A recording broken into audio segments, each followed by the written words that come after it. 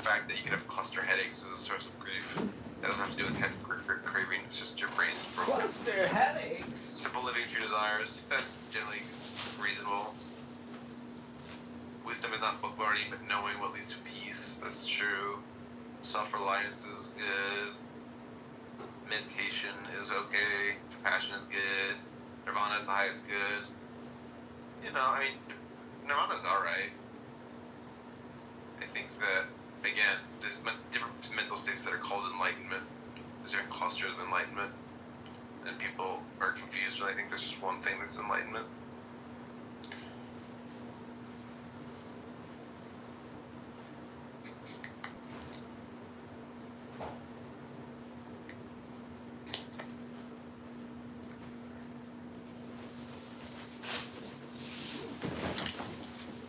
What I think is interesting, a lot of what you just read, you agreed with, but yet it contradicts your original assessment of Buddhism and your disagreements there, which I find kind of interesting.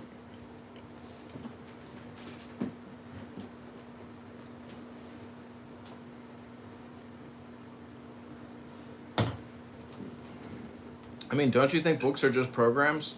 And if you don't actually put a program into your brain, you're just basically a cell phone without any apps, and therefore you're boring? Yeah, that's true.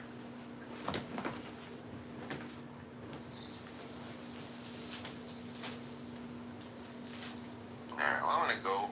Keep talking to you guys.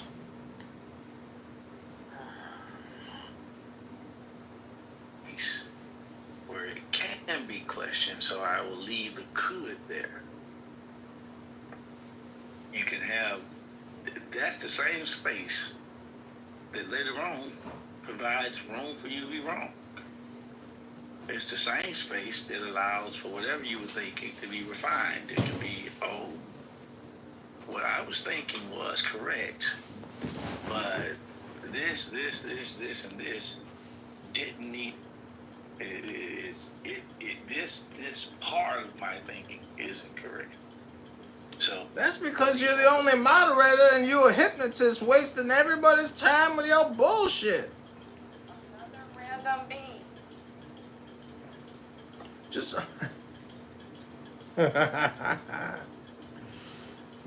got him. This is my favorite daily Bhagavad Gita chanting. Yo me bhaktya prayachati. Tadaham bhakti pahavrutam. Tadaham bhaktyupadhutam.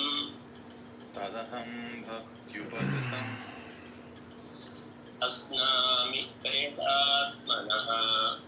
Ashna.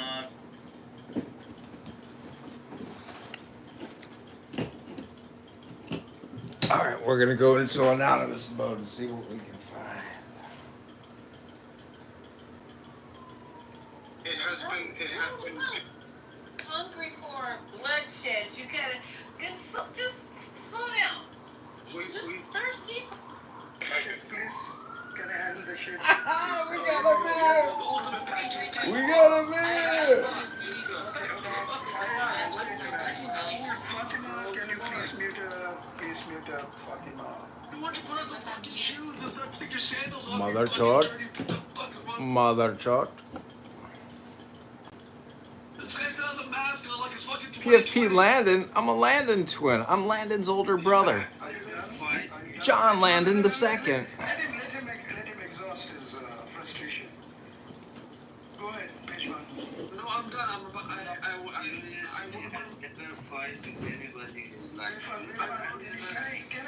Can I have a few moments for myself, Mayfair? Please go ahead. I can't wait to No. I want to hear you. No, page one. I want to hear you. Let me have fun too. Can I, guys? Am I not allowed to have fun? We were here. Come on. So, okay, page one, go ahead. Call me Paki. What else? No, I'm done. No. That's not enough for me. No, I only do it one time an hour. Is that all that you get paid for to do by the Zionist lobby? I wish I was getting paid by APAC. I don't, unfortunately. No, you get paid Yeah, Not enough to have a green beach. You do get paid. you are free beach. I wish. Maybe Are you getting paid by the Qataris, or are you getting paid by the mob, or what? No, thank God. Nobody needs to pay me. I have enough money to speak for the Palestinians, speak for the Iranians who are being right now bombed. And I will do it every day. You don't need me to be Okay? your spokesman, bro. That's what I know for sure. I really don't want you to speak for us with your nasty ass. Shoot, I don't need your. Go put on some shoes. Rishma, your prince paid Rayan, when two adults are speaking, Arash, what do you kids say? shouldn't intervene. Your papa didn't teach you that. So Peshman, get the point. No, I was going to kick you down, but mistakenly he got kicked down. Oh. So shall I bring him back and kick you down? No, I think leave Ryan down there. He just, Benjamin's a little.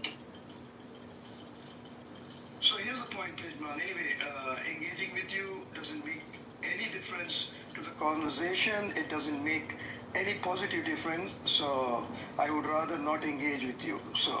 So here's the point, Amir. I was reading a few news. You just shared a few news things. So I believe Iran announced that all its citizens should delete the WhatsApp app because Iran believes that WhatsApp Meta is supplying information about the WhatsApp users with Israel. It's sharing it with Israel. So this is one news that I got. The other thing that we got was I saw that. I read that article. the other thing I got was that all the airports throughout the Middle East are, in a state of kind of turmoil because many of the aircrafts cannot fly because they have to take the route where the missiles are flying. So most of the flights in the entirety of Middle East is being grounded. People from all over the world, they're all grounded here and there. They cannot move around and so on. So this is another domino effect of the war, affecting everybody in this world because of what this Zionist regime started. So the other one that I saw was, in all these things, the G7 issues a statement saying Israel has a right to defend itself. The same old BS. Israel has a right to defend itself. From what? From a war that it started against Iran? We on that same shit. What's up, story? We on that same shit. We're calling the FBI and reporting Amir for saying that Shia sleeper cells are gonna strike us. I just wanted to make was that You can't come on here and make death threats, motherfucker. I'm gonna call the FBI, have your door punched in. it has found an opportunity to kill more and more Palestinians in Gaza. Yesterday, more than 50 Alright, man. Palestinians. Well, you know, I've had enough of this for one day. they What's going down? were All right, sounds good. slaughtered by one of their tanks. Later talk. Literally All right, later. slaughtered on the spot when they were trying to seek aid. Fayaz. I think you're... Martel, you're back, huh? Unnecessarily. You see what happened with Hamas. You saw what happened with Hezbollah. You saw what happened with Assad. The same thing is happening with Islamic Republic of Iran. In about a month and a Who half, cares? Why are you telling Islamic us? Republic of Iran is gonna be gone. Good evening, Why are you Doctor. telling us? Everything, the Houthis are fucked. We don't care. Bruce. Sorry, I muted you, brother fast. Bruce, we don't care, okay? Hold on, Bruce, that's your problem, okay? You should worry about that.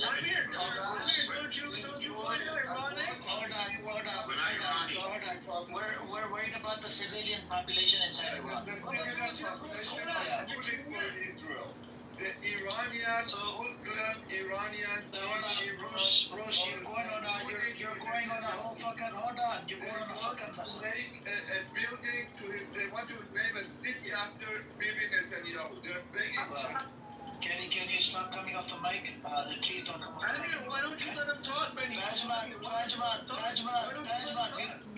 mute up. Okay, this is not your room. I'm not gonna allow you to. last warning before moving down. This is the. Do you see Iran on the title? Yeah, Iran. Do you see Iran? Do you see Iranian flag in the? Do you see Iranian flag in the title today? No, you don't. So shut. No. Bruce. No, it's a bro. Oh my God, this guy does not want to shut up. Last warning before I move you down. Okay, last warning.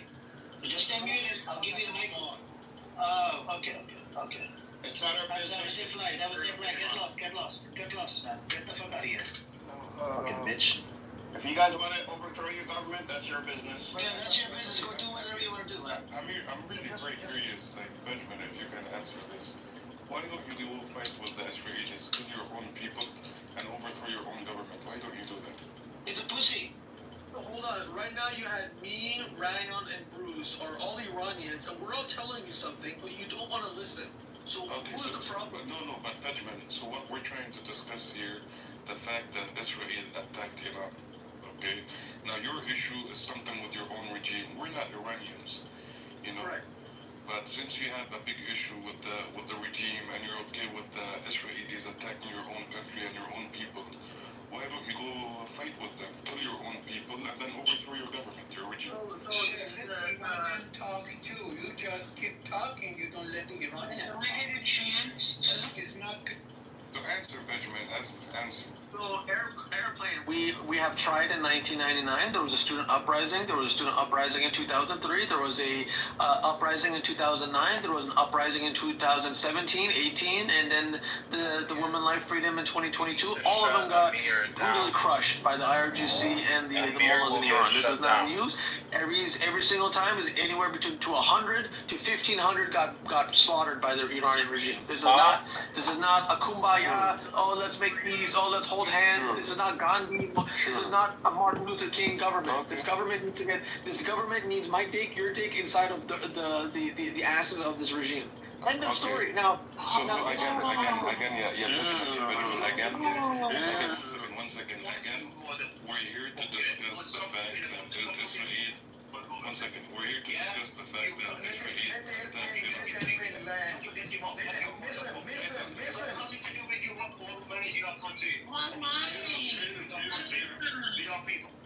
Listen, can you stay quiet for a while, please? Airplane, go ahead. So Benjamin, again, we're here to discuss the fact that Israel attacked Iran and killed your own people, your civilians. So can you contribute to this? If you have something with the regime, we're not Iranians. We can't help you with that. We don't know about it. That first Thursday, last Thursday, when they killed all of the regime's commanders, everybody was happy. Everybody was happy. Popping bottles, champagne, the whole. Well, you guys don't drink, but who was happy? Who was happy? The Iranian people were, by and large, extremely happy. Again, yeah, Benjamin, this is not what we're discussing. No, you're saying why don't you do it yourself? And I agree with you. The Iranian people should do it themselves, ultimately, No, yes. but you're forcing us to talk about something that we're not talking about. No, you're talking about Iran.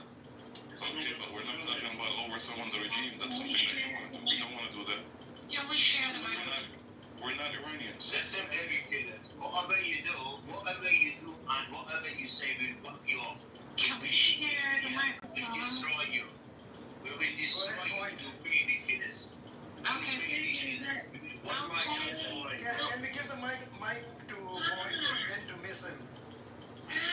this is so emotional. Anyway, for those of you that read Trump's tweet. I'm talking about the reality, you baby killer. You little baby killer. Please mute him. No, Moose, you stay muted. You don't have to get involved. Good. All right, so Point. for those of you, thank you very much. So those of you that read the tweet, as you know, I trade on the market, and we rely on the tweets a lot to show us where the market will trend. So we have to break down the tweet and understand what's hidden in it. What's hidden in Trump's latest tweet is one, a death threat to the leader of Iran.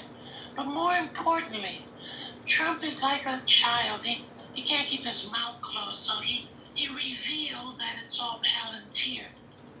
If you really read what he said, we know where you are. Shut up.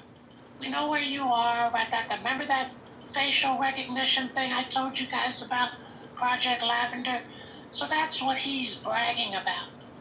And it's unfortunate that Peter Thiel is running amok, but this is what the Zionists do. So what the plan is for Iran, that's why Trump said something much bigger. That's what he said after he left the G7. What I believe is the total elimination of the officers of the entire regime in one hit, regardless of where they're stationed or hiding.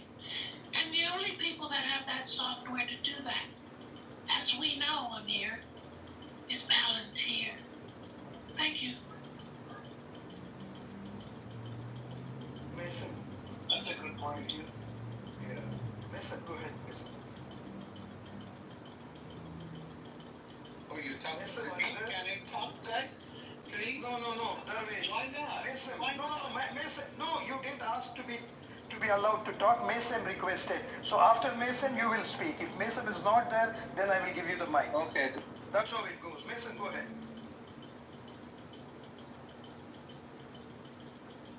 Brother, just wanted to say, these Zionist kids here have crossed all the red lines, yeah?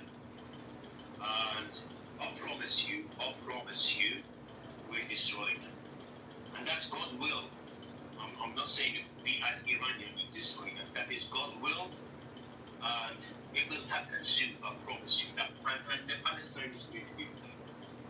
Oh, Amir, I'm sorry. One other thing, Amir. Point. Let her finish. Let her finish. For you. There is only one. If you want to save your life, baby killers. Listen, baby killers. If you want to save your life, there is only one way. You have to swim. You have to leave that to fight in Palestine. There is the only way. We don't leave you alone. We don't leave you to be living in a peace. That's it. We destroy you. Enough is enough. All the world is sick of you. All the world is against you. Because you're wild. Because I can't even call you animal. I can't even call you. You're absolutely Satan. You're absolutely Satan. Evil. Yeah. You do not deserve to have a country which you don't have. You have to fight it in Palestine. We will free Palestine. And it will happen. You will see that. Thank you. Mason. Amir, the other people And wanted. Darvish. Okay, Amir, the part I left out, I'm sorry. And the crowning glory to my theory was, guess who was presented on Bloomberg for a long interview this morning? The Shah of Iran's son. Yeah. Oh, now you give a fuck though, Tajma. Uh-huh. Okay. Baba,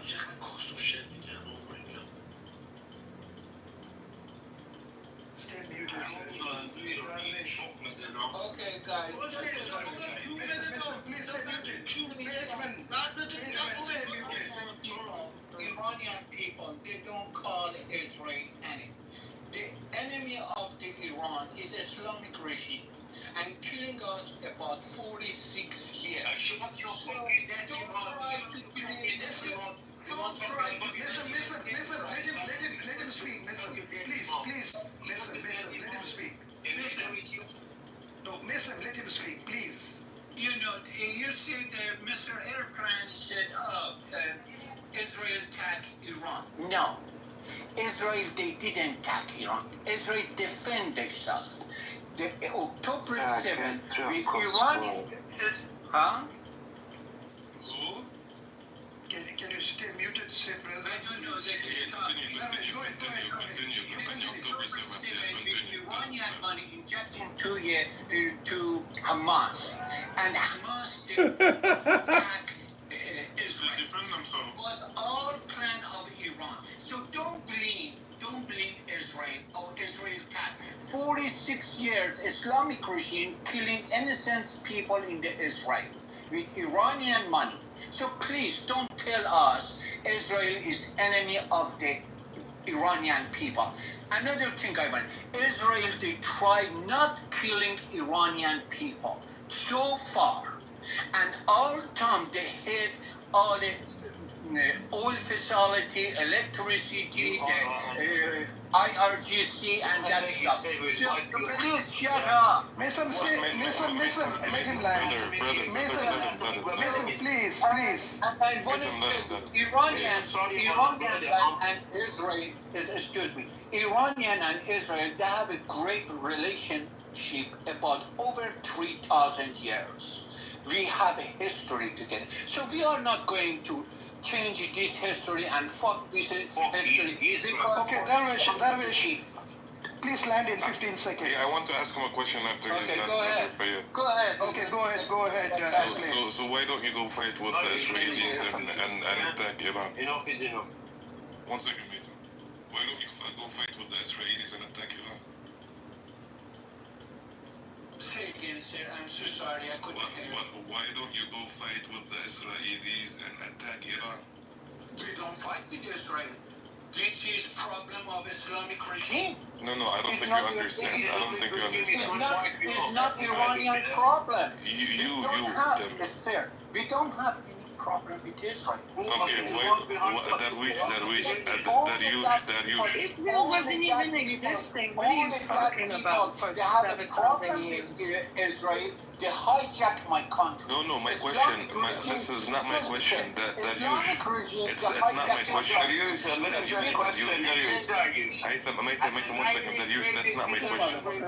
So you have Maytham, 1 second. You have a problem with the regime, is that right? Exactly. Okay, and right now Israel is attacking that regime, is that correct? Okay. Why don't you go fight with Israel? But there is no goal. I don't have a problem. There's something wrong with your brain. No. I tell you what you are. You're probably somebody that lives overseas, and you got paid by the Zionists to corrupt the house, you know? Okay, we'll give the mic to Nation. Okay. We got your point. No problem with Israel. These people, they hit the rocket to Israel and kill kids of the Israelian in the land of the Israel. Okay, Darwish, we got your point. Thank you. We'll give the mic to Mason. Mason, you wanted to respond to Darwish. Yes, brother. You know, whatever he said is absolutely bullshit. Yeah. He's a liar. Israel is not a country. There's no country called Israel. It's like the fucking Palestine. You say you've been friend with Iranians for past 3,000 years?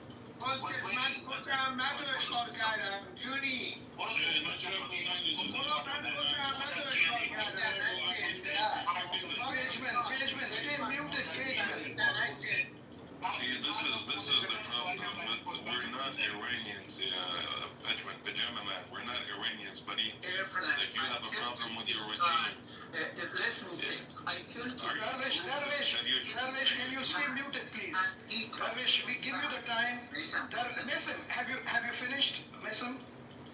Brother, I just wanted to say the majority of Iranian people are supporting our government.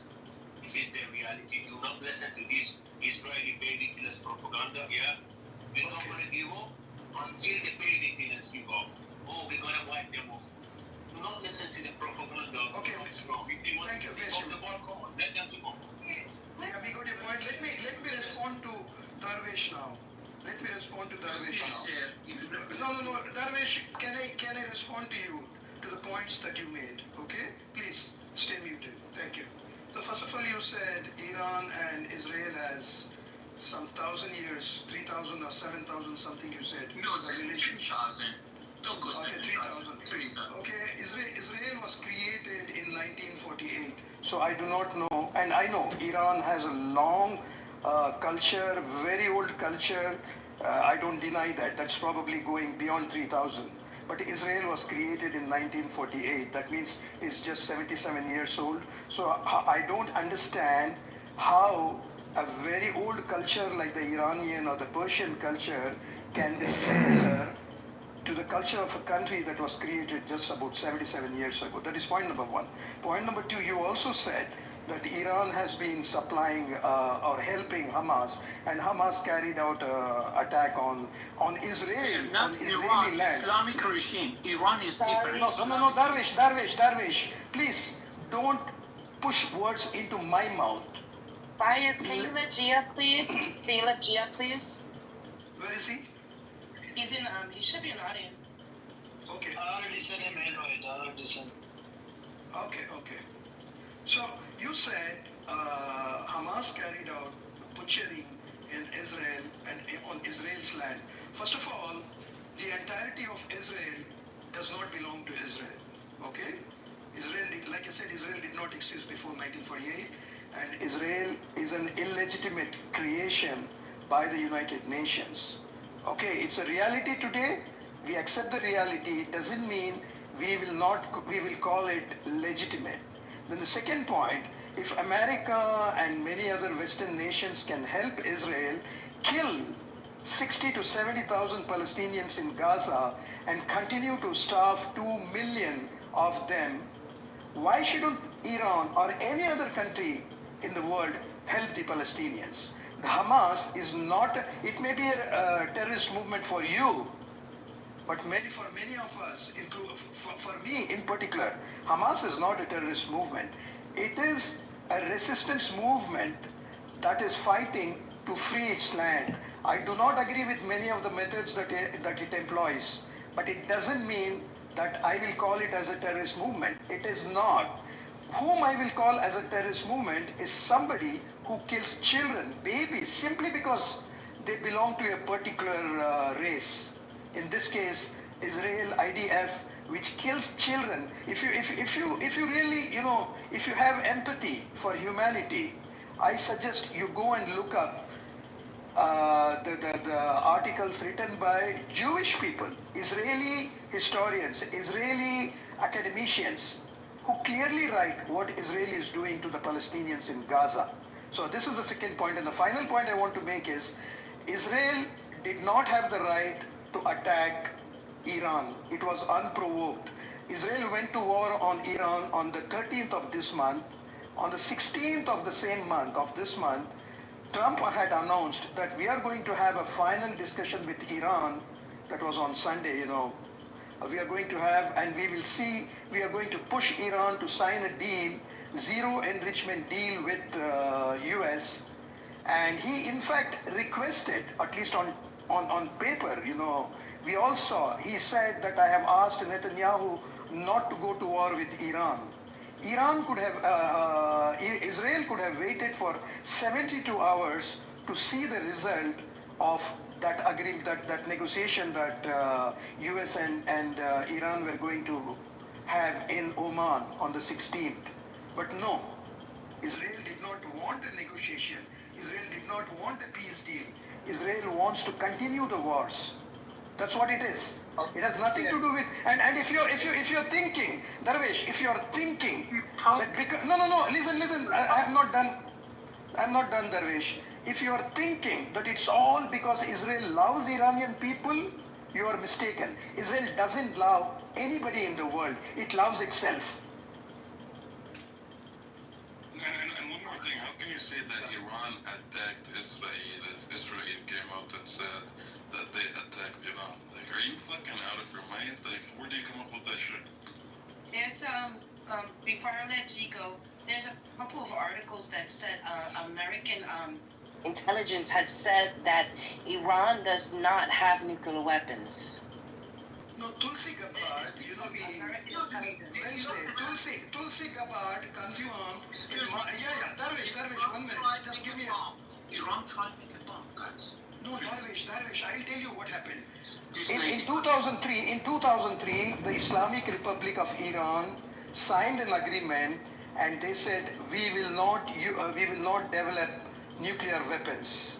Okay, sure. We will only pursue. Listen, Darvish, please. Sir, let me tell you. No. Let me complete what I'm telling you. President. No. When you. Please. When I finish, yes, thank you. In 2003, Iran signed an agreement with the organization, the IAEA organization. It has another name. I can't recall it. Anyway, it signed an agreement by which it said we will not pursue nuclear weapons program. Okay. In 2005, that is this year, in 2025, March of this year, Tulsi Gabbard, the National Intelligence Director of the United States, in a Senate hearing, confirmed that U.S. intelligence has verified that Israel has not assumed its nuclear weapons program, and Israel is years away from developing a nuclear program, and it is not pursuing any nuclear program as on date. This was in March of 2025 by Tulsi Gabbard. Okay? Now, you people keep saying that Iran has weapons. Israel has weapons. If Iran, I will call the mullahs stupid because they should have gone ahead, developed the nuclear weapon. If they had had the nuclear weapon today, Israel would not have dared to attack them. They made a mistake of, believing these Zionists in the US and the Western world and thinking that we are having we have to honor the deal that we made with them, and they did not develop a weapon. They should have developed a nuclear weapon. This is what it is. Anyway, there are some new people in the room, so I want to give them the chance. So G is here. He wanted to speak. Then Sedubadi wanted to speak. I also want to speak to Fayez. Yeah. So we'll give the mic to some new people. G, you want to go ahead? Yeah. Okay. 30 seconds, Darvish. Then G. Then Sedubadi.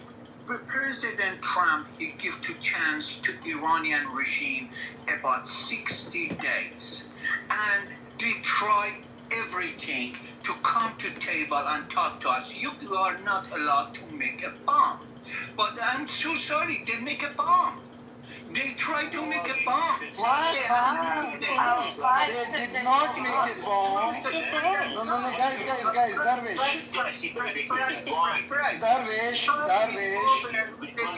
So fuck you, motherfuckers, suck my dick, This guy is mentally unstable. Okay, guys, let's mute up for a minute, for a second. Let's mute up. Let's have some peace in the room. Okay, Darvish, the point is that he's left. Okay. He left it, yes. Yeah. So the Darvish, the point is that awesome. when the National Intelligence Director of the United States says that there is no weapons program and Iran does not have a nuclear weapon, why is it so difficult to accept what she says? Because, if you don't accept that, what else should we accept from what comes out of America? Anyway, we'll give the mic. G, you wanted to speak?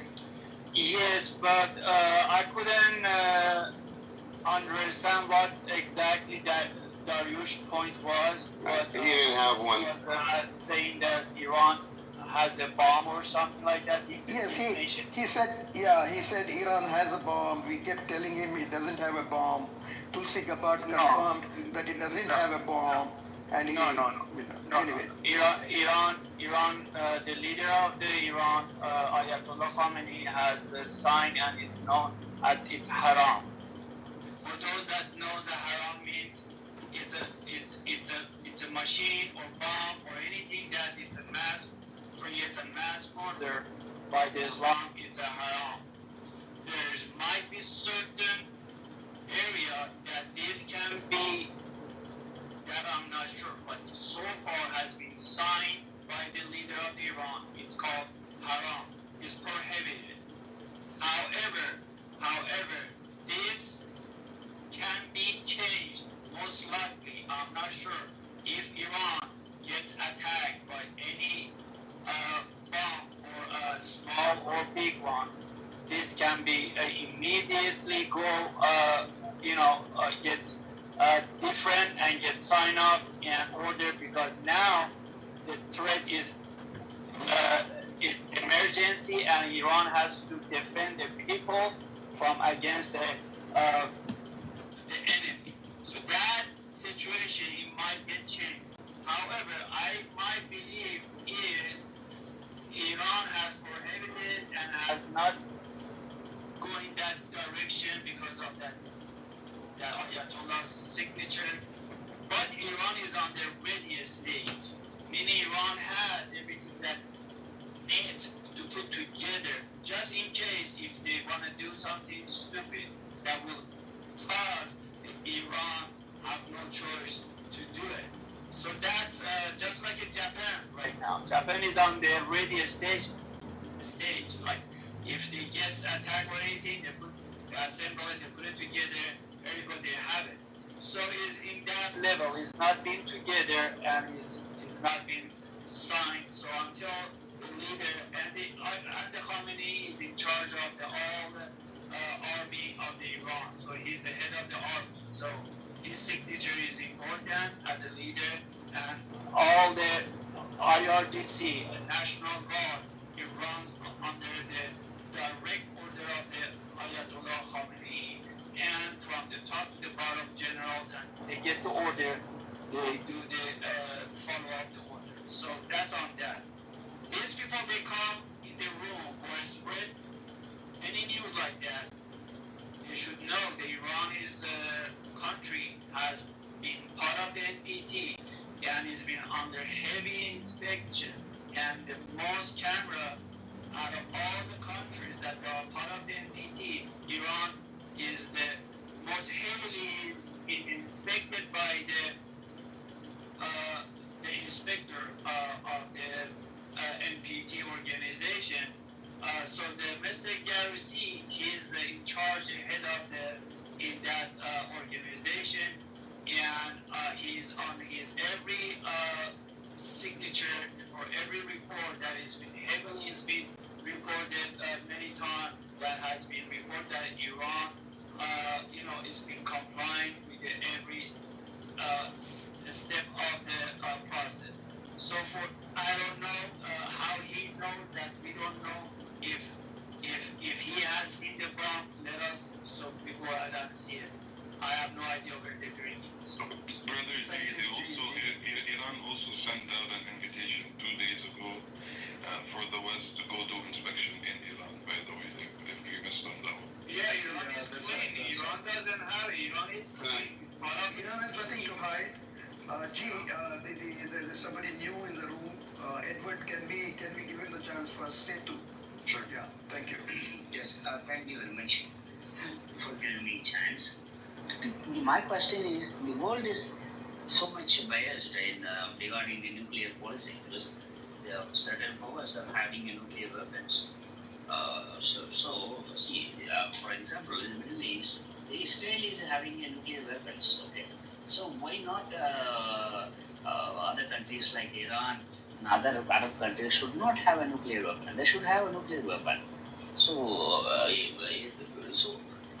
if the world is not considering that there should not be a nuclear weapon, every country should destroy it. US should destroy it, Britain should destroy it, France should destroy it. Then they should teach other countries not to develop nuclear weapons. So this itself is not a proper thing. If IAEA is very much concerned about people, they should order every country who is having a nuclear weapon to destroy it. Then the humanity will prosper. Then why they are telling you other? For example, I'm telling India is having a nuclear weapon. The same Pakistan is also having a nuclear weapon. This brings some balance in the region, which is the conflict itself is not going ahead. Because of the nuclear weapon, the balance, the conflict is not proceeding further. The same thing should be there in the Middle East. Some countries should have a nuclear weapon, like Saudi or Iran, because Israel is having. They should. So the other countries. I think today IAEA, I am not proper. They also raised the concern, like this thing, this free hand for Israel will make other countries to develop nuclear weapons, because they will be frightened. Today Iran, tomorrow why not other countries? So every country will try to develop the nuclear weapons now. So this will happen.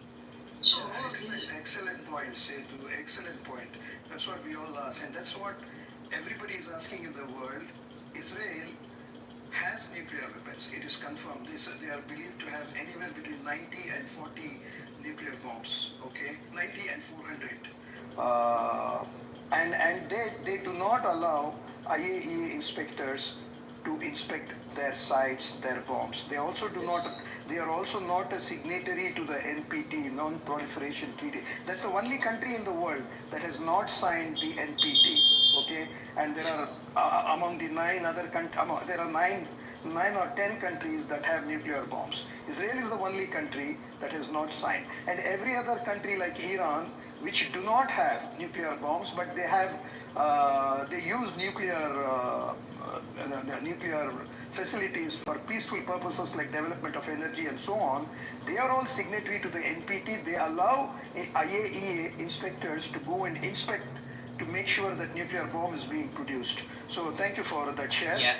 Edward, I just want to give you the mic. I just want to add a single point, because the same rhetoric that the Netanyahu is telling for 25 years, that the Iran is 5 days, 7 days to develop nuclear weapon. He's telling the same lie for 25 years, and the Western media is believing that. And I don't know how they are believing this nonsense. Absolutely right. Absolutely right. Anyway, the other point that I wanted to make was, you said something. Okay. Anyway, Edward. No, I wanted to respond to G, but after Edward. No, okay. I have a single question. Can I yeah, let Edward speak. I've been waiting. So, what has not been mentioned, and with Netanyahu's rhetoric, with rhetoric of the Zionists, when they say that they have a 3,000-year-old history and relationship with the Persians, Iranians. This is misleading because when Cyrus, and they're referring to Cyrus, the king of Persia at the time, defeated the Babylonians, which were they had like Syria, Lebanon, Palestine, and Iraq. I think Iraq was their home territory, so the main part of the Babylonian Empire. So when they were defeated, Cyrus took over that whole area and allowed Jews to go to Palestine, to Jerusalem. However, there were Jews already there over 1,000 years before that. And the Jews that went over there, which is fine. But here's the fallacy here. When Netanyahu talks about the 3,000-year-old relationship with the Persians, Israel and the European Jews were not a part of this relationship. The relationship were those that were indigenous to the area, which were Israelites, the kingdom of Judah, the indigenous people, basically anybody that came from the Canaanites, which are the Palestinians. So the relationship with the Persians, with Cyrus, this 3,000-year-old relationship, is not with the Israelis. It is actually with the indigenous people, the Palestinians, who were Jewish, then Christian, then Muslim, and some, of course, stayed Christian and Jewish. But it was with the Palestinians, not with Israel. And no one is called Zionists out on this app, or I haven't seen anything on social media saying this, and this is history. I'm not making this up. You can look it up. There was no European Jewish nation 2,500 years ago when Cyrus allowed the Jews that were expelled to go to Jerusalem, and then those Jews mixed with the indigenous people, and the descendants are the Palestinian people, and that's the relationship. Just wanted to say that. Okay, I just wanted to share. G, are you there? Are you listening to me? Yes, I'm here. Okay, you mentioned that the Ayatollah Khamenei, because because of Islamic principles, declared that development of a nuclear weapon is haram. I agree with you. He had declared it and he adhered to that promise. He adheres to that promise till date. Okay, but this is my perspective on that. He is wrong. Respectfully, he is wrong because development of a nuclear bomb is not haram, in my opinion. Use of the nuclear bomb without justification would be haram. I am not a scholar. I think Mr. Khomeini is a scholar. I am not a religious scholar.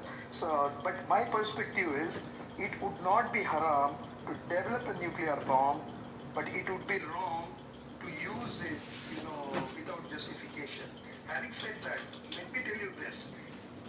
We, that is, I'm referring to the Muslims of the world, are living in a place now which is literally infiltrated by the Zionists. And the only thing that Zionists do is create friction between people, amongst people, between Muslims and Christians, and so on. Okay, so if I was in Khamenei's place, I would have developed the nuclear bomb immediately when he was told not to develop it and kept it ready for use. If they had kept it ready for use, Israel would not have dared to attack now. For example, take North Korea. Why? North Korea is supposedly, everybody in the world agrees North Korea is the most repressive regime in the world. Okay? Most repressive. There is no, even Russia believes it is so. But nobody touches North Korea because North Korea has nuclear weapons. So that is a deterrence that everybody needs. Like this previous speaker, this gentleman Setu said, everybody has a right to a nuclear weapon. Why, if Israel can have it, why shouldn't Iran? Why shouldn't Iraq? Why shouldn't Saudi Arabia or Turkey for that matter? Everybody has a right to nuclear weapons. Either everybody has it or nobody should have it. That's it. Ali Kagame. Hello, sir.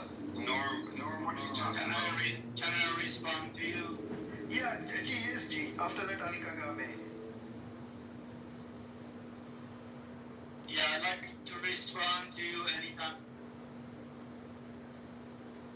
Okay, Mr. Kagame, Ali Kagame. Yeah, no, I actually like what you were saying. I agree with everything you just said. I was reading the title, and my perspective is actually quite simple, man. I think the issue is we're literally allowing genocidal maniacs to lead us into war. Like, it's interesting how the West, its leadership is ran by genocidal maniacs, and we're allowing it to happen. It's really insane. I'm actually kind of surprised people aren't revolted. I don't really know what else it's going to take for people to revolt. Like, this is much, it's interesting because in America, we had the whole January 6th protest, and in my opinion, this is far worse than anything that may have happened in terms of the election. This is insane to me. So, yeah, man, right now I'm kind of like, listen, I'm kind of flabbergasted at what's happening. It sounds like Israel is going to lead us into World War III, and we're going to lockstep and follow Israel into it.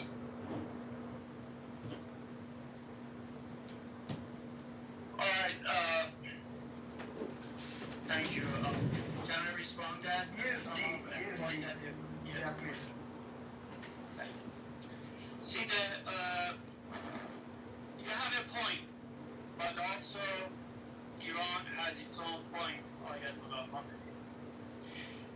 I'm not that level also, but I look at it different way, and I look at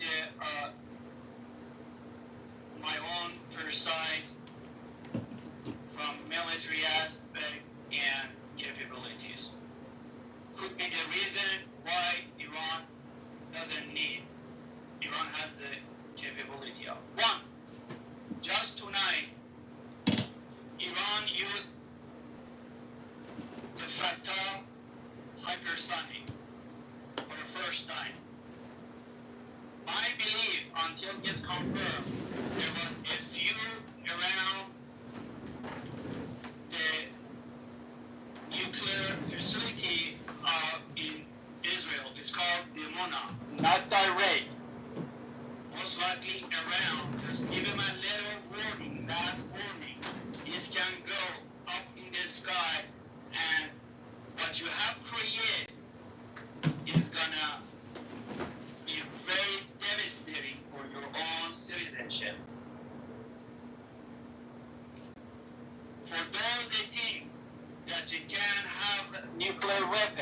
and they are well protected. Let me give you an example. Russia has the most out of all the countries put together. Yes, you heard me right. Put all countries around the globe put together, and still you don't have enough what Russia has. Is Russia gets hit by the Ukrainian? Yes, they get hit. Are they using it against the Ukrainian? No, they don't. That's just for deterrence. That's when you attack, they will attack you back. Okay? So that doesn't mean they cannot get hit, Russians on day and night, they get hit. As a matter of fact, they give a green light from the NATO and American members, oh, go ahead and hit as much as you want, as far as you have. Okay? So that doesn't bring, that's a clear evidence that Russians are not even safe. That's just for deterrence. So it could get very ugly for those countries they do have. What if get hit by missile from another country, in this case Israel? What if get a few of those missiles that Iran demonstrated tonight that show how vulnerable is Israel? By the way, go take a look at the news. What a devastating night was for Israelis. And I'm so sorry for those people that didn't take my advice to learn how to swim, because inside the government closed the border, airport, and now people, they have money, they're renting a boat, they run. But how many boats are over there? There's not much boats or tourist boat to rent or steal. So those people will stay over there and they will suffer, like I have said many times in this room. America and the rest of the gang, Bibi, will use every single of the Israeli people as a victim of this war, just like NATO and America used the Ukrainian as a victim of their own agenda against Russia. Same thing is happening. And who is paying the price? Bibi is hiding. Bibi most likely is not inside Israel, even inside. He took off most likely. I want y'all to stop blaming. Can y'all please stop blaming the United States? Because Donald Trump already has demanded Iran's unconditional surrender. So at this point, you can't keep putting it on the United States. The United States is absolutely involved. Wait until the F-35s will rebuild and some of the spaceship will rebuild also. Don't start saying that the United States has nothing to do. Every shit has happening around the globe. United States given a green light. So don't think they're very innocent. Gee, don't waste your breath. She's a small brain. Hey, who are you calling small brain? Because I'm a patriot and I'm proud to be an American citizen. It's because your parents are related. Because my parents are what? Listen. That's not funny. I'm just saying right now, there's a lot going on. You need to stop blaming everybody except the players who are involved. Sound like their first brother and sister siblings. Yeah, because you can't attack the argument, you attack the person. So who really has the small brain? Who really has the small brain? Just MAGA. You're not a way. You just not the waste of the Sister, what gives you the right to tell Iran to unconditionally surrender? Who the I didn't say that. Donald J. Trump said that. Trump. Who is he? Because he's looking out for Iran's best interest. Me? So he's making them surrender. Was the United States looking at Iraq's best interest? Was the United States looking after Iraq's best interest? When they killed a million destruction? Oh, because there was never any weapons of mass destruction. We have our intelligence and I'm not generating this conspiracy theory with you. It's not a conspiracy theory. Oh my God, she's dumb. I told you she's dumb. I told you her parents are related. Yeah, parents are definitely related. Directly related. Some people think she's the average American.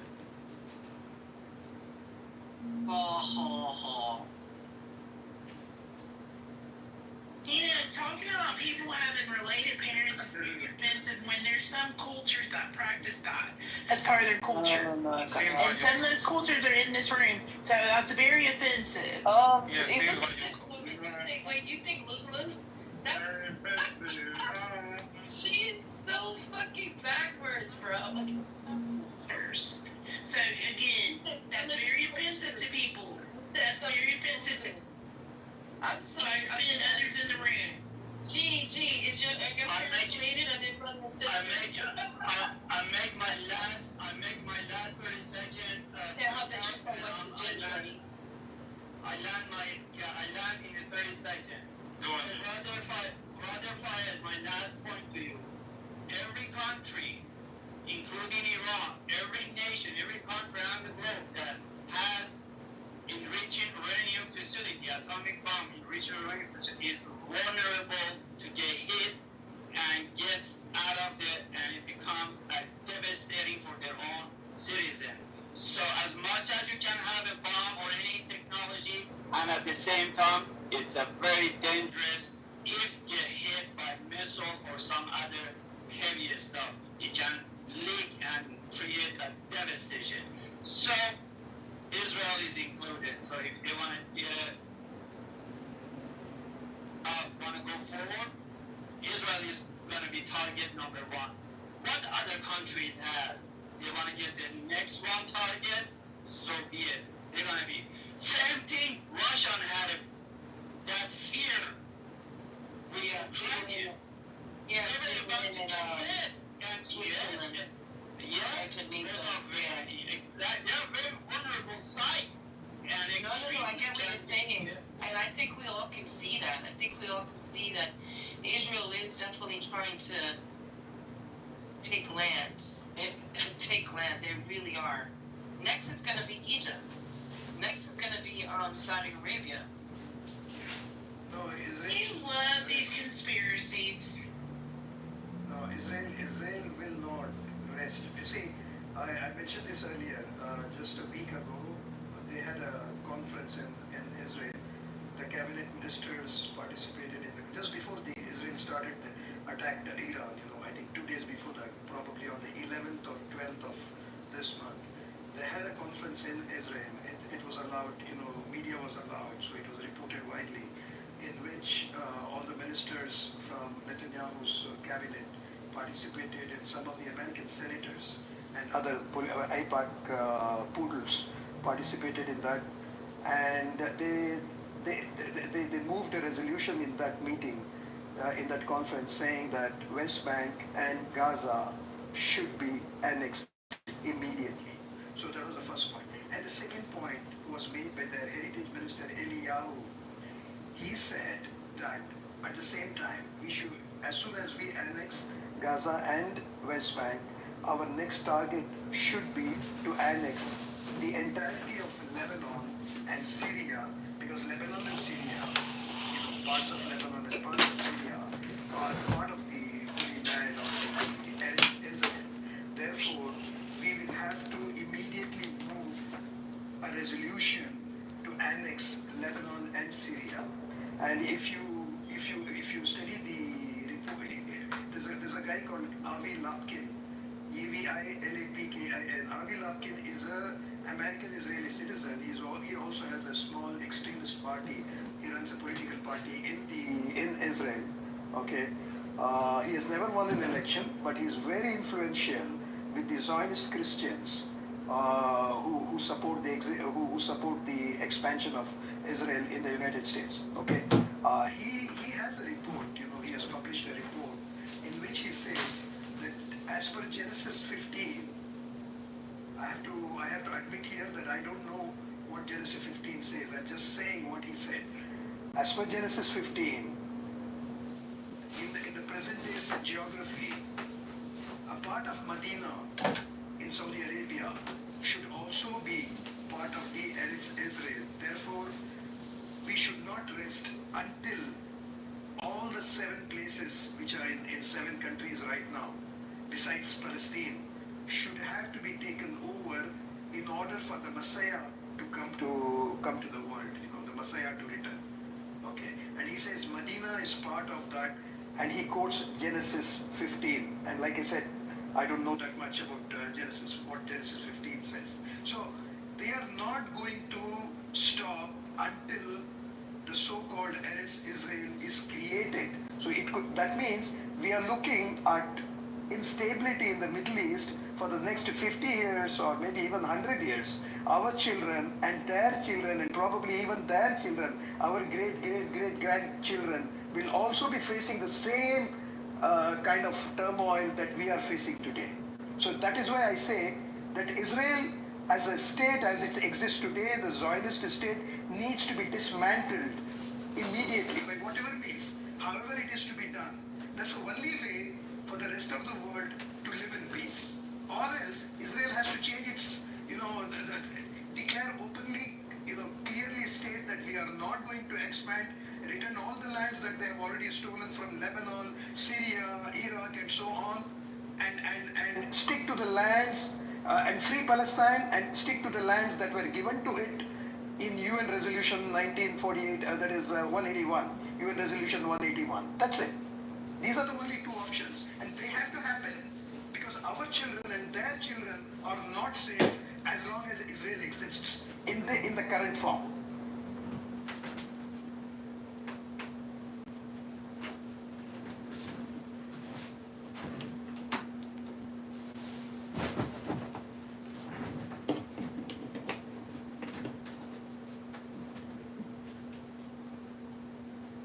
Wednesday, where do you get all these conspiracies? Do you watch YouTube or something? Oh my God, another woman obsessed with me. What's the conspiracy theory that she mentioned? No, she's mentioned a couple of them now. Yeah, which one are you referring to?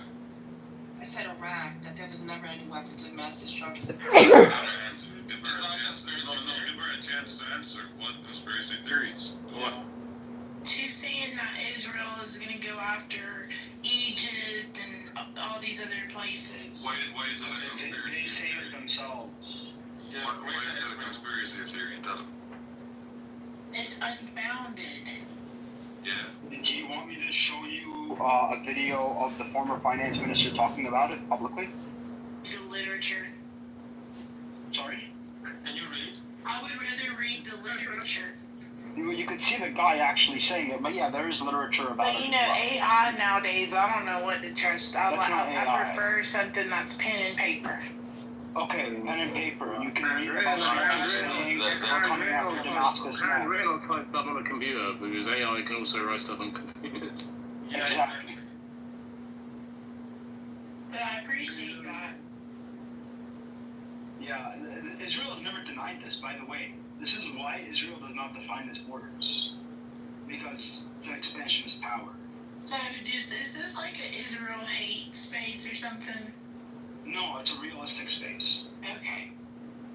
Yeah. Does Israel define its borders?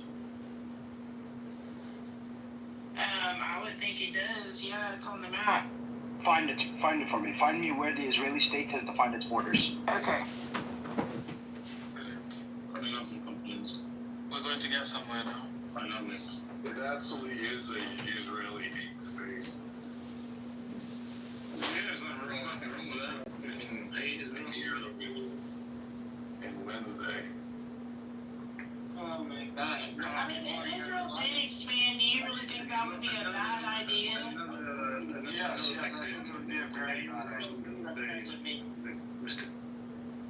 If you're allowed, you just have something to say. If you're allowed, Why would that be a bad idea? Haven't they been pretty successful as a nation in a very short period of time? So I think it's just no. Wait, hold on. No point. She's trolling. She's trolling. Wait. She's a troll. I said calm down. Yeah. Brother, she's trolling. That's fine. Like to new people, we got Lonzo. Just one thing to her. Bro, forget about her, man. She's a troll. Just one thing, bro. Troll. So I take it you have Googled whether or not Israel defines its borders. You came up with no, Israel does not define its borders, and then you Came back for another stupid comment. So I think you learned something new today. Israel does not define its borders because it's an expansionist power. And now you've come back saying, oh, would it be so bad if Israel expands? So what if it does? Okay, James, Alonso, go ahead, Alonso. Live in a fucking colonized country, bro. Sarah, do you want to come on up? Let's talk to Sarah about it. Let's see what she has to say. Come on up, Sarah. No, Anyways, anybody else want to chime in? Alonzo, speak, please. What do you want that terroristic flag? James, just mute up. Thank you. Go on, Alonzo. Right? Alonzo, we can't hear you, brother. Alonzo has nothing to say. Yeah, we can't hear you. Alonzo, we can't hear you, Alonzo. Okay. Can you try again, Alonzo? Sarah, earlier today somebody told me we're making a comment about Hamas and ISIS and anti-Semite. I think the anti-Semite, the only people that can call you anti-Semite is you gotta be Jewish. You can't just go around and pass this word around anti-Semite. Second, Netanyahu did fund Hamas. Third, recently Netanyahu just gave weapons to freaking ISIS. So you should look into it. If you want the data, I can provide you data on this. This is from the Times of India. Yeah, weapons. Lonzo, do you want to speak? Hold on, James, just stop talking. Did you want to speak, Lonzo? Are you back?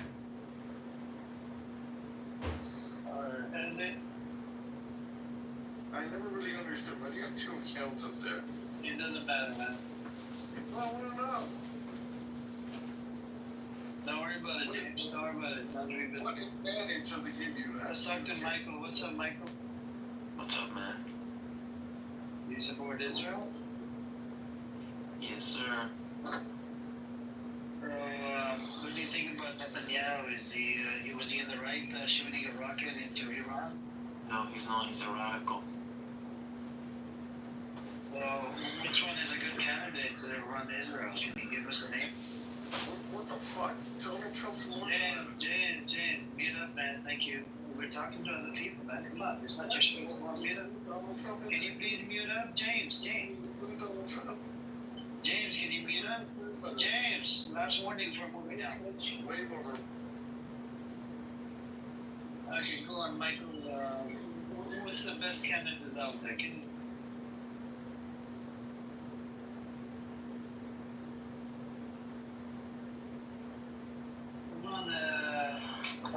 Michael, no response. Yeah, I'm here. Just one sec, sorry. Are you looking it up? You're asking Google Baba? Why are you so As it, did you, because, you just came up with this. Anyways, as it, did you want to chime in? No one wants to chime in, bro. James, calm down. That guy is so wanted, he wants attention. He's an attention seeker, man. He's fucking amazing, Who gets up there? James, are you okay, bro? You want the attention. Who's gonna host this room 24/7? What the fuck? Yeah, because there's ongoing genocide. Genocide hasn't ended yet. This is the problem. In your tiny little room, it's not gonna fucking do shit. Can we donate for you here? Donate, like. Well, how do we send the money to Yeah. How much money are you gonna send it? Can you tell? How much can you afford? No, I'm just asking because you're here 24/7. So do you have a job or? No, I don't have a job. That's all I do. Not any too. That's pretty sick, man. That's a cool gig. He lives in his mommy's basement. Oh, you guys are going to make it personal attacks. Can we stick to the topic? James Ali. James actually is an Iranian. He supports IRGC. James, you support IRGC. You told me about it a couple days. Come on, the Muslim community doesn't support you. No, you're not Muslim. You're Catholic. Of course I'm not Muslim. You are, Wait, though. did you think sister is a transgender woman? No, I think Amir is a transgender woman named Sarah. Oh, you're so stupid. I'm sick of the personal attacks. Honey, you gotta come stronger this time. I was asking the question because Israel does define its border where it has peace treaties. I want to say that. Girl, you just stood me on a Yeah, well, I did look it up. I researched instead of talking on the side of my neck like Wednesday. And what is your conspiracy theories I saw on YouTube. Does it define its borders? my neck, okay? And my does it define its parents are borders? related, click. Yeah, so it doesn't define its borders. It has armistice lines, which it breaks every now and then. Like it broke with Syria as soon as the Syrian government changed, right? So those aren't borders. So it does not define its borders. Thank you. How many times did America break its borders with Mexico? I don't give a shit. What the fuck? You're living in America. I'm not living in America. James, America just goes in there. I'm not living in this America. But wait, hold on. Just because America does something, does that mean it's justified? America nukes Japan. Does that mean Iran can nuke Israel? You're benefiting. I'm Canadian, not American. But regardless, two wrongs don't make a right. Same shit. But you're benefiting from the colonization. Go back to your home country, bitch. I would like to, but these Europeans colonized my home country. They bombed the shit out of my country, so I had to come here. Syria? Yeah, Syria. Oh, fuck. No, I can go back to your country. But I hear things are copacetic. I hear things are getting better in Iran. Why don't you go back? No, I don't want to. Yeah, I have a serious guys, I have a serious question. Nobody can answer it for me. I feel like you're gonna troll. No, I'm not. Can What's your question? Okay, just go ahead. Wait, listen, I just joined. I'll wait, but like, let me know when I can ask my question. I'll wait for you guys though, because I just. So your dissertation is asked. Hold on. Okay, so I'll ask after the first guy. Okay, so Iran has fired 25 missiles, right? Do you guys think that they will take over Israel? Do you think They'll take over. Did they fire now? Amir, is it now? Yeah, but it was latest news. It said they shot about 25 rockets earlier today. Is that the objective? You think What they need to do is get one rocket to each of the West Bank settlements and obliterate. See, Israel They just fucking keep on going out to Tel Aviv.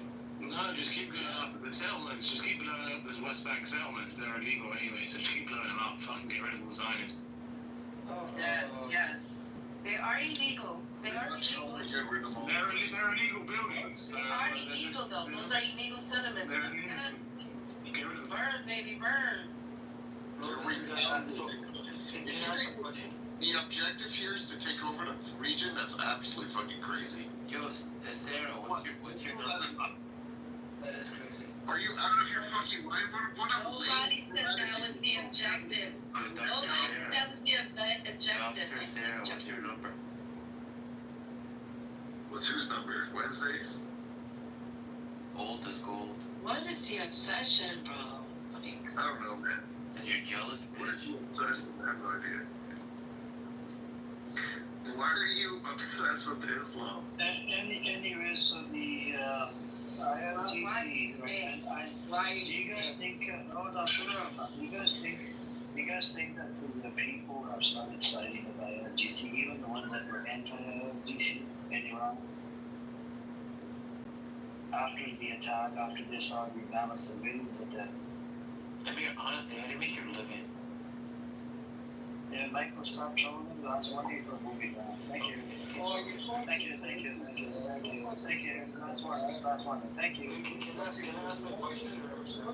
I think Michael's one of your trolls. Let's give the mic to Just, please. Yeah, okay. Go ahead, Just. I don't want to be rude because I'm new, but like, okay, so I've been doing a lot of research lately, and everybody, like, listen, we all have to take this thing seriously because we're almost here to start. But my real question is regarding Netanyahu, right? Does Netanyahu have a Yahoo account or a Gmail account? You're such a stupid corn. Netanyahu That's funny. We needed the comical relief. Thank you, Jesse. That was such a crack. And the anticipation for such a brilliant joke. I love it. Time for NATO to kick the United States out. Quickly, very quickly, NATO needs to kick the United States out. It's time for all the Jewish women to go back to Israel. Nobody wants to see us. Wednesday, shut the fuck up. It's never been more vulnerable to a terrorist attack than it is currently. Wednesday, Hamas Wednesday. Wednesday, how old were you when 9/11 Cállate la boca, pendeja sucia. Yeah, you're not in support of your Puerto Rican heritage. No, it's garbage, baby. Hepatitis and every STD there is. Yeah. I'm sorry that the parents are related. What? It's Mama Yama, not Mama Yama. It's Mama Yama. Wednesday, I was driving. Mama Yama Konya. Okay, guys, can we go to get back to the topic? James, can you stay muted? Easy, go ahead, Easy. Okay, so first and foremost, Wednesday is definitely my girl. Don't get no big girl. Because when you said her father was her brother too, that shit almost made me have an accident. I swear I was driving. I was like, oh my God, I can't even come on mic. But that was hilarious, number one. Number two, I have a question.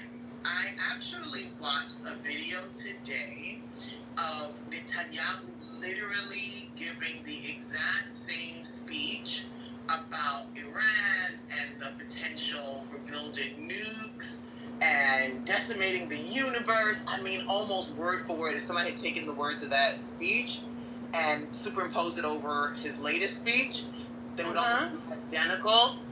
He's been saying this since 1996. Was from 2012. Well, this one I saw was 2012. He literally had like a picture of a bomb, 3%, 5%. I'm going to make it my PTR.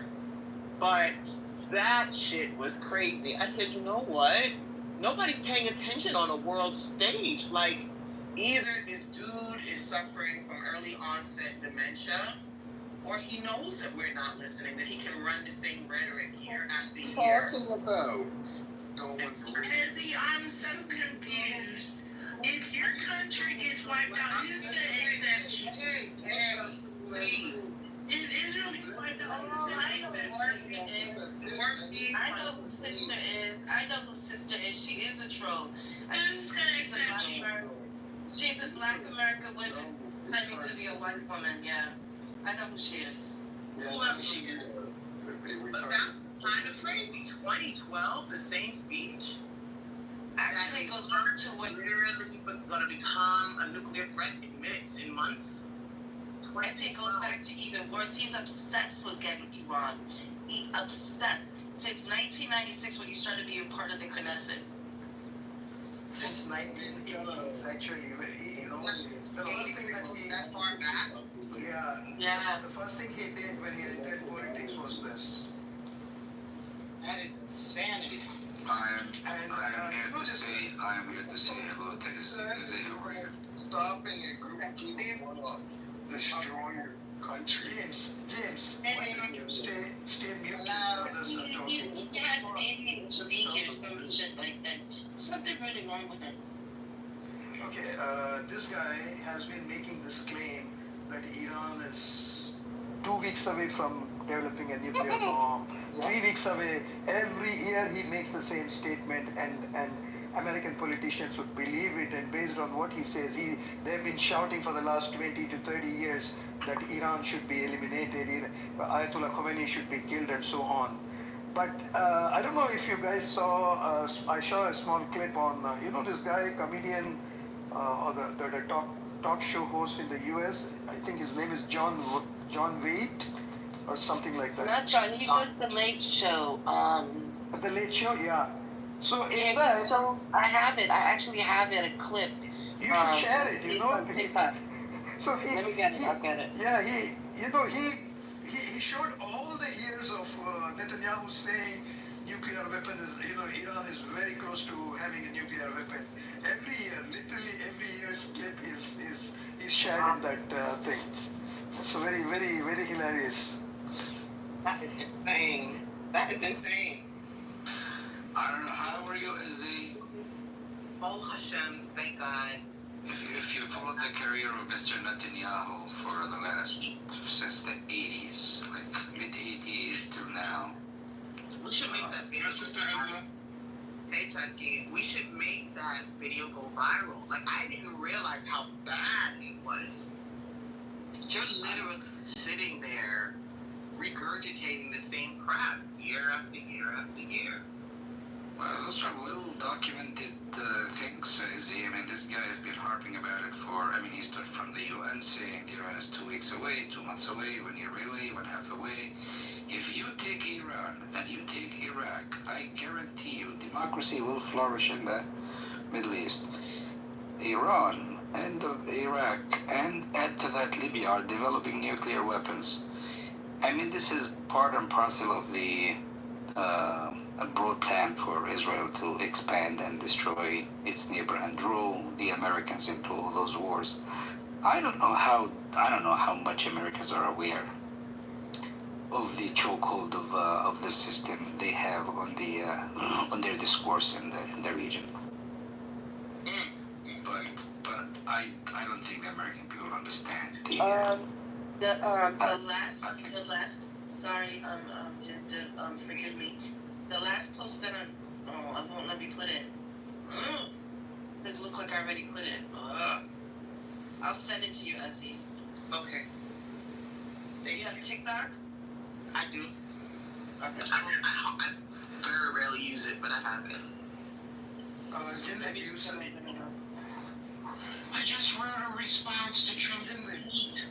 If you want to hear it. Yeah, point. Just give me a few seconds.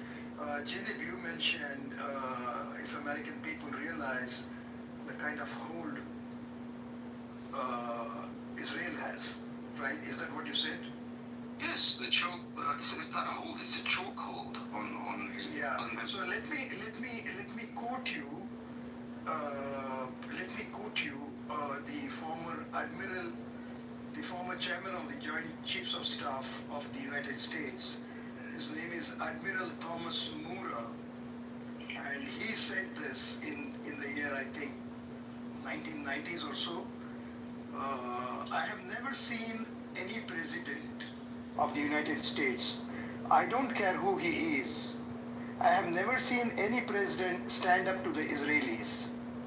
Our citizens certainly don't have any idea what's going on.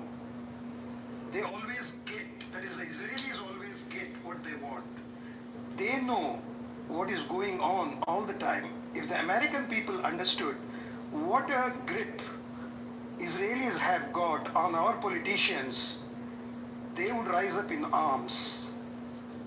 This was Admiral Thomas Moorer, M-O-O-R-E-R, former chairman of the Joint Chiefs of Staff.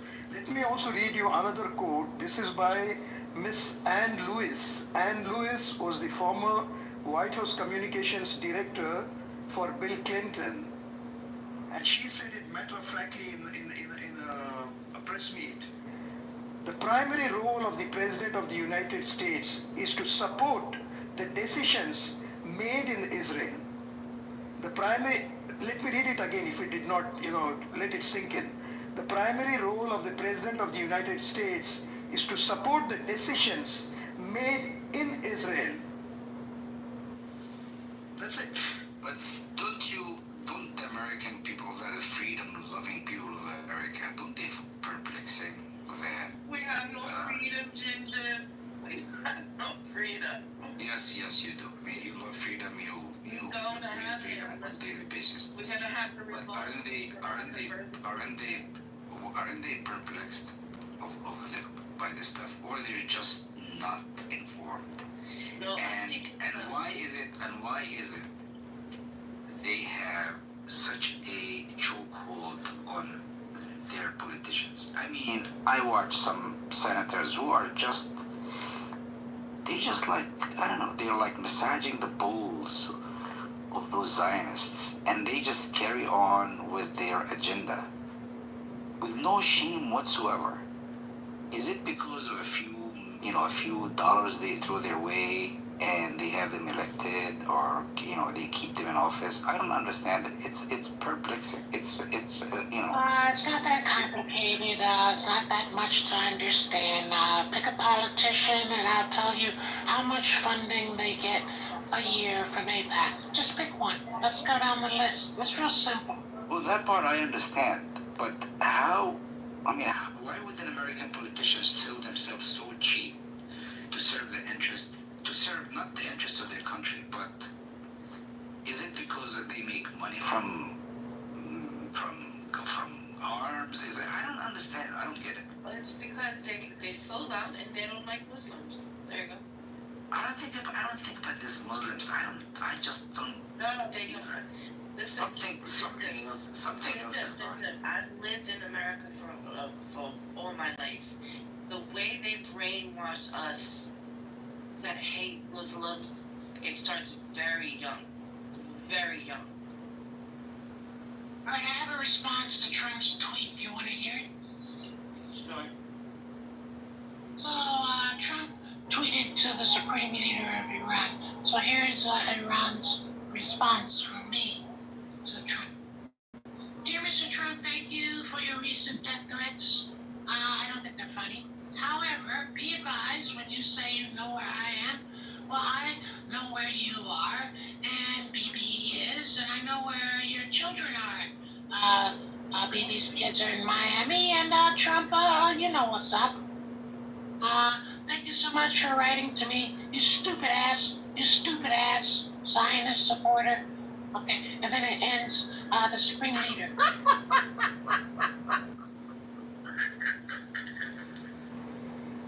This group is fucking nuts. That was pretty good. But the sad part is ineffective. Why is the room speechless, man? I'm telling the truth. Oh, and P.S. Trump, the only reason you know where I am, you little bitch, is because of Peter Thiel and Palantir. Same people you use to demolish and kill everyone in Gaza, you bitch-ass motherfucker. Yeah, like that. Yeah, I put all that in the tweet. Yeah. So the last two words in the tweet, bitch-ass motherfucker, that's 3 words. Yo, where's Edward, man? This is insane. No, what's insane is the leader of the free world writing a tweet to another world leader threatening death, saying, I know where you are, it can kill you any minute. That will go down in history as the #1 support of a Zionist mentality. Definitely. Right? It's an embarrassment. Funny. It's an embarrassment to humanity, let alone to the United States of America. And him leaving the G7 yesterday was no better. Well, I was like, who the fuck did that's not. Hey, so. Crazy shit. I'm crossing the border to Canada. I'm a Sikh Anesthete. Denied. Oh, brother. It's late. Ooh. Yeah. No, don't come here. We have enough immigrants already. We don't need. Never heard of a world leader. No. Stay out of Canada. Never heard of a world leader telling people in another country and the metropolis to evacuate. He's creating a stampede. He's creating hysteria on an international level. Never Imagine there's more than 80 million people went out and said this guy's okay. Yeah, but you know what? They did a few polls in different countries, and I think he's at a 70 to 80% disapproval rate. No, I'm saying 80 million people in America walked to a booth and they said that guy is okay. Believe us. They were stupid. I think they were all drunk, though. No, there's no 80. All sipping Hennessy. Hold on. You're entitled to your own opinions, but not your own facts. No way. There was no 80 million. Did you see him at his little birthday party that nobody showed up to? Yeah. That was pathetic. What do you mean, point? Didn't 80 million people vote him in? Get a pencil and paper. Here's what I mean. Get a pencil and paper. 31.78% voted for Trump. Write it down. 30.84 voted for Harris. 1.06 voted third party. And 36.32% did not vote because of Gaza. Okay. Get it many people is that? 330 million. You do the math. So 30% of the voting age, let's say 100. It's not 80%. It's not 80. It's not 80 million. What she's basically saying is that because individuals abstained, it didn't help. And I believe that too. I'm not even gonna lie. I think it's one thing that happened. Kamala lost. Yeah, that's why we all know that's why she lost. Yeah. Mainstream media won't tell you that. Mainstream media is owned by the Zionists. CNN won't tell you that. Harvard is trying to tell you that. Yale and Princeton, but they're trying to silence them. Why do you think? Oh, because of fucking Columbia. What went down there? Go pay attention. Point. Don't mention Palestine. We're gonna silence it. We're gonna take your future. We're gonna take your prospects for a job. Oh yeah, they threatened the students. Oh yeah, the Zionists did that. Oh yeah, they did that in your fucking faces. So it's not a joke. It's not a joke. But what was even more embarrassing is that Colombia has more European Jews in a little bit who have leanings towards Israel.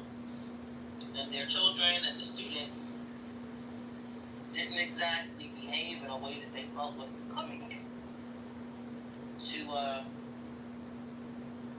to their leadership. Yeah. Colombia was definitely an embarrassment to Colombia's board. Pretty fucking sick. Pretty fucking sad. Actually, we haven't heard very much about Colombia since, have we? Not a pin drop. Not a motherfucking pin drop. Thank God it's the summer session. That is kind of interesting. And there's a reason for that. Because the Zionists really control Colombia. Dig in the books. Find the endowment. Go follow the fucking money. You'll see. Don't say that. You know what happened to AOC when she said it was all about the Benjamins? Exactly. She's bought too by AIPAC. Bitch. She's a bitch too. You know what? I'm not even gonna do this. I should do this. Maybe I can do this. AOC is bought and paid. Yeah, okay, so let's do AOC. If you check her background, I'm not gonna maybe I'll get in trouble for this, but I don't give a fuck. Fuck Amir. So if you check her background, you'll find that she bartended at one time, correct? Yes? Say yes? Yeah, she was a bartender before she However, they conveniently left out that she not only bartended, but she danced at the fucking bar that she was in, because it was a strip club. And guess who knows the owner? Let me close my mic. Fuck you, Amir. Guess who knows the... Oh, damn. Who was the owner? Probably Blaine. No, I mean, considering she was in New York, right? Trump was big in New York. Real estate, strip clubs. That could have been anyone, honestly. There's a lot of Jews that work in this industry. And the craziest part is that so many have hyphenated last names or changed last names. I think unless you yourself are Jewish or been raised around Jewish people, you would never even know that the people are Jewish. Yeah, like Jack Ruby, who killed Lee Harvey Oswald. His real name was Rubenstein. You know, I did not know that until recently. Yeah, a lot of people don't know that. The Jewish mafia is a thing. You see, mafia people think Italian right away because of the movies and whatever. But the Jewish mafia was a real thing. That's what started Las Vegas, actually. You ever seen Peaky Blinders? Oh, no, I haven't. It was Peaky Blinders is really You know what was good, and they kind of snuck it in, but didn't really give you too much on it. If you saw Chadwick Boseman's movie, I think it was called The Bakers, and this my grandmother actually attested to, that when Okay, so when black folks are trying to get loans from the banks, they were often denied. But European Jews would act as intercessors, and they would lend black folks the monies, or they would, secure notes for them, and they were later lauded as, friends and allies and the whole nine. But if you speak to old school black folks who have nothing to gain or lose from telling the truth, they will tell you that, oh yeah, the Jew man, they would call him sadly, the Jew man would come in and he would help baby, but he was going to charge us upwards of 20 to 30% more in interest. But what choice did we have? I had an elder talk about a European Jewish merchant who would come through the black neighborhood and sell these really, really, really beautiful dresses, very well made, very well tailored. But he had a card and he would sell it, when Jay-Z talks about they would sell stuff on credit. If you weren't careful, and the old ladies would say that they would call their children, from the back just to make sure that they weren't scammed. This is so sad. That if the dress cost $50, 6 entries would save $50 month after month after month, even though individuals had paid on it, it would never reflect the deduction of their payments. Oh, and so it's kind of like Rent-A-Center. I don't know, I've never done Rent-A-Center before. Yeah. But what hurt me is that these are little old ladies who the world today, if they were a little younger, would call anti-Semites. But they're just talking about their lived experience with crooks. Straight crooks.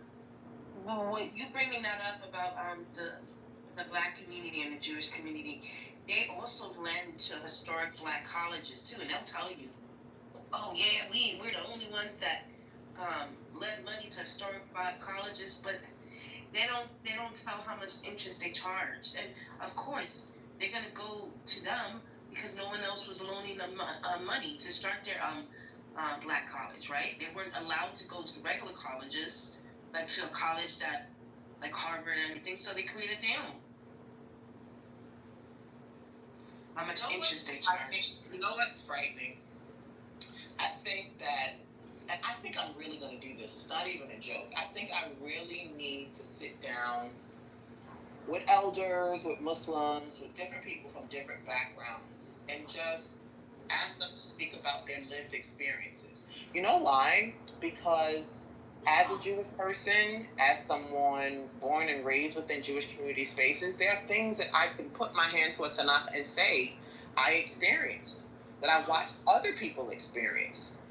And many of those things would create the balance that's needed to talk about what's really happening and what's really happening. Somebody's got a hot mic. As opposed to what people are pretending. It's like, you want to talk about somebody who literally wants a girl? Was that Point's real voice? What? Someone who had a hot mic. That was Point's hot mic, and that was her real voice. No. Point always uses his real voice. That was that was a manly voice. Yeah, I heard that too. Oh my God. I heard that too. Was a manly voice. First of all, mind your business. Get out of my living room because there's people listening to you. Second of all, Jim did 2 things. Number one, AOC, can you stay muted? I didn't interrupt any of you. So number one, Jim did AOC. Yeah, you can laugh on mute. AOC is she not only was a bartender, but she was also a dancer. Yeah. She's already said that. Some saying the same and shit. the second thing, shut up. Second thing is, if you want to know about the Jewish mafia, someone mentioned that it is still in existence, and you can watch a movie called Naked Singularity, and they'll show you who's moving the heroin. It's real, and and it'll shock you, and it's gonna shock you. I know. First of all, AOC, I like her. She her Look up the movie Naked. Look up the movie Naked Singularity. It was shot during the pandemic. Fantastic movie. Yeah, it's gonna blow your fucking mind. Yeah. Too sophisticated for me. Naked singularity. I don't know what that means, but I know AOC's ancestors are from Spain and they are Hasidic Jews. That's for sure. But that's not a. No, are you serious, Jen? Yes, I am. Wait. Let me. I'm clear on it. Yes, she has Jewish blood. Yeah, she's a Jew. Yeah. I'm not putting that as in any negative way. I mean, I don't know much about her politics, and she's from New York, and yes, so she does that. So what? Was like a Bernieite at some point. Yeah, you know Bernie Sanders is a Jew too, right?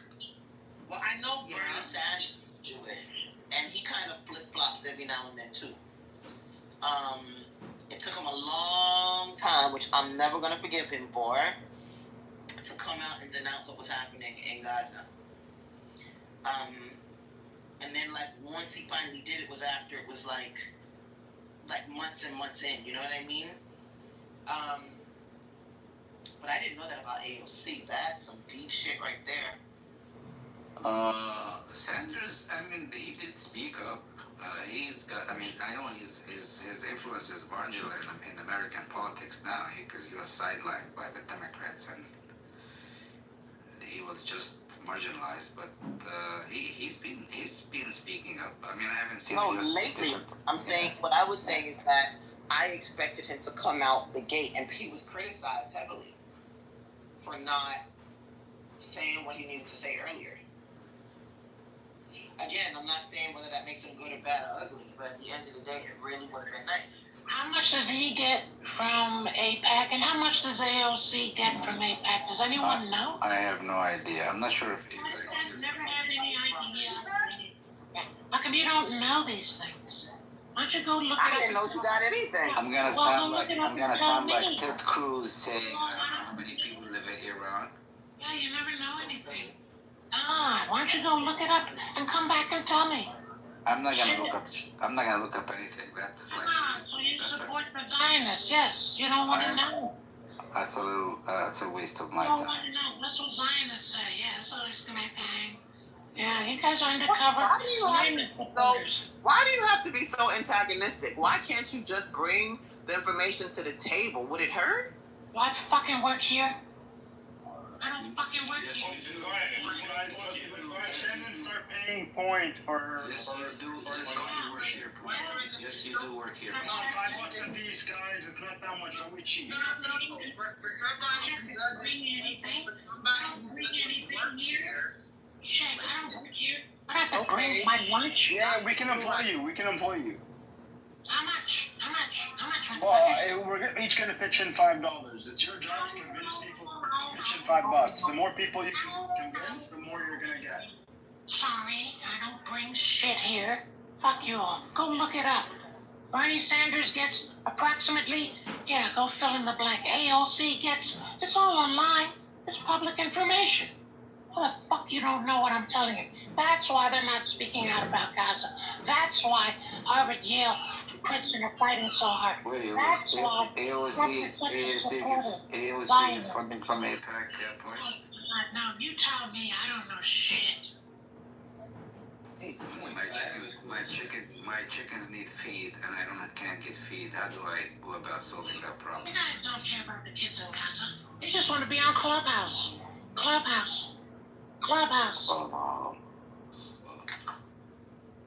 What? I have a question for you. Hold on a second. Let me get some lemonade, then I'll answer your question. But go ahead, I'll listen. Okay, so it would really be interesting to find out who gets what from who in real time. I'll go look it up. He said he had a question. Why are you interrupting? Yeah. This is related to you because the point, like historically, when empires bankrupt, they throw back and so the energy disappear. Do you think that this KKK guys, MAGA people are throwing Jews under bus because they're going bankrupt. Think about it. Right now, if they gather all the Jews and kill them, nobody cares because of anti-Semitic that Jews have created. Do you see any pattern here that like U.S. is going bankrupt and they're kind of, and I Jews mean, are what just you're like describing always sounds very, very much like Nazi Germany. Who was the question for? Who was the question for? Point. If Trump is Hitler, which is behaving like one, do you think that he is doing this to Jews? It could be, and I'll tell you why. The Balfour Agreement and the shipping of Jews from Europe to this territory called Israel was an anti-Semitic act. Why? Because they wanted the Jews out of Europe. They were anti-Semitic right there, the Europeans. So they're like, get these motherfuckers out of here. So initially, anti-Semitism started from the writers of the Balfour Agreement, from the people that shipped those people to Israel. That was all anti-Semitic. I don't know if you know that. That was all behind anti-Semitism. I hope I'm not telling you something you're just finding the fuck out. Because you got me fucked up.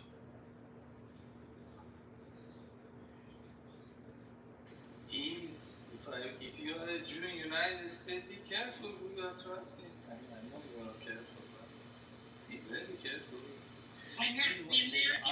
The American economy is upside down. If you saw the reports this morning, retail is down negative 0.9%. I repeat, negative 0. It wasn't even that low during the fucking pandemic. All right? And so Japan has trillions of U.S. bonds, and so does China. So you're correct. America's fearful right now because if China or Japan sells its bonds, it's a wrap.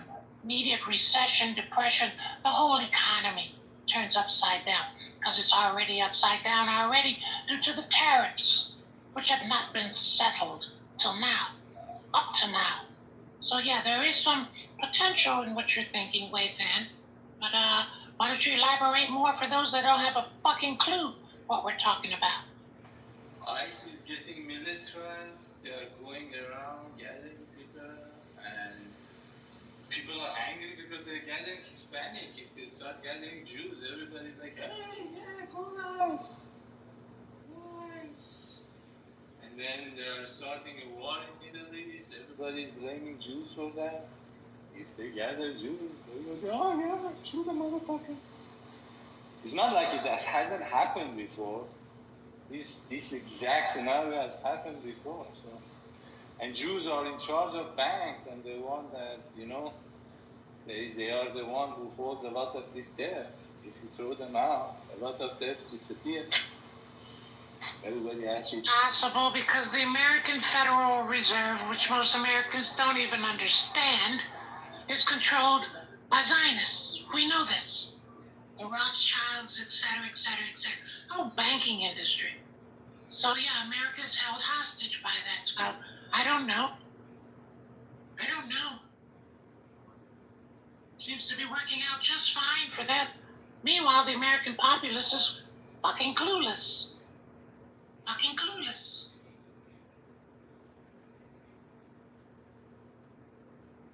Say that one more time. Fucking clueless. Alright. See, who is smarter than Jews? Racists. Racist people are smarter than Jews. So. And they always win, unfortunately. So do you think Trump is a racist? No. Trump is my darling. No, he's not racist. He hates actually white people. Well, I think Trump is going to invade Israel and Iran, take over both, and build hotels all through Iran and Israel. That's what I believe is going to happen. Remember, he said he would just take Gaza. Well, the only way you're going to just take Gaza, motherfucker, you're going to take all of Israel and invade it and say it's an American territory. then you're going to, but before you do that, you're going to allow Netanyahu to use Palantir and blow away the whole Iranian regime. Oh yeah, that's what Trump said.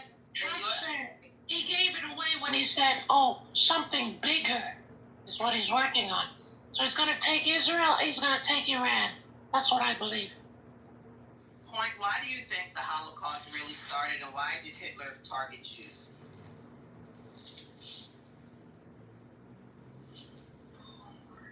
Is that like a serious question? Are you trolling or you don't know the answer? I'm not trolling, I'm asking you, what do you think is the real reason?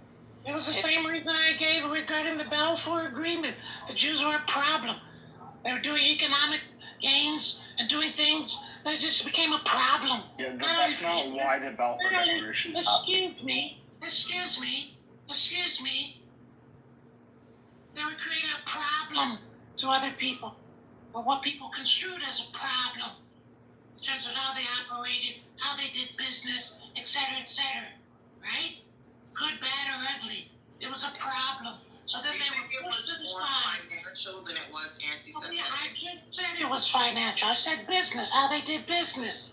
All right? And people became jealous of how they did business. So that's why it became a problem. All right? Jealous of how they did business? Oh, God. Hey, can I let a rabbi answer that question for you? Go ahead, Rabbi. Yeah, I'm just going to find it real quick. I don't even understand the question. You don't know what went down then?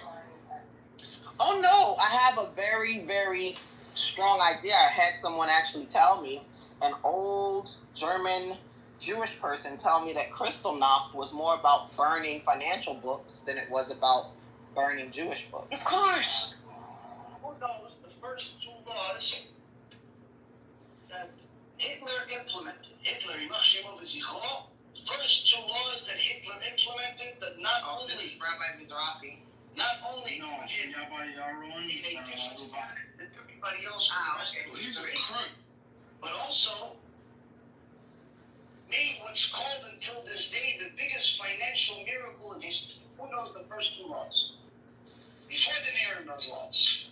Didn't have years before it. Hitler first comes into power. What's the first two laws? Okay, I'll save you the time. Rule number one. No more pornography. No more homosexuality. None of that garbage. Not allowed. Berlin, in the 30s, in the 20s, was the Sodom and Gomorrah of the day. They were the Las Vegas of the day. They were the Sodom and Gomorrah of the day. Homosexuality, pornography, all the bestiality, all the garbage of the world, that was the capital of the world. He outlawed it. You're no longer allowed. Closed all the bars, all the gay clubs, all the production, which were all run by Jewish people. Unfortunately.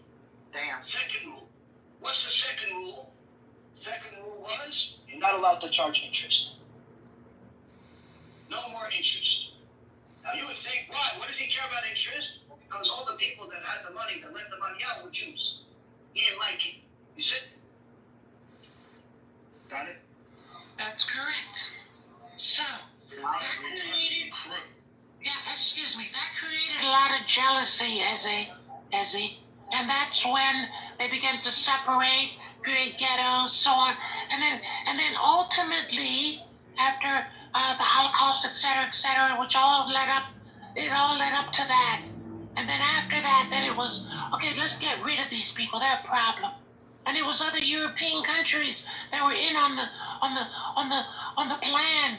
It was anti-Semitic plan, right? So don't be fooled. You know, read what you read, but think for yourself. Learn to think for yourself. So how were Jews a part of the Nazi Party initially? How did that work out?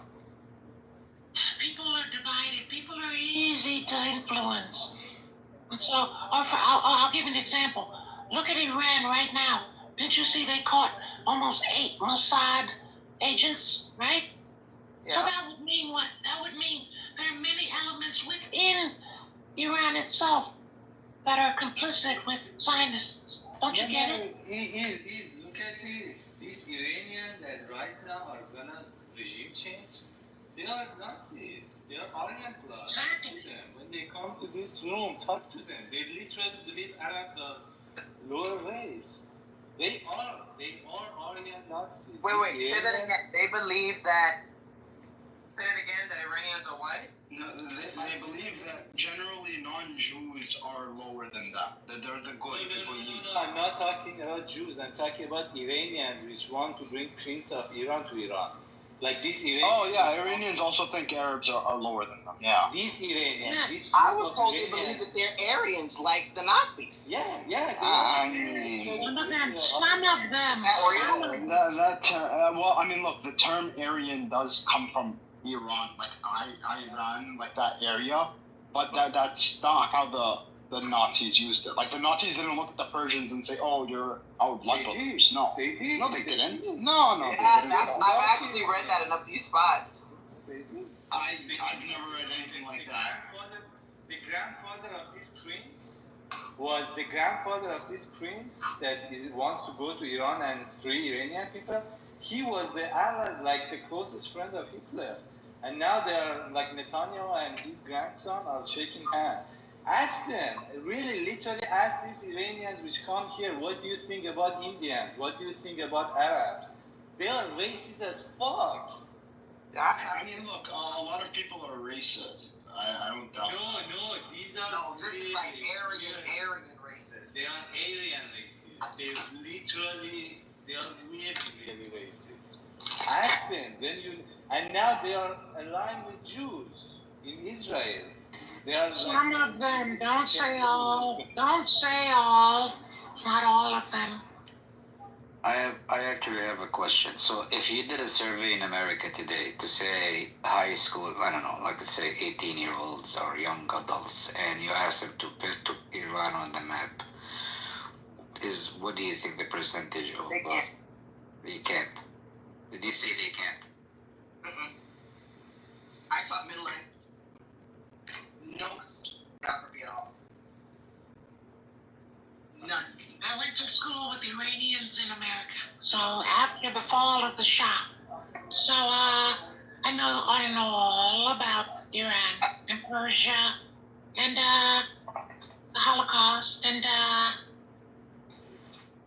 1948 shipment of people to Israel, all of that. So I don't know what to tell you. In fact, students in Nigeria. I'll give you an example. As 100 years from now, someone's going to do the same thing you're doing right now and say, wait a minute, how could black Americans never have spoke out about Gaza at that time when they fought so hard for the ending of apartheid in South Africa? It makes no sense. And then you'll have to dig deeper 100 years from now to find out that the black voices, the black politicians, were in the back pocket of AIPAC. Who knew? I'm well aware of that. Who fucking knew? Yeah, no, I knew that. Well, it's the same way you had Jews associated with the Nazis. So that's to answer your question. That's it.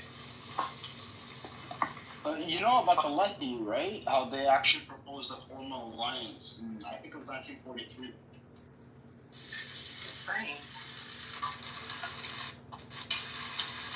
What I read in that book Perfidy is that there were German Jews, secularists, who sold their own Jewish brothers out to the Nazis. There was that too. Huh? Yeah, there was that too. That as well. They had an opportunity to get people out and let them come to Israel/Palestine, and they said no. They didn't want a bunch of low-life degenerates. That's a quote. Actually, that's kind of a myth, by the way. They weren't going to Palestine or Israel. The majority of them. The majority of Jews that left Europe at that point in time went to America. Not to Israel. Well, no. They said that they went to South America. That many of them went to Brazil, and many of them went to Argentina. Yeah. In South Africa, and but the majority of them did not go to Palestine. The majority of Jews that would end up, doing the Nakba in 48 and establishing the state were already there by the time World War II started. That's correct. So when did the most of Jews, and we got to use that term kind of loosely, when did Europeans first start entering into Israel en masse? So Was it after 43?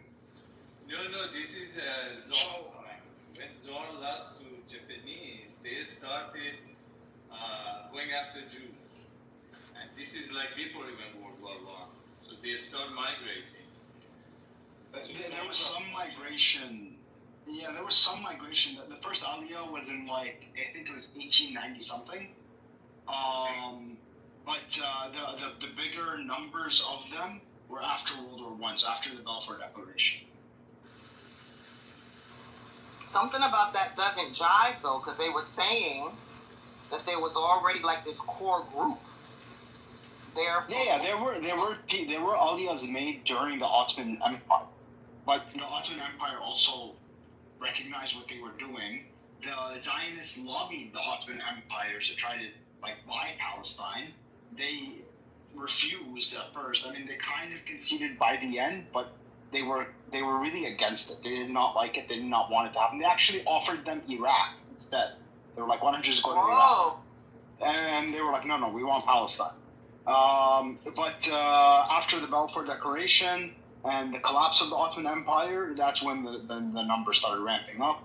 The Jewish Colonization Association, JCA, which has changed its name but retains the acronym JCA. I forgot what it's called now. It was being funded by the Rothschilds, and there were plenty of people, Jews, that wanted to get out of Russia because of the collapse of the Soviet Union, and Germany and Poland and all of these places. There would have been bigger numbers if the Soviets, after they finally took control and ended the Russian Civil War, they were staunchly anti-Zionist, despite the fact that they were majority Jewish in terms of leadership. But they were anti-Zionist Jews because they wanted to keep the Jews inside of Russia. That's a good thing for them. And they had just a general, you're not allowed to leave the country policy. So the numbers would have been higher if the Russians collaborated. And that's why you saw, after the collapse of the Soviet Union, a huge number of Russian Jews migrated to Israel in the 1990s. So that I do remember. I remember Nyana. I remember supposedly the Refuseniks, which was also very interesting because most of those individuals proudly, once they got to New York and other places, claimed that they weren't Jewish at all. They were just taking advantage. That is quite possible. Of that ticket. It's quite possible that a lot of the Russian Jews that got out of the Soviet Union weren't actually Jewish. Yeah, I definitely did see that a lot, especially in New York. And actually, I saw that with the Jews supposedly from the Ukraine. Same for that. They weren't Jewish at all. But they walk around with the yarmulke and pay all. Oh, they walk around with fur coats and benefits, but nope, no Shabbat, no kosher food. I would watch them eat pork. I used to see them at JFK, man, at Terminal 2. They used to tuck in their payouts. They used to put a baseball cap over there. Yeah. Nah. And they used to tuck in their ZT and go get a cheeseburger at Wendy's. No, Russians are gangster. When they got here, they were like, fuck Judaism. Fuck the bullshit. I don't have anything to do with it. They literally, and that was another thing, most of them weren't even circumcised. They came with flapping foreskins. That's crazy. I'm gonna be honest with you, Sister Isaiah. I got pictures and videos to prove it. I used to see them walk in there. They used to put a baseball cap on, preferably a Yankees hat. I see them. Those are not Russian Jews. Russian Jews never even put on a kippah. Hey, it sounded like Russian to me. I know Pliviet is Russian. It's one of them Slavic languages. Ain't care nothing about being Jewish. You know? You gotta guy's a racist. They all are racist in here. I'm talking about members of my community. Ain't got nothing to do with racism. They'll tell you themselves. It's everything to do with racism. If you really want to know anti-Semitic, like you can go a little back in, I think in 19th century, half of like 1850, there is a European spring. Like for example, there was Arab Spring that suddenly all countries went to revolution. So there is 1 year that many countries in Europe like suddenly become free. And it's because of potato. There is a potato disease and hunger comes and people, we want freedom, we don't have potato. So after that, they have to create an idea, okay, we kick out the kings, what should we do?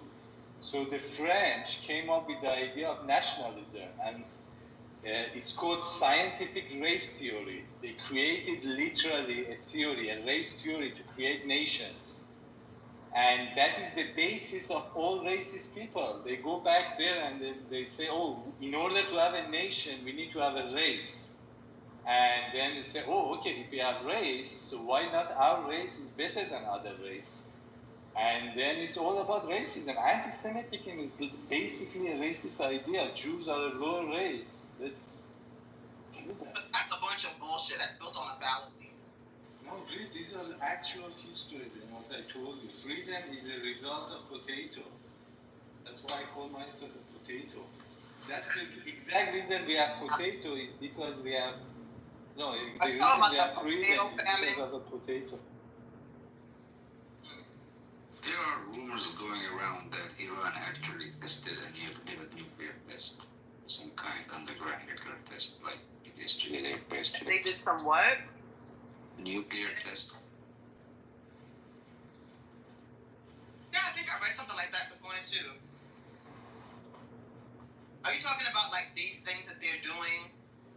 These missiles that they're firing is just kind of... No. What they call, what is called a cold test, which is like the preparation to assemble a bomb or something. Uh-huh.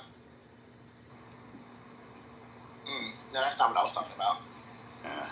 Well, they were saying that's a good question. Fired are like the calm before the storm. Well, no, this is a good question. So, if Iran woke up tomorrow morning, and then Iran has declared it has a, what do you think? If Iran declares they have a nuclear bomb, they should have announced that. No, I'm just saying, like if they announce it tomorrow. I don't really know. I don't know. I'm not sure. I think. I don't know.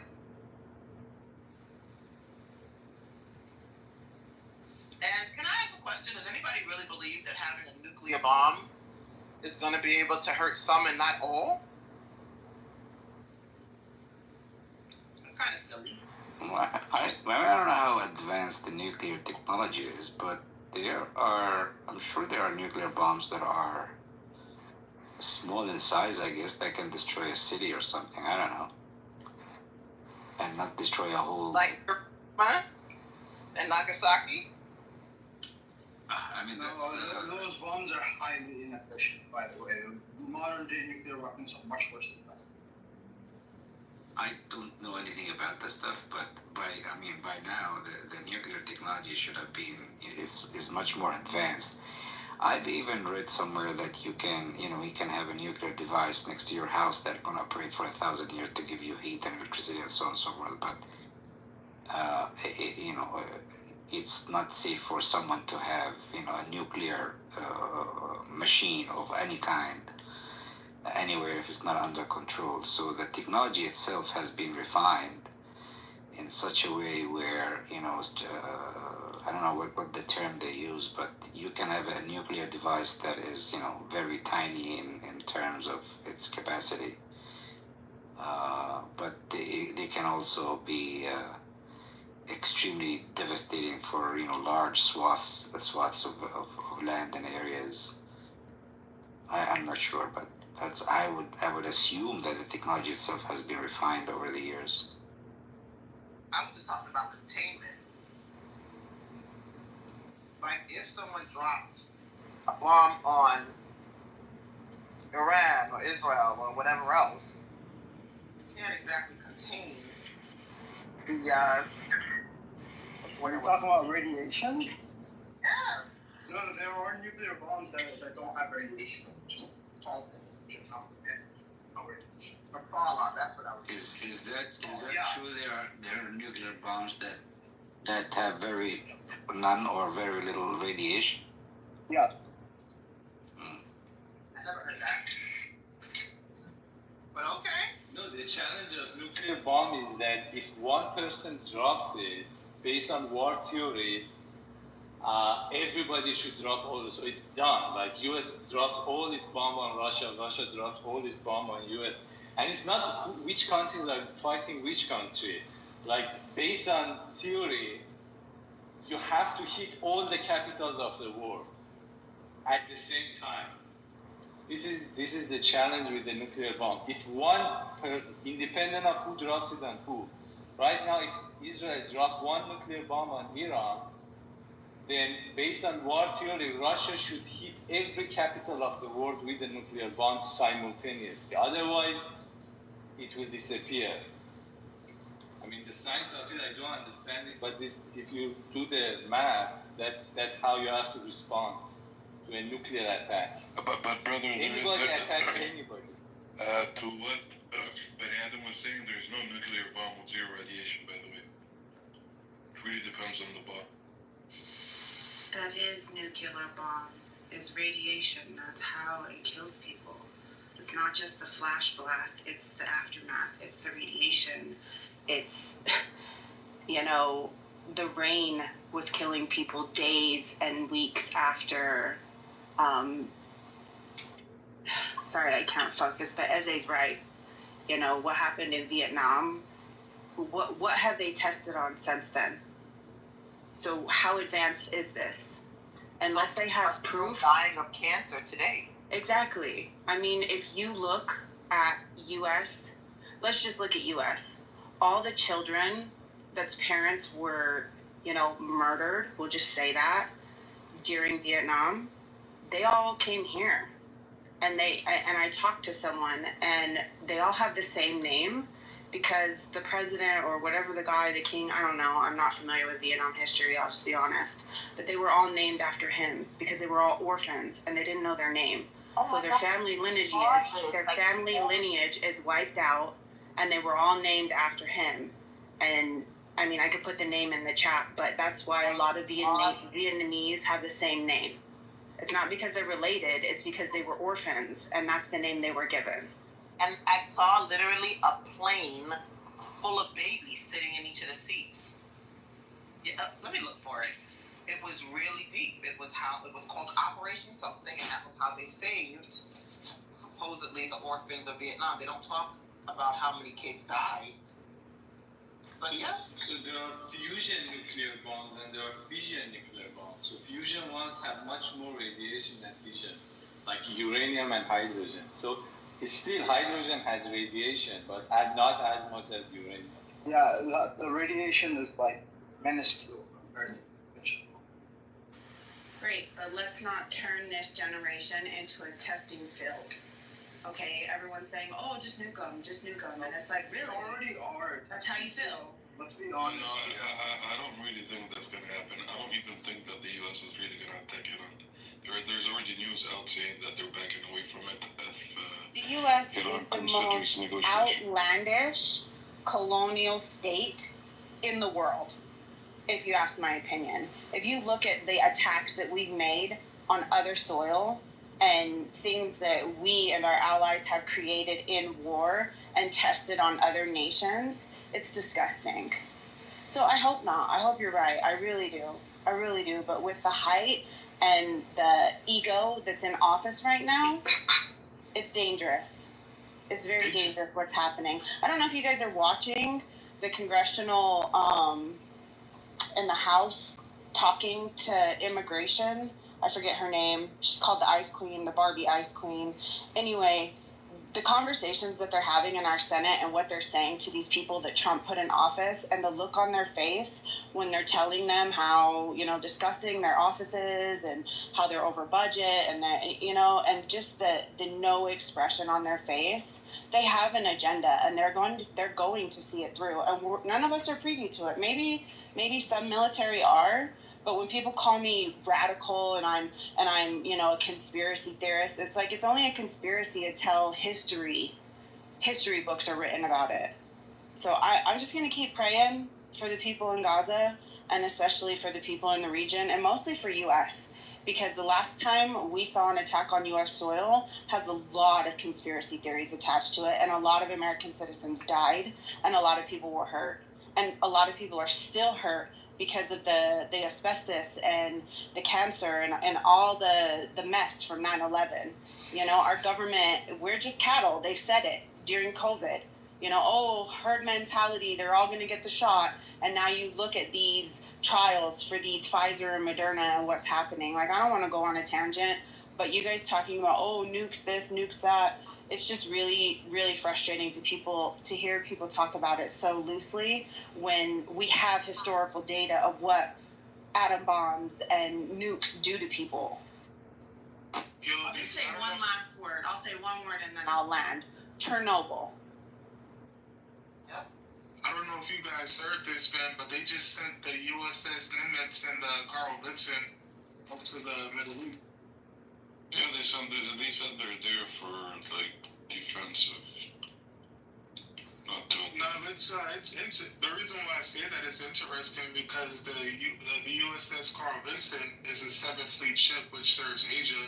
So to see them move it to the 5th Fleet is kind of interesting.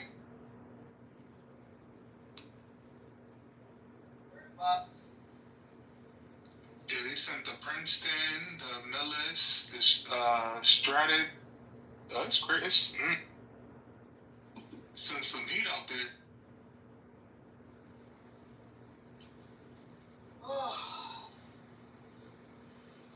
You know what? If we even had any reason to believe that these people had a moral code or compass of any type, that'd be one thing. But we know they don't. This is one big video game for them. Netanyahu has been poking at Iran and trying to paint them as the aggressor for over a decade. He's been, making accusations about Iran and their military and what their agenda is for a long time. So he has his own agenda in the region, and whatever that is, obviously to make it Israel, because that's what he does, is colonize. It's happening right before our eyes, and it's like, what is anybody doing? The thing when we say free Palestine, do you know what that actually means? It means, are you willing to die for this shit? Like, literally. I'm considered a domestic terrorist by Trump's terms because I'm willing to say free Palestine in the face of whoever. It's crazy. It's freaking crazy. There's people imitating ICE, kidnapping women. Like, it's out of control. Senators in broad daylight. Another one. Facts. Like, what is happening? And what, everybody's just compliant with it? Like, I don't understand. I really don't understand. Like, if you think of the 60s and 70s in the U.S. and how, I seen everybody out in the street. I'm trying not to get emotional. My friend was murdered this weekend. I don't care. I'll tell you guys, I live in Utah. My friend was murdered this weekend at the No Kings protest, and the shit's just getting real. He was a family man. A family man murdered. Wow. And what? Trump's just at his happy little military parade? Like, what the fuck is happening, you guys? I'm sorry. I'm gonna mute up. Today, I couldn't believe what I was seeing on television. Insanity. Right.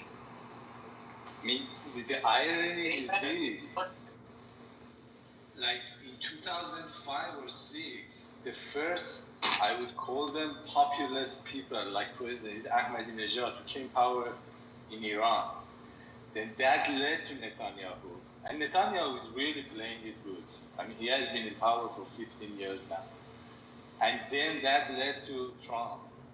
And now that fires back at Iran. It's crazy. It used to be survival of fittest, now we are survival of dumbest. Now we are in a time that really the dumbest people are in charge of deciding the future of ourselves. I used to think our children, but this is the future of ourselves. Any of us should go up any second now. I mean, Taiwan now, military is everywhere. Right now, my neighbors, like the house beside us, is military. They are ready. I mean, anytime. I ran away from United States to here to be safe. Now it's so fucked up. It all comes down to Trump and Netanyahu now. See the joke that we're living. Well, everyone says that, Netanyahu is Trump's little bitch, right? But I think it's the reverse. I think Trump envies Netanyahu and how long he's been in office and how much access he has, and he's seen how he's just colonized these Arabs and Palestinians, and it's like he wants to be them. He wants to have that power, and that's disgusting. That this is, the American poster boy. They are literally babies. They are babies. Netanyahu, this Trump. If you throw a BB gun at them, they run away and hide and cry. Look at where Netanyahu is. There was a case that there were Punjab protesters out of White House. Trump went to the bunker. They are babies. They just love to come in front of cameras and shout, bomb them, kill them, and they have no idea. The consequence part of their brain has not developed. Babies, when they are growing up, they don't know. For example, if I touch this, what would happen? Because their brain doesn't have a consequence section. That part develops later in the age. Like grown-ups don't do these kind of things.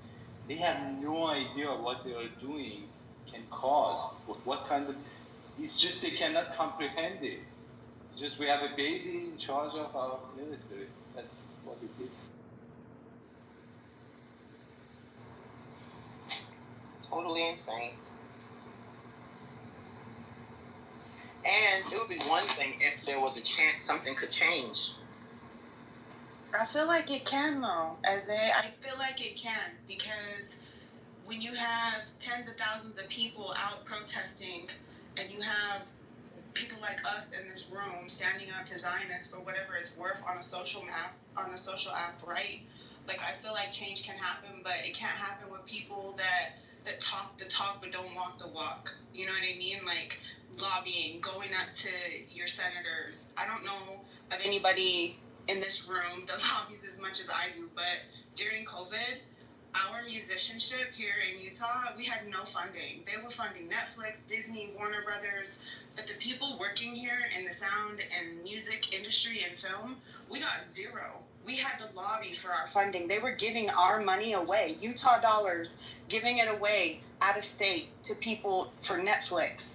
And it's just crazy to me until you walk up to your congressman and say, hey, this is what I stand for. I'm a voter in your community. Or you email the shit out of them and you're blocked and you can't email them anymore. That shit was funny to me for Palestine. It just takes one person to start a riot, right? But it also takes one person to change.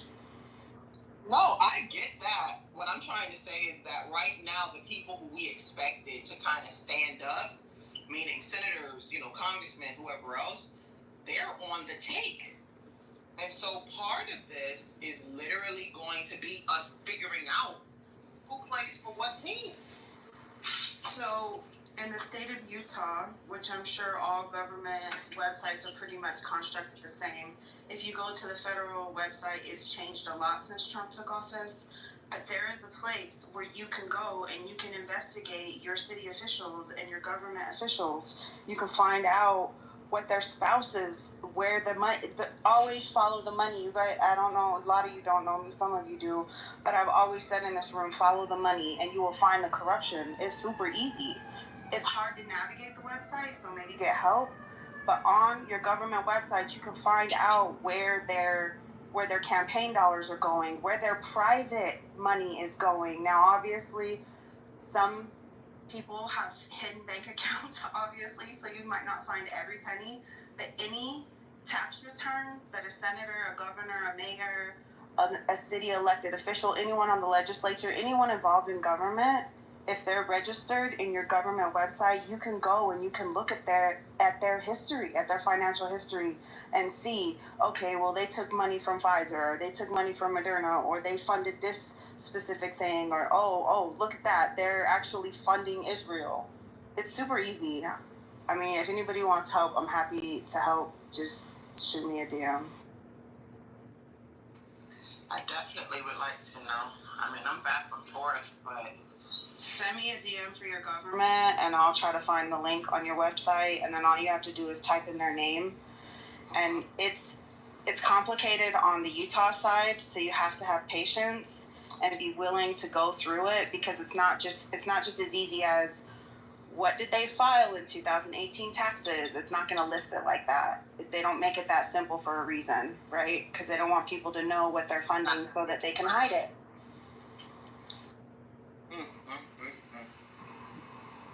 I try to really get engaged in this political system in US. I love it, but I couldn't find it. I came to the conclusion that they hide it. They hide it so you do not find it. So only few people know how to play the game. Hide really, morning. You said they hide what? I couldn't hear you. Like, for example, I wanted to go to the city that I was living. I wanted to know, these places that they gather and talk about the city affairs. I couldn't find that place. Where do they You're talking gather? about City Hall? No, when do they meet? That information, that when your legislative calendar should be posted on any government website. I try. It's called the legislative session. I mean, Give me for a you, state and I'll find it for you. No, I mean, it's so easy for you, but for many of us, it's not that easy. That's what I'm telling you. I'm sure ChatGPT can. Let me test it. Give me a state, somebody. North Carolina.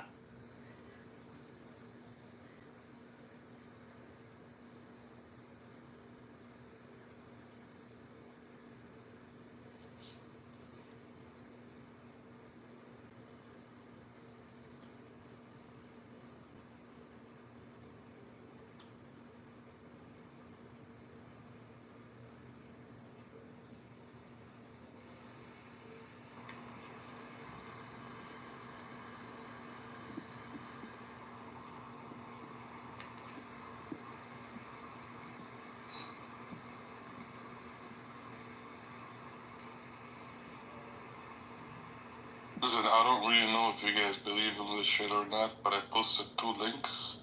Start with the one at the bottom and then look at the one at the top. Very, very interesting. Wait. Say that again? Look at the links that I posted in the chat.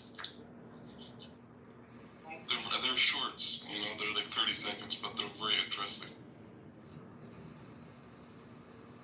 I don't see anything, boo-boo. Oh, okay, I do see.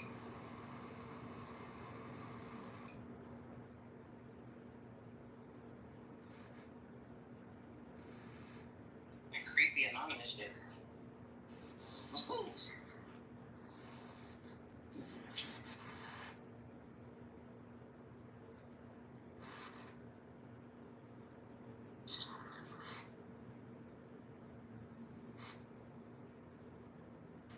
I didn't even use ChatGPT. I just Googled legislative session, North Carolina. I mean, they're all pretty much standard. They're not going to waiver. They might waiver by a couple weeks based on state holidays. And when school's out, that sort of thing. But it's pretty standard. And the best thing is you can go right up to your Capitol. I mean, if your Capitol is public access, I assume it is. It's, unless something's happened and they're on lockdown. But you can walk in and you can walk through, and each legislative room has a bulletin board on the outside, and it has the legislative calendar for what they're voting on, when they're voting, who's voting.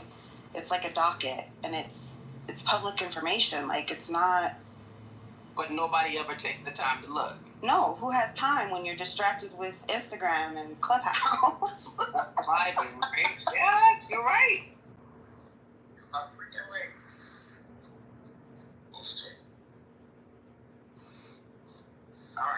Give me a second. I'm looking at these shorts. Wait, who put these in the bag? Chucky or somebody else? Hey, morning. Can you check Corning, New York? Like City Hall schedule? Can you find it?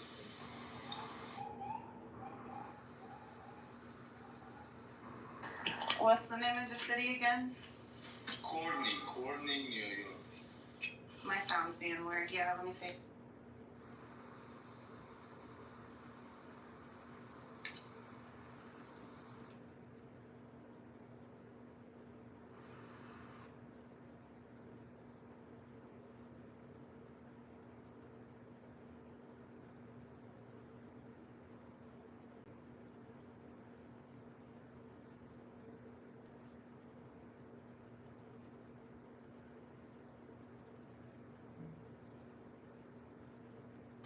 So the reason you're probably having a hard time is because it looks like they closed June 12th. So they'll start again in January, but they adjourned June 12th. And the funny thing is that, and this is, I talked about this during the U.S. president-elect, is that people only vote every 4 years, but that's the fool's way to be involved, because there's things happening on a state level and federal, because we have Congress members within our state legislature, right, that represent our state on a federal level.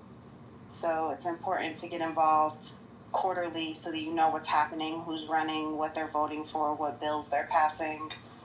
That's why when everyone was up in arms that California passed slave labor, it's like, wait, you guys, this was passed on a state level before it ever went to a federal election. So pay attention. Always pay attention.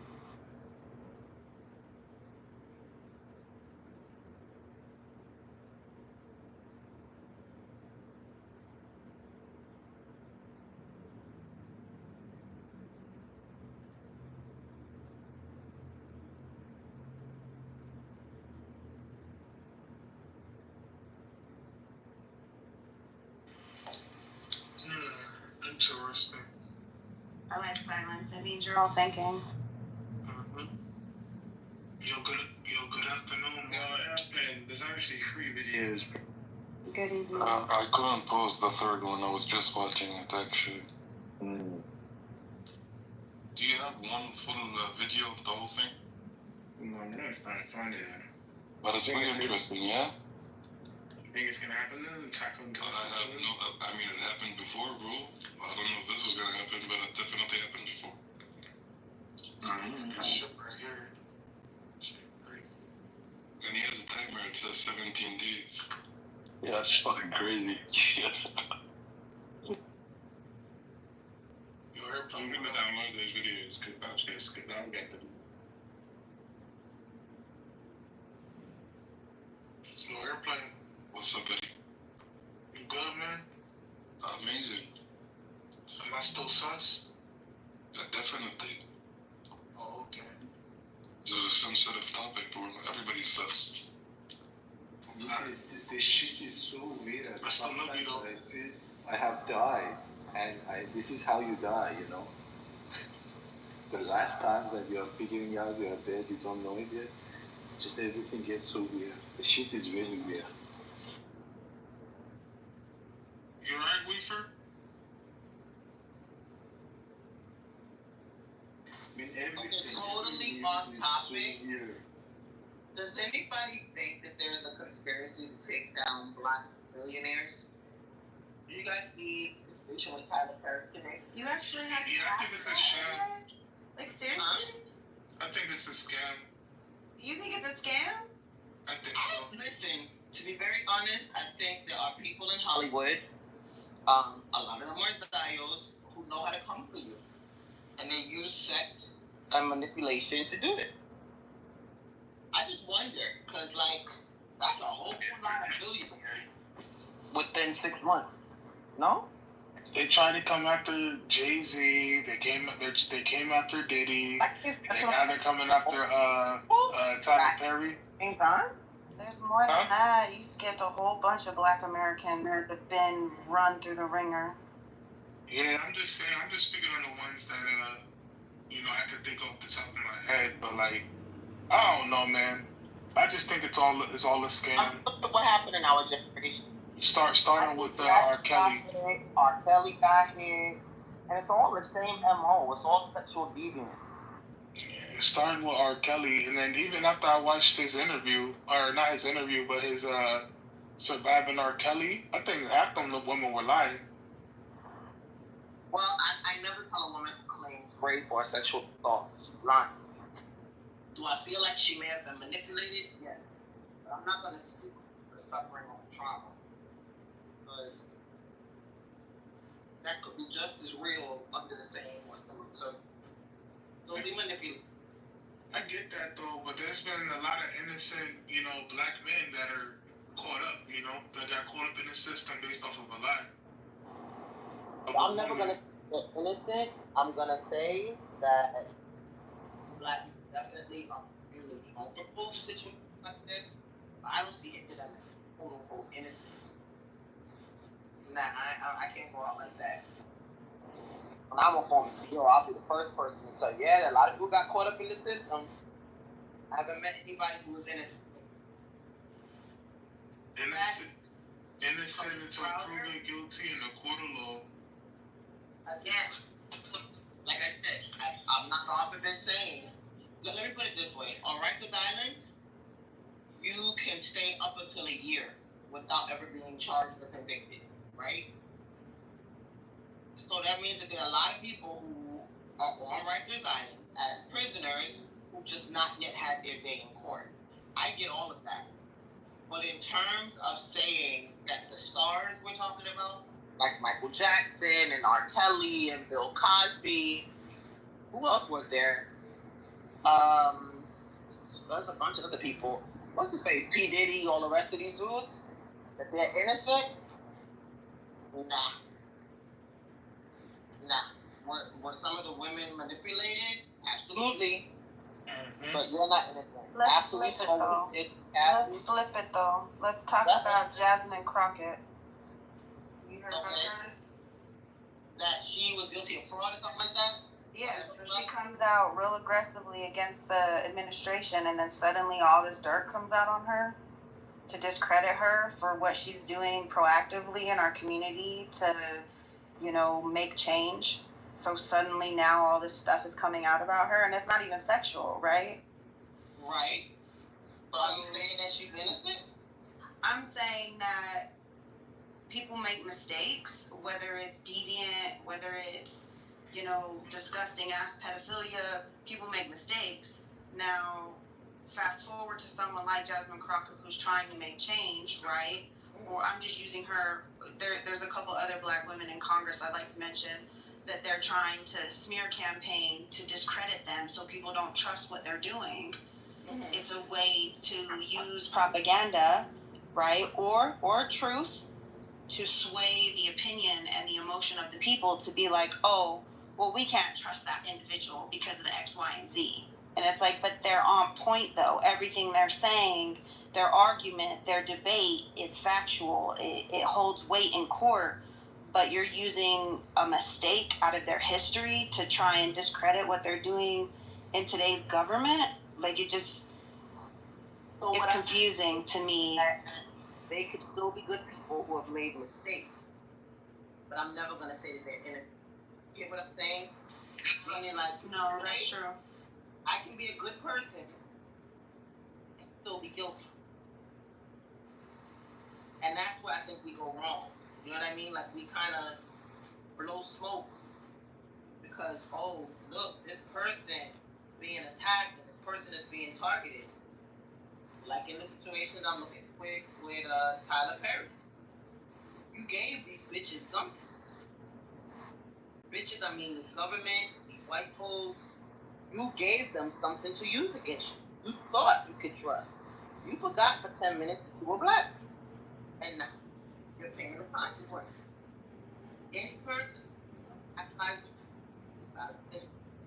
knows at these days and time, they got to be extra careful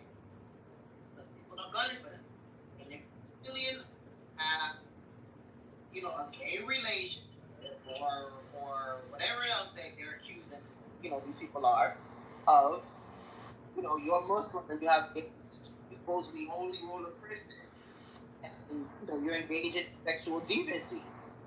That does not discount all the good you've done, but they still gonna come for you, and they're gonna dare us to say that you're not culpable on some level. Michael Jackson gave away millions of dollars to charity. It was so weird. You don't need to have boys and babies in your bed. What the fuck? That shit is weird. And you're still a good person. But it's weird. It's weird shit. Yeah, I don't know, man. I think it's a conspiracy, man. Like Ice Cube said, man, sometimes our skin is our sin. But two things can be valid at the same time. They have been gunning for you since your birth. As a Latino man, they've been gunning for you since your birth. Does that give you license to act like they haven't or that they aren't in a moment and do some dumb shit, giving them a reason to come for you? I don't know. No, ma'am. That's not right. So how do you think we should move, so that way we can stay out their sights? Honestly, I don't want to engage certain folks. Like, the moment spiritually I sent, if they on some shit, I exit. I mean, like I said, I walk around with the understanding that they're gonna come for me, they don't like my politics, blah blah blah. But what I also do is make sure that I don't need for anything, that I don't want for anything, and that I don't have to come to these folks for one damn thing. Never be beholden to these folks. Never. Because they will come to collect. Yes, man, because I wear this uniform, so I like to think I'm hiding in plain sight. Not while you on Clubhouse talking. That's a fact. I mean, these people don't know who I am on Clubhouse. Yeah, okay. Listen, the way that IP addresses work and voice analysis. They can try. VPN. You're right. But your device itself, like. I don't know. You know what's funny? If you read the user agreement, when you sign up for these apps and what you give them access to, your camera, your voice, your everything. So unless you have tape over your camera at all times, and unless you only use this phone for Clubhouse, so I'm gonna keep it a buck with you. Anytime I have to make a phone call or anytime I exit this app, because if it has access to my phone, my microphone, and I've read the user agreement, it is very interesting what we give them access to. Any app. I read it too, sister. Morning. I don't make no phone calls on this app. I literally use this for Clubhouse. I'm actually getting ready to get rid of it soon. Once I get rid of this. Whatever they're telling you they're doing 150% more. Just know it. Yes, ma'am. They fired me from my job, so be very careful what you say. They fired me from my job because of what I said on this app. So they can find you and they can hurt you. Yeah. They could. So wait for when they find me, they gonna give me a hug? Now you're trolling, bro. That's not even funny. No, I'm just saying. I ain't saying that they're wrong. I'm just. I didn't say you did. I said you're trolling. I think, and here's another thing. You could be completely good. You could be completely in the right. But just like AI can take your face and your voice and make you say something that you haven't said, them folks can too. No. Easy. If you say something which is not in line with what they want to hear. That's exactly it. As long as you say something, like for example right now, what we are saying is not in line with what they want to hear. So if you say something which they take you serious, they will come and fire you. They will lose your job. Yeah. I've surrendered to the fact. Coming for the reason that they're actually coming. There is nothing right or wrong. It's just that you cannot say something, and they make it up like, "Oh, you are anti-Semitic." What? I love Jews. I always protect Jews. I'm just saying, don't attack Iran. No, you're anti-Semitic. You never know who's who and what. It's a fact, you know. You never know who's who and what's what. I like that. What I do know is that God is the greatest, Allahu Akbar, and His plan is the most high. Regardless of what anyone believes, your God is your God. I'm not infringing on that. I'm just saying, whatever you believe in, stick to that. Because at the end of the day, whatever happens is going to happen. And there's nothing I can do to control it. All I can control is where my solidarity sits and where my conscience sits when I go to the grave. And how many, people I impacted, good or bad. And hopefully, it's God have mercy, God show grace is all I can ask and beg for. Because at this point, America is wild. The UK is wild. Our allyship on a grander global scale, what's happening, I think that this has been something in the works for hundreds of years, and it's just to a boiling point where I'll refer to the game Risk. I've done this in this room before. In the game of Risks, the point is to conquer the world. And if that's what my country is trying to do, unfortunately, I don't align with that. And if that means that I have to pay the piper or face the music, whatever you want to say, then so be it. Like I said, when you say free Palestine, you better mean it, because you could die for this shit. That's true. I'm totally with you. I think we, as a human, there is no human. We are all animals. The only thing which makes us human is our values. And I want to be a human. I don't want to be in a petting zoo. I'm totally with you, man. Fuck it. I lost my job. I lost my art, but I still have my value. I think that really is what we need to live for. Otherwise, we're just in a petting zoo. They just throw money at you and they look at you and they just, you have such a fancy car. You feel good about it. So you think those animals in the zoo, they don't feel good about themselves? I think many of them do. Sister Eze. Yeah. Are you familiar with that Negro spiritual, the song Old Freedom? I don't know. Want to sing it? Oh, freedom over me, and before I be a slave, I'll be buried in my grave and go home to my Lord to be free. You never heard that one? Yes, I have. I'm just serious, ma'am, and I say that for a reason, because I really believe those words. I'll tell you. Before I be a slave, I'll be buried in my grave. Take that how y'all want. I'll tell you. You know what's a good for everybody to watch? Like, Enemy of the... You're kind of breaking up. She said Enemy of the State. Enemy of the State. Oh, I can't watch movies like that. Why? Three-letter agencies might come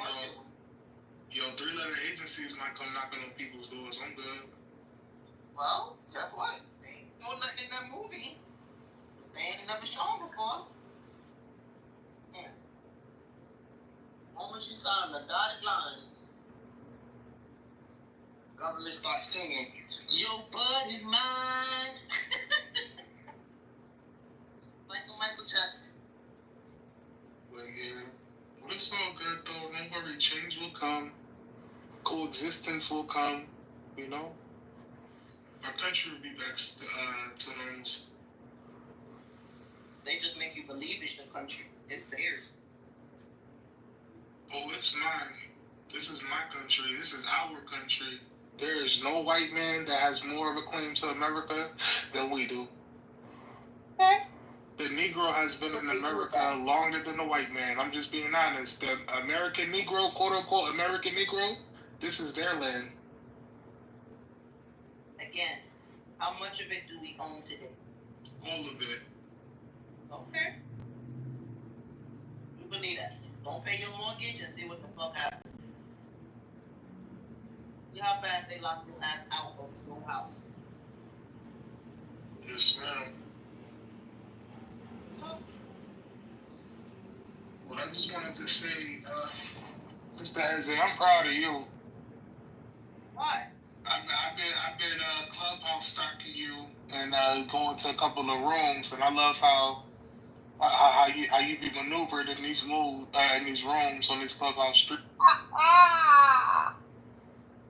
I try to stay consistent. Yes, ma'am. I be seeing Sister Jose. I was like, oh shoot, let me hop up in this one. You so stupid. You so stupid. You did not just tell her that you're stalking her on club. Oh yeah, I be stalking her in these clubhouse streets. But all the rooms that she ends up going into, they end up being good rooms. Like, oh, so that's why you stalking me? Yeah, your algorithm is lit. Like, I ain't gonna lie.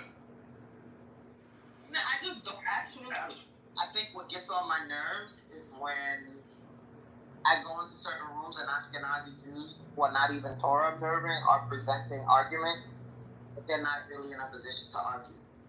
That bothers me. I gotta let it bother me less. Yeah. If I never lived in Israel, if I wasn't born and raised in the Jewish community, I probably wouldn't feel so bad. When idiots, even like Sister Santaria, says stuff like, oh, there's no such thing as racism, there's no such thing as white supremacy in white Jewish spaces. I'm like, my lived experience says something different. And until you become Black and Jewish, you don't get to speak for me or mine. But it's real.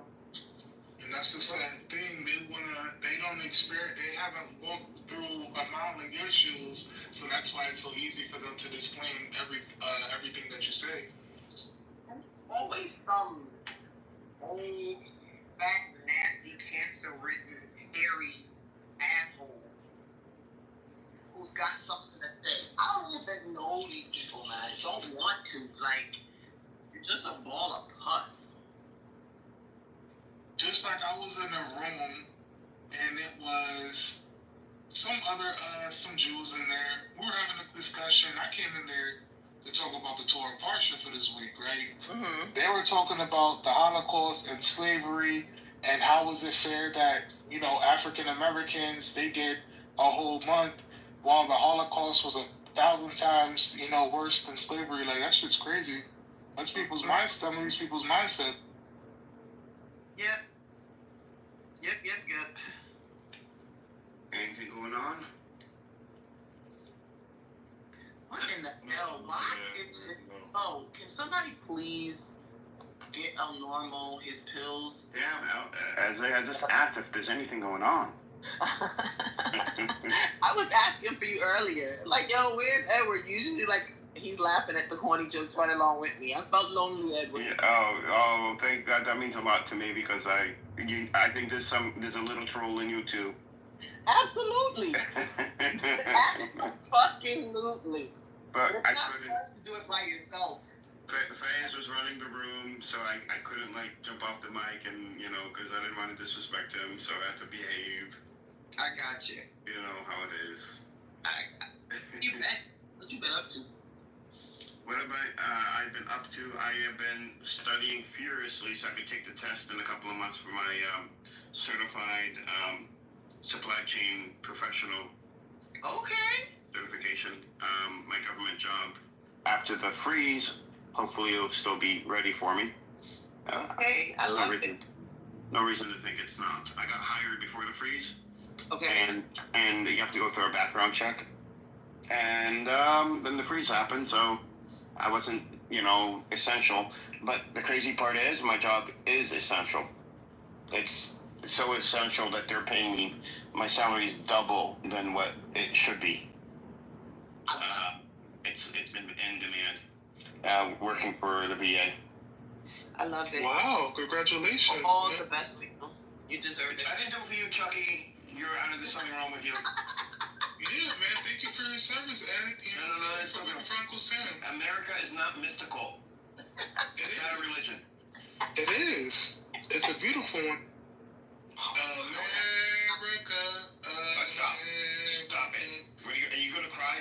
Are you gonna cry? I pledge allegiance to the flag of the United States of America. He actually has tears in his eyes when he says the pledge. I hope he says paragraph 2. You know, the one where they talk about slaves? No, they're not oppressed. No, right, Chucky? No, black people are not oppressed. I'm not oppressed. But you speak for all black people, right? A national anthem that references. I'm Dominican. Oh, so you're not black anymore? I'm Dominican. It's a running argument. He doesn't feel that black people or minorities are oppressed, and I told him he doesn't speak for all people, and it's not for his place to say if they're oppressed or not. Then he asked me if I'm oppressed as a white person. And I said, I'm gonna play him a few Celia Cruz songs. Bring him back. But you remember as Roots, the movie Roots, the series? They don't show that anywhere anymore. They don't show that. Actually had the chutzpah to remake that movie. Oh my God! That movie was so authentic, so raw. And they gotta be able to whitewash it, no pun intended, to make it more palatable. Disgusting. And look. But Sister Eze. Yes. My name is not Toby. My name is Amos Shabazz. You know, Chucky, you need to watch Roots. No, and this, like, anybody under 35 now doesn't even know what Roots is. I watched the whole series, man. You watched it? Alex Haley or whatever his name was. He is an amazing actor. He was Geordi on Star Trek too. Yeah, that's why I said my name isn't Toby. My name is Amos Shabazz. He is such an amazing actor.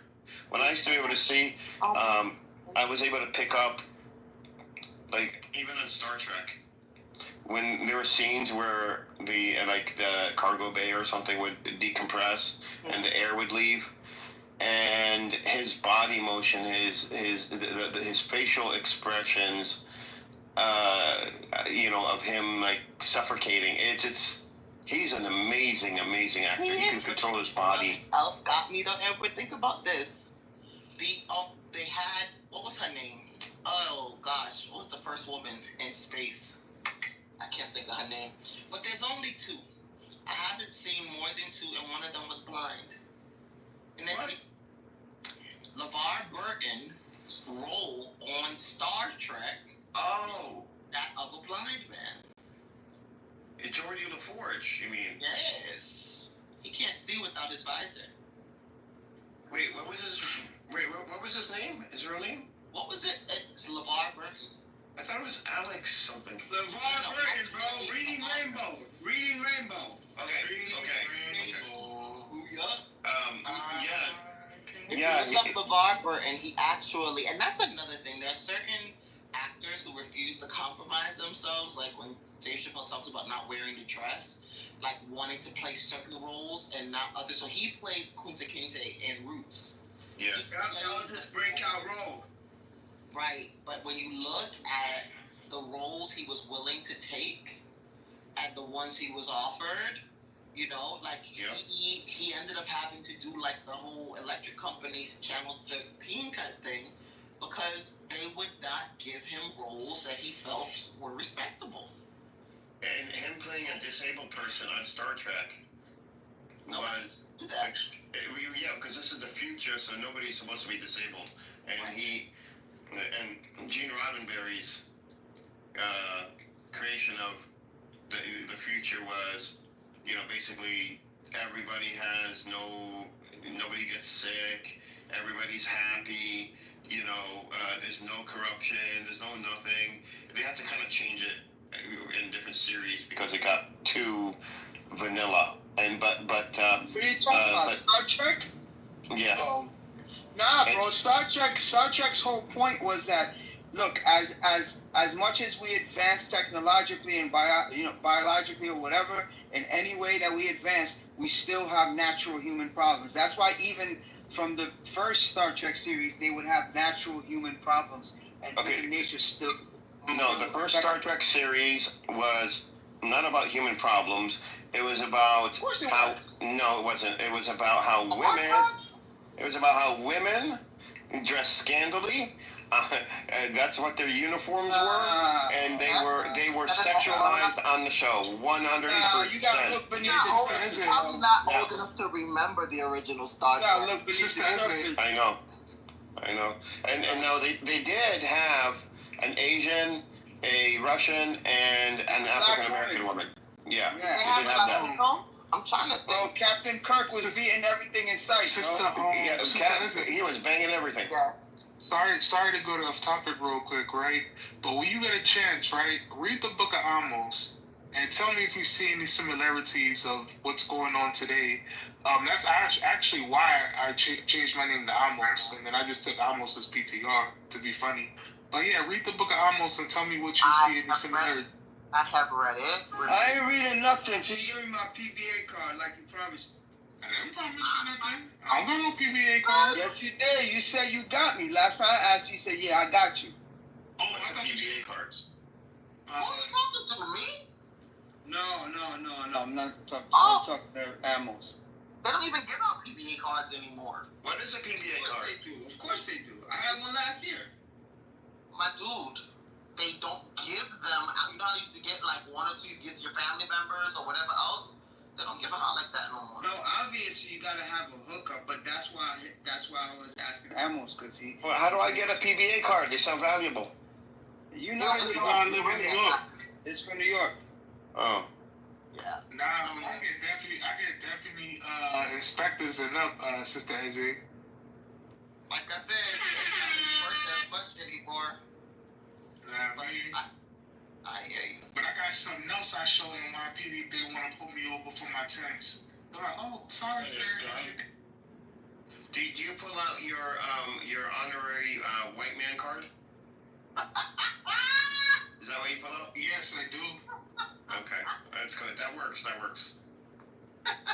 Do you look white, Chucky? Could you pass it? No! He looks dark. He's dark. Oh, shit. What do you know? I've never shown my face on here. You're Dominican. Are you a white Dominican? Huh? I was Don't do me like that. Pensando otra vez. What you say? I was gonna make a joke, Don't do me like but that. that wouldn't be very funny. That is hilarious. Listen, Oh, yeah. people are so. Dominican? Oh, But nah, I'm playing. Yeah, but I'm playing though. I love my beautiful melanin skin, you know. Yeah. But nah, if I get pulled over, I got certain things I show law enforcement. You know? Right, you got a PBA card. You said you was gonna give me one, but you haven't yet. Nah, I don't got no PBA card. That's something better than a PBA card. You got the shield. You got the shield. Don't Got a breast. I got a breast too. He has his federal ID. Hey, yo, Circumcision. Yeah. but last He time, just last whips time it out and be like, listen. I'll tell you the last time. Jewish right here. That's it. Done. Last time. Hey, have a hanging from the fucking mirror. Last time I got pulled over. His foreskin hanging from the mirror. You're disgusting. Teddy. Only Teddy would say something. Some people are Yo, cut that's more it. than others. Funny as fuck, but it's So as the last time I got pulled over by the NYPD, right? Yeah. So I'm driving. I got my tents are stupid dog. I ain't gonna lie, they stupid dog, but I have them dog for a reason, right? And anyway, I got them little cataracts. But anyway, I'm just playing. But they dark, so they pulled me over and whatnot. And when they run my name, you know, they get a phone call, right? So here it is. I blasted my bachata like I'm cruising through East New York. You know what I mean? You know, I got my bachata blasting. I got my keeper on. So the cop looked at me like, yo, he was like, I don't know what's going on here. My man, I got this Jew here, blasting this bachata, windows dark. I get a phone call. I don't know who you are, but you have a nice night, sir. I know the man. What phone call would give you the ability to get out of a police encounter. Wait, you're a Dominican Jew? Yeah. You got a little sign. Wow, I didn't even know that. I didn't know they existed. I learned They're something outside, today. man. What? There's Haitian Jews You good too? to go? I didn't Yeah, know. my man. I was You 10 would years this old. is gonna sound crazy. You would not believe how many Jews fled to DR and Haiti after the Holocaust. Yeah. Oh, I'm sure. Yeah, Cuba. I know there's Puerto Rican Jews. I see Puerto Rican Jews all the time, but when I growing up, I never met a Dominican Jew. That's Nah, we outside, bro. They heavy. Same block as. Let me see. Matter of fact, I'm lying. I had Puerto Ricans. I was around Cubans. I'm trying to think who else. And hey, yo, Mezzo, you ever been to DR? Yup. Hell yeah. They got a synagogue in La Capital in Santo Domingo, and ironically, they got another one in Sosua. Listen, bro. When I go to the DR, I don't go to Santo Domingo. I go to where's that place with all the resorts? What's it called? Punta Cana. Either affordable. Yeah, Punta Cana. Yeah, so if you drive I think it's like an hour from there, you got. Yeah, if you drive like an hour from there, you got a town called Sosua. Everybody knows what Sosua is. Huh? They have pretty large communities. You too. But now, if you drive to Sosua, everybody know what go down in Sosua. If you walk around the corner towards the beach, there's a nice little beautiful synagogue over there. Kind of fun. Wait, Fatima, what kind of crazy ass PTR you got? That's mad funny. Did I hear my name? Huh? Did I hear my name? Yeah, I said, what kind of crazy PTR do you have? I saw some a bunch of black people on your PTRs. What do you mean? I could have making sure that I didn't just see what I saw. Oh, those were like the previous first ladies. I posted. What? These were not black women. What? How I feel when I remember that I'm white. What? That's what you have in your PTR thing. What? My PTR says nothing.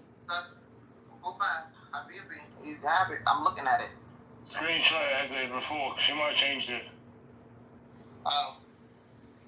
It says how I feel when I remember I'm white. Refresh. So how do you feel when you remember you're white? But the PTR I had were the first ladies, in the past. Hey, now, first ladies in this. You're no. What are you talking about? This is me in the photo. So you can see. I can see kissing a dog. What y'all talking about? What? Okay. It's me holding a dog. Oh? Yeah, that's what I see. I think you talk about my PTR before that. These were first ladies of America. Oh, y'all got that pay app to see the lock screen. Look at my PTR, y'all. How I feel when I remember that I'm white. Oh yeah, that one. Yeah, that's mine too, yeah. So how do you feel when you remember that you're white? No, I don't feel anything, but black people sometimes tell me that I'm white, so I like to post this when they tell me that I'm white. Because they say it like it's a bad thing.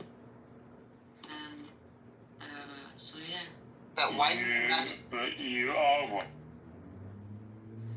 Yeah, okay. You want me to post it right now? Again? Because you say I'm white?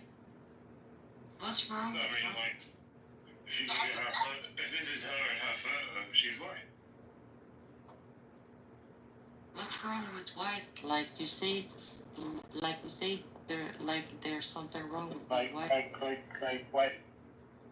I'm actually North African. Some of them North Africans are white than white people. How does that work? Are you from Morocco, Algeria, Tunis? Yeah, Tunisia. Nigerians is a pale as motherfucker and have big ginger beards. So Guess what? I got family members that are pale. It doesn't make you white. what makes you white then? If you are North African, you are not European, right? They're not. You're very close. What? Europeans are the only white? What What is about America? What about America? Yeah, There's no such thing as I'm white talking in about America. North African saying that she's white. No, I said that's white, and then you said European. Okay, But there's no such at thing. the end of the day, I'd love to know how Elon Musk is African American and you're white. Explain it all for me. Fatima, are you Muslim? No. You're not Muslim. With a name like Fatima? Yeah, but you know, Tunisia He's a is. troll. Bro, I'm not a troll. Shut the fuck up and let me talk, like bitch. Wow! Yeah. Let me talk to you. Really? Yeah. So let It's more like a bot with a penis on. fuck up, you dumbass. Let me learn Woof, you woof. something. You Wow. know that North Africans are actually Amazighs. They're not Arabs. They're just like Arabianized. But like ethnically they're Amazigh, not Arabs. Okay, that's all. Some, because Moroccans would not say that. No, Tunisia has more like pure Amazighs than Morocco. The whole of North Africa is fucking melting pot. Well, but shut the fuck up, bitch. Can you wait to talk? Oh shit! Like Morocco. She sounds like a dude talking to me. Yeah, I know I sound like a dude. I've heard that before, but it's okay. I don't care. So anyway, what I was gonna say. So Morocco does acknowledge the Amazigh culture. Smoke cigarettes? They teach the Tamazight languages, but Tunisia has more Amazigh, ethnically Amazigh people than Morocco. But they're oppressed and they don't want to like teach the Amazigh culture and Tamazight language. But they're fighting for it. Yo, Teddy. What are you gonna say? I'm sorry. Chucky. Oh my bad, brother Teddy. I don't know, like all of the Africans in Barack, I grew up around a lot of North Africans, and most of them don't identify as white at all. So it was weird for me to say that you're white. They would laugh. They'd be like, "We're more African American than you."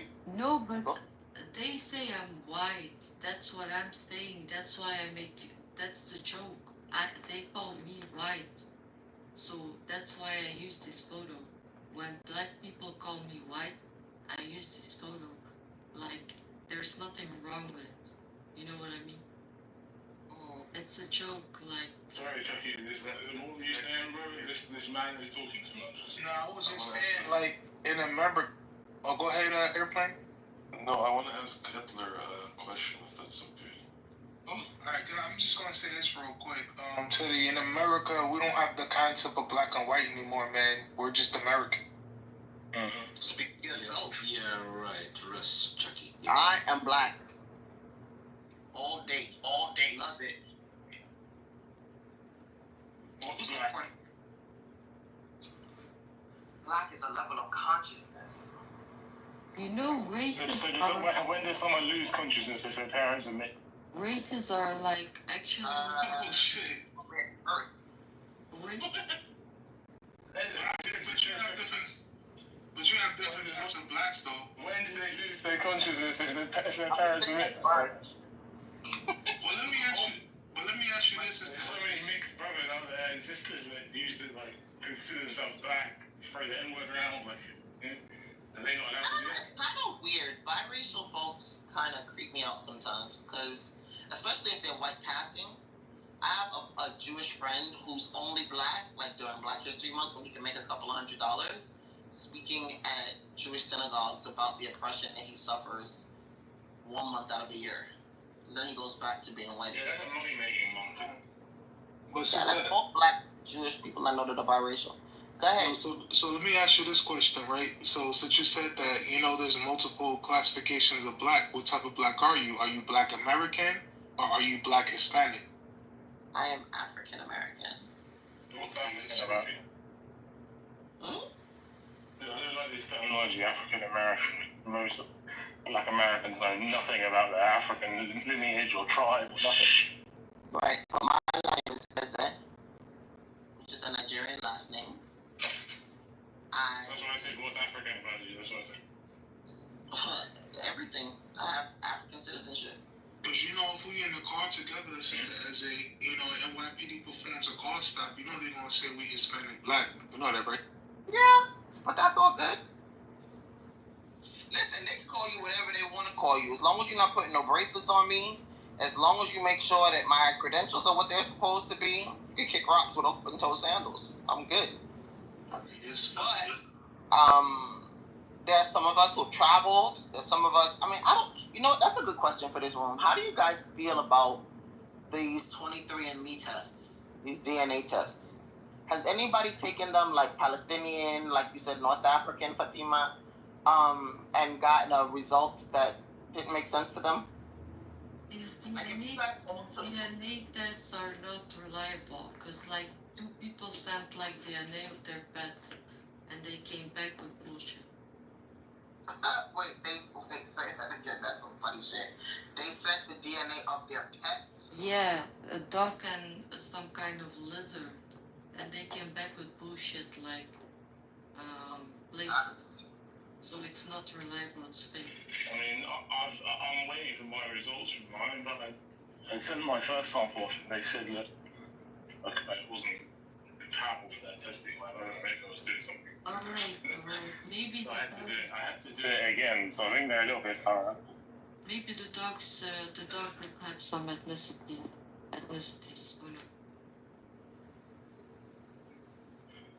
But no, I think maybe outside of America, you might be a bit liable, because Amir said something about Jewish people claiming something as part of the DNA, wasn't it? But I think legally, if your race is not known, you are white, Caucasian. Caucasian are for people who don't have a race or a thing. That's I think. Caucasian refers to. Wait, I have a question for you, brother. Are you from Iran? Used to be, yeah. Do you live there now, or do you live outside? No, I live in Taiwan, Hsinchu, Taiwan. Do you know Rada Pahlavi? Oh yeah, that motherfucker. Yeah. To be honest, I honestly know nothing about him, but there's something in the news. He's saying it's time to get Iran back. Yeah, he's dreaming. He's dreaming. It's called wet dream. He's having. This just came out. Like I honestly have no clue who he is. Come on, think about it. He's a king who doesn't believe in God. Go figure out how crazy that one is. Does he have? No, he's not even the king. His father was the king, right? Yeah, he's a prince who doesn't. He's not a king. He's barely a prince. What do you mean, king? Yeah, you are not the god. If you are not Muslim, then why you are the king? I mean, these are that much lunatic. They don't even understand. He's basically a Zionist fan. He's crazy. I just shared a clip from the Instagram. It's a very interesting clip between Ben Gvir and another minister, I believe. They are fighting. I saw that earlier. I was laughing. Crazy. Very funny. Yeah. Yeah. So this society, this genocidal society in Israel that includes the black rabbi, I think it's imploding from within. I'm just praying that it implodes from within, so that humanity can be saved. Fine. Every human being can be saved. Every child can be saved. Breaking news. The supreme leader of Iran is dead. Yeah, sure. Black rabbi. Oh yeah, you get. They just informed you through Telegram, right? Rabbi. Stupid dumb How fuck. old is this clip?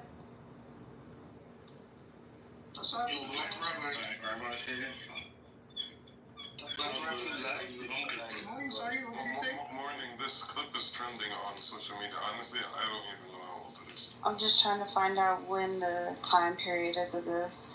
But I had a question for Black I think Rabbi. it's recent because they're talking about attacking Iran. So I think it's recent. And besides Eze, how many Jews are in the room? Because it's a pretty valid question. And Chucky. Sorry, Chucky. I see Amos, so. Yeah, I'm on.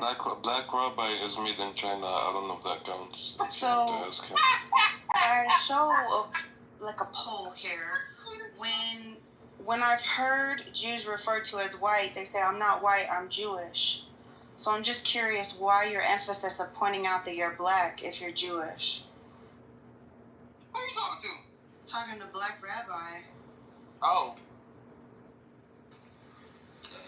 Because if he wasn't black, he wouldn't be a rabbi. Jew is not a fucking race. It's coming. But if you ask them and you call them white, they say they're not white. They say they're Jewish. I don't know. Like they obviously they are not like in the like in biblical times. They are not white. Okay, so number one. They would have been like brown, bronze. It's not cool. It's not cool. It's not cool to be white anymore. That's number one, right? So like if you hear a person say, "That's interesting." I'm not white, I'm Jewish, just because it's not cool to be white. But that was bro. It's definitely not cool to be Jewish. Black Rabbi, I have a very serious question for you, and be honest with your answer. Your voice sounds manipulative. For those of us that don't really care. I hear manipulation in your throat. No, I'm being very serious, Black Rabbi. Very serious question. Manipulation. Are you sleeping well at night nowadays? There's an idea in Judaism that there's a very powerful thing studying Torah after midnight, and for some reason God keeps waking all of us up. I wonder what the message is. I think Iran wakes you up, not government. Iran did wake us up. Iran wakes you up when it puts eyes of the Iran wakes them up to study the Torah. Is that right, Black Rabbi? Can you hear me out? All of Israel. Can you hear me, Black Rabbi? Yeah, I can hear you. Have you said the national anthem today for the Pledge of Allegiance? Nah, I said morning blessings. You could say, like, if you say the Pledge of Allegiance, it will stop, right? No, but you realize Pledge of Allegiance doesn't do anything for the universe. It does, man. If you after you say your morning prayers, if you stand and salute the American flag and say the national anthem loud, that the bombings will stop. Let's not troll them.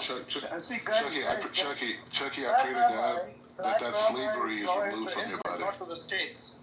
So why would he salute the American flag? Because he's still even though he stays in Israel, his black ass is American, and he needs to start pledging allegiance to my damn flag. That's what it is. He wants to vote. He made it very clear several times that his allegiance is not to the states. Now let me ask him this question. Black Rabbi, are you loyal to Israel or to the United States? He's answered this before, Fayaz. He's loyal to Israel. He said that Yeah, you can't run as a president if you're loyal to Israel. Yo, Fayaz, I have a question for you. Actually, that'd probably make you more compatible.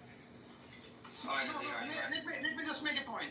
Then I have a question for you, Fayaz. Sure. After I'm done talking. His loyalty is to Israel, but he retains his American passport, which will permit him to run for president. If he's eligible, he'll run for president on the basis of that. And in any case, U.S. is controlled by Israel. So it's better that an Israeli citizen becomes the president of the United States rather than an American citizen becoming a president of the United States and become a poodle of Israel. Oh, his fat ass is only running to the president. So basically, if he becomes president of the U.S., he'll just be a puppet for the white man. Let's not put that in the air, because he's never going to be president. But Mazi, ask your question.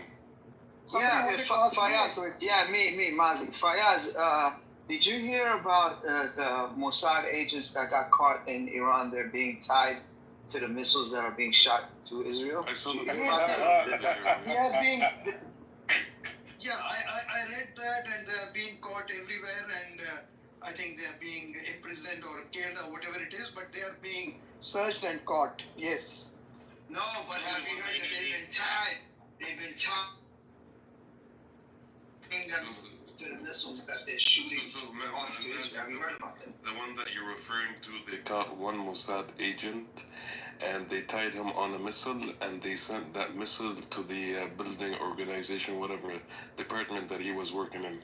Is that true? I didn't know that. Okay. Did they actually do that? To be honest with you, I don't really know if they did that. Even if it's not true, it's still hilarious. It is, yeah. I mean, I believe it to be true to be honest. Still, pretty brutal. No, I think they should do it. You know, if you remember, all these American senators would go to Israel and write their names and kill them. Things like kill them in the missiles. They will write kill them, get them, and come back. So I think it's a better idea to tie the Mossad agents to the missiles and send them to Iran. To Israel. I feel like you need to put multiple around one missile, otherwise it won't be so aerodynamic. It might miss its target. Right? Wait, can I ask you guys a question? And this is like a real question. Like sometimes I'm like joking around, but this is a serious question. No. We don't take you seriously at all. Nothing you say. No, this is serious. This is serious. You think you joke around with Just because you say it's serious, it doesn't mean they're going to take you serious. We mock you. We don't know with you. We mock you. Okay, fine. So the point is like this. When you look at Israel and how they dealt with Hezbollah, right? Their method, right? They went in, they targeted leadership. Once they targeted leadership, then they went after aerial defense, and then once Hezbollah is not 80 million. Listen, I'm just asking a question. So when I look at how Israel engaged in Iran, it's the same method, right? Hezbollah is still there, you fucking idiot. People are taking your military out of Gaza and sending them to the border of Lebanon. Because you know that something could happen. Houthis said if anything is to happen to Iran, they will start fucking attacking. It's already happened. Also, the Iranians are attacking the Jordan. Doesn't that tell you something? That maybe something is happening on the Syrian side? Well, the southern part of Syria is a little bit is hairy. It's hairy. But anyway, the point is, how close have the bombs got to you? Yeah, how close have they got to you? Suicide drones right in front of my house. Yeah, you know why? Because they don't fucking allow you in bunkers. You have to watch them from your house. Your apartment. Have you now permanently got your running shoes on? So the thing is like this. I'm one of the few people that you ever meet and said that they've stared in the face of a suicide drone. Not by choice, motherfucker. They don't let you in bunkers. Not by choice. And watch they don't let you in the bunkers. It's not by choice. And watch God send an F-35 to shoot it out of the sky. Last night. You couldn't sleep last night. We want the smoke. We want it. You want the smoke? You're getting it. Yes. We are. You're right. Listen, Black Hitler. Right. The smoke you're going to get, Black Rabbi, is you being set on fire by a fucking bomb. That's also not by choice. You don't have a choice for that one, idiots. Hey, we're here for it to the end. We're here for it to the end too, yeah. Yeah, okay, so we're gonna see. Bro, stop laughing. You think they're Hezbollah, you think they're Hamas. I think they're cowards. I don't think they believe in their society. Well, did you realize Israel attacked the hospital in Iraq?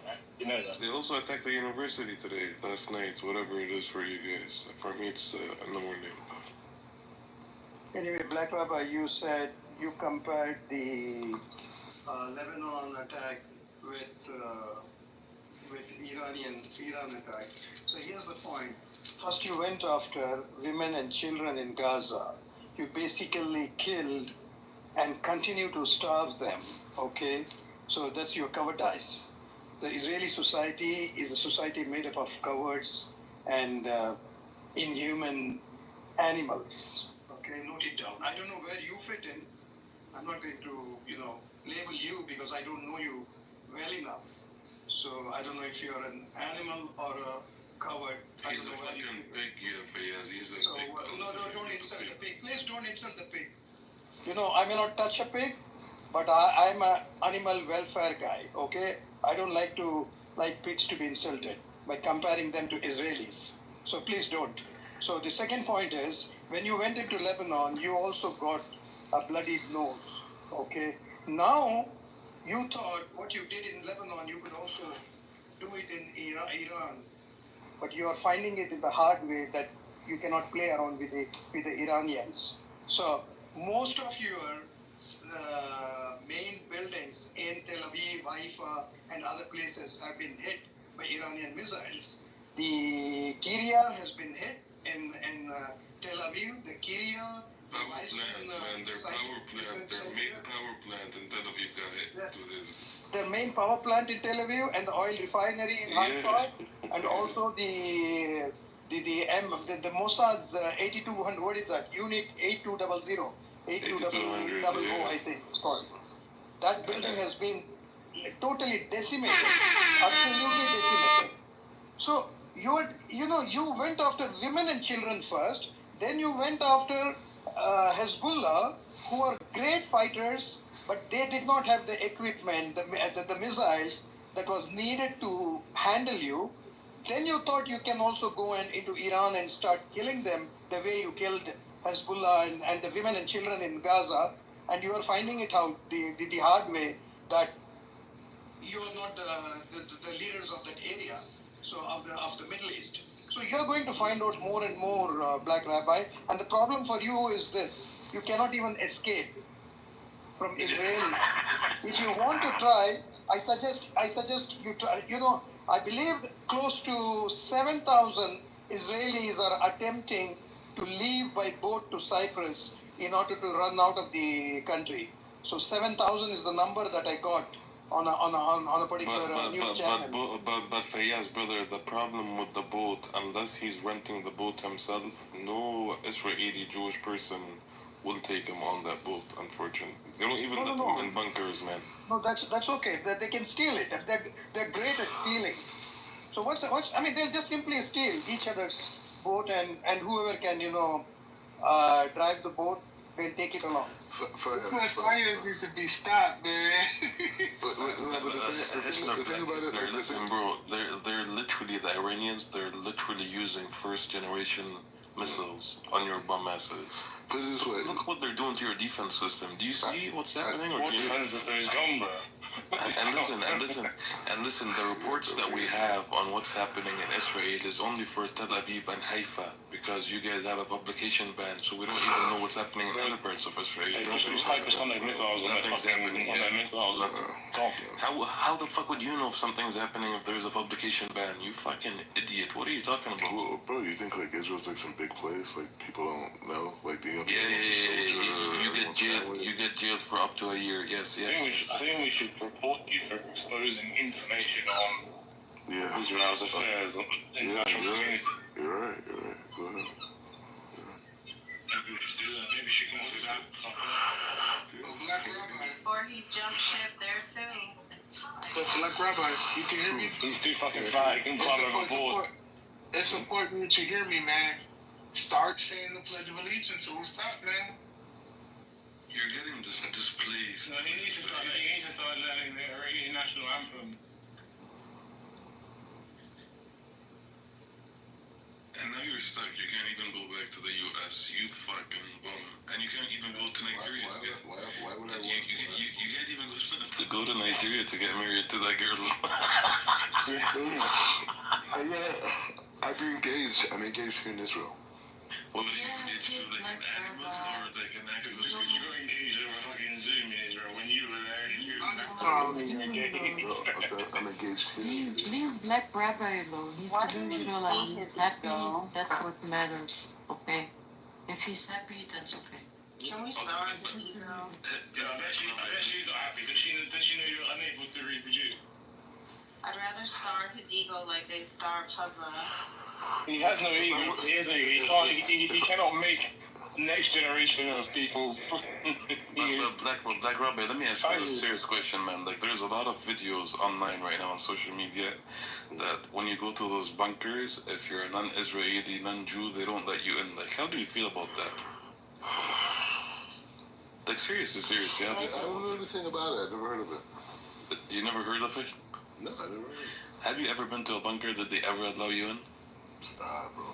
I'm asking a serious question. In Israel anymore? It's not, Israel society is not even like that, bro. Like, Yeah. They're not like that. Yeah. What's the society like there? Is everyone shitting themselves? Honestly, let me tell you how the liberal as like Los situation is Angeles. going over there. Because I have friends on Instagram living there. So I see videos. Why do you sound so slow? Why do you sound so slow?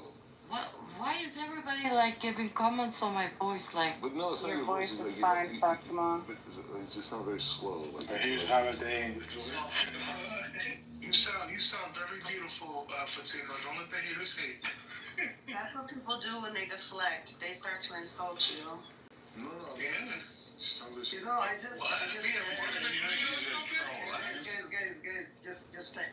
just shared a tweet and also a reel from Instagram, which says that both of them, are testimony to the fact that Israelis refuse to allow Indians, Thai, and other nationalities, even black people, inside the bomb shelters. They're literally pushing them out. They cannot come out. And because, there are about 15,000 Indians who work in Israel right now.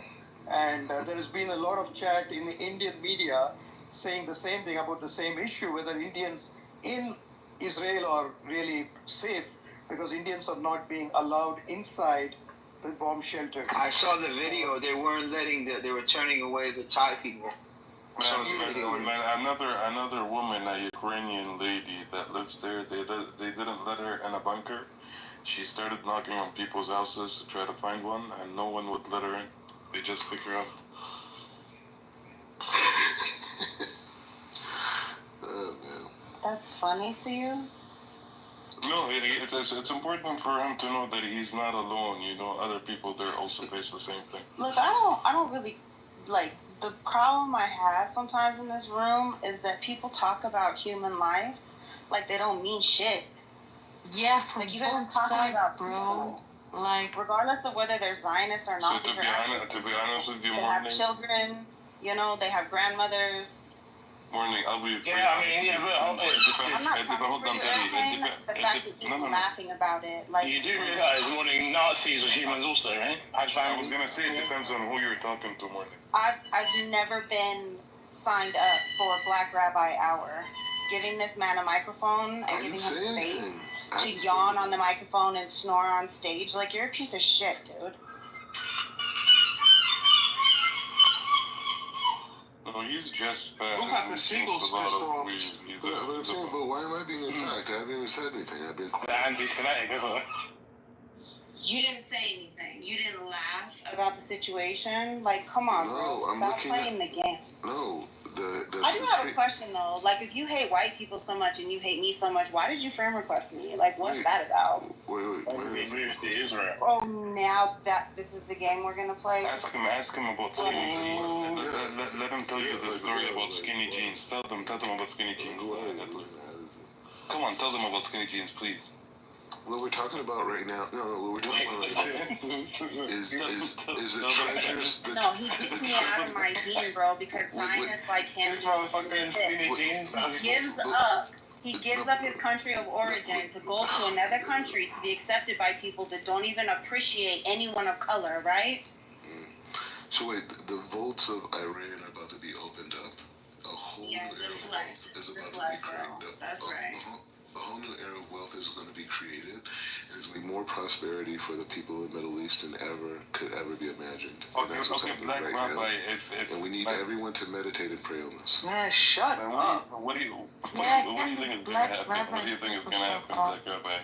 Like, he belongs like someone, like in a psychiatric hospital or something like that. Can we just start calling him clickbait? Because the only reason he's on the stage is because he's people talking.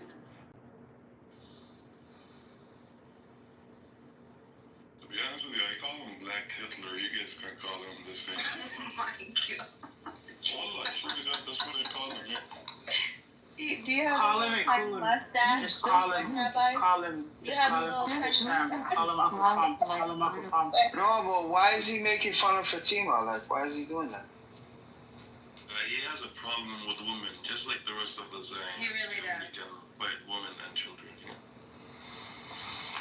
Hey, I love Palestinians. Everyone knows that. You don't know. You know, when's the last time you tried to feed one, or house one, or put shoes on one of their feet, or stand at a protest so that they could be fed, or open up the blockade? Stop trying to gaslight us, bro. Yeah. So the thing is, we want to create a peace between Iran and Israel. Okay, let's talk this guy. So you kill the civilians. Please stop. Please stop.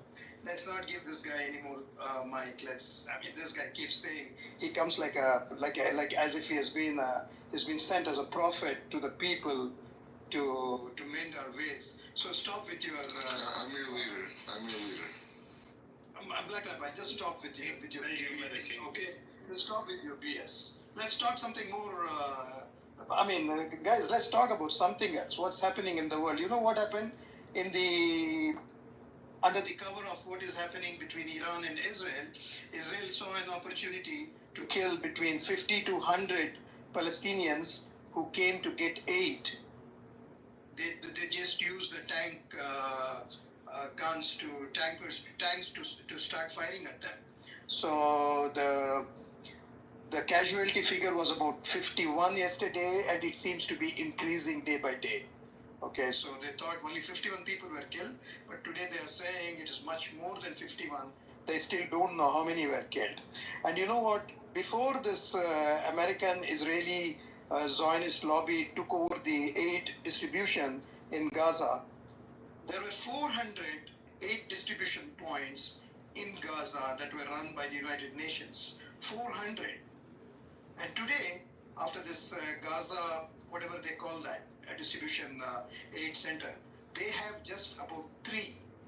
And people have to walk miles and miles, to go and reach the aid center, and they are that way being separated from their families again and again and again, because every now and then Israeli forces would block. When the people are coming there, they would close down one particular entry. They will say that you cannot go back, and it's all you see how Gaza looks like. So people are unable to go back to the place where they came from. So they are unable to meet their families again. So that way they keep losing their families, and they are not able to get how much can a person carry on his head if he has to walk 5 kilometers or 10 kilometers to get aid? So they walk these long distances, and they are not, even when they get an opportunity to get the food, they are not able to carry back all that they need, including water. They have to take back, including water, flour, rice, whatnot, everything. That's not true. So, no, I'm not talking to you, Black Rabbi. I'm just sharing some information. No, Black Rabbi, if you come off the mic, that will be, I'll have to do an Iran on you, okay? So stay. You would never be able to do it, Red. We're dominating the world. That's reality. I just did say that. So basically, what they are doing right now is making sure that what is known in Israel as the General's Plan. This was a plan created in 2017 by one of their military generals who put it in the form of a document. He said the only way we will ever occupy the Palestinian lands is by adopting 2 things. Number one, we have to make sure they do not get any food, water, or anything. So either they die because of starvation, or they leave the land. Now what's happening in the case of Gaza is they are being starved, they are being denied water, shelter, literally everything, and they are also not able to leave, because Israel would not allow Egypt to open its border. And the puppet at Egypt, LCC, he is not even a human being. So he doesn't care what happens to the Palestinians. So literally, the Palestinians are caught between, the sea and the hot rock, between starvation and escape, and both are killing them. Literally, they are being killed every day, and children are dying because children not having baby formula are being, being starved, they are found dead nowadays. And the Western media is not allowed, no media is allowed, so nobody can go into Gaza and see what is happening.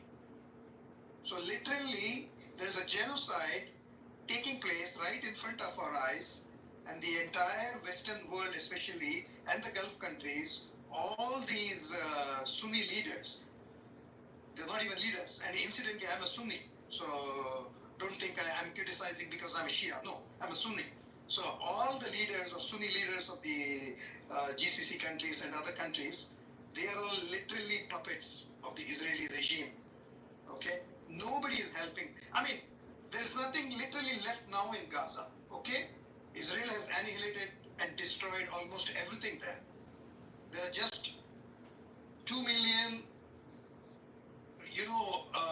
human bodies walking here and there. 2 million emaciated bodies. So what more does Netanyahu and the Israeli people want to do to them? What more do you want to do to them? Do you want to do better than what Hitler did? Do you want to replace Hitler as the worst, human being on earth? Do you want to do Zionists want to replace Nazis as the worst human beings, and so that they can take the top spot in that list of inhuman human beings? Is that what the deal is all about? If that's what it is, then yeah, we are ready to give you the title of the worst human beings on earth, ever found on earth or ever created by God. So we are willing to, the world is willing to give you the title, guys. If any Zionist is in the room, please, we are ready to give you the title. Let those people go, man. Let those people have water. You don't kill babies, man. Nobody kills babies. Even, who kills babies? Some of the animals do. Like a lion would kill cubs which were born to another lion, another male lion. But there's a story behind that, why they do that. You don't have any story, you don't have anything. But still you Zionists keep killing children, keep killing babies. I mean, I can never fathom how a baby can be denied milk, formula. It's just unimaginable for me. You keep coming and you keep flaunting your Holocaust victim card every now and then. Even when you sneeze, you say, okay, I'm a Holocaust victim. That's what you do. But then you are doing much worse things to the Palestinians, to the Gazans. Oh my God, I cannot believe. And the frustration, when you see these videos, when you read these things, the frustration that I feel sometimes for not being able to do, if I could even give one glass of water to one Palestinian child, I think I would have done the greatest service to humanity. That's what I would think. No. But these things, these guys, no. These are, really inhumans, not humans. Unbelievable, man, what's happening with the Palestinians.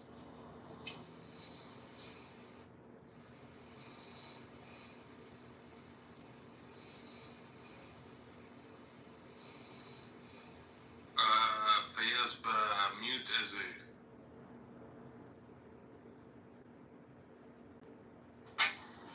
Yeah, Izzy is muted. I had a question. There was a video of Israel trying to block one of Iran's missiles and the fallout landing back in the city. Do you guys have the video for that, or do you know? Well, we have a bunch of videos of rockets landing in Israel. Which one? No, I'm talking about Israel's own missile landing on Israel. Yeah, no, it was the interceptor from the Iron Dome system that malfunctioned and came back. I believe a couple of them, fell on Israel, on the city itself, burning some of the buildings. Yes. Even their fucking defense system failed them, man. So earlier I posted in the chat a video about how the IDF is not notifying its own citizens in time to evacuate. I mean, this is just a glimpse of how they're treating their own civilians, or who they treat as civilians, right? So imagine how the Palestinians are being treated in the West Bank right now. they're not even allowing them to leave. They don't want them to leave. They're like, nope, you're staying there. We're using you as human shields. You cannot leave.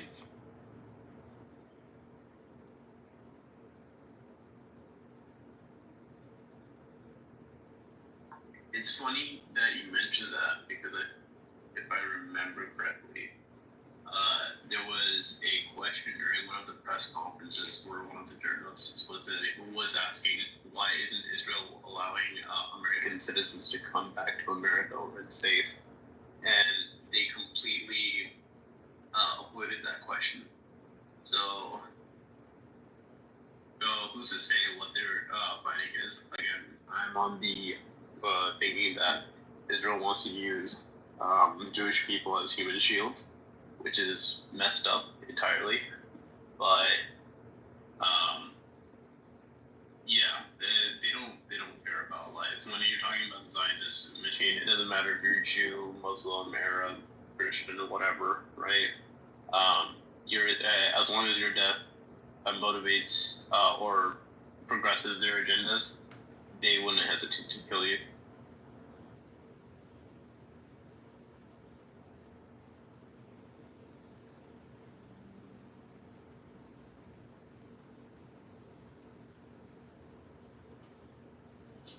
Yes, Sam, it is true.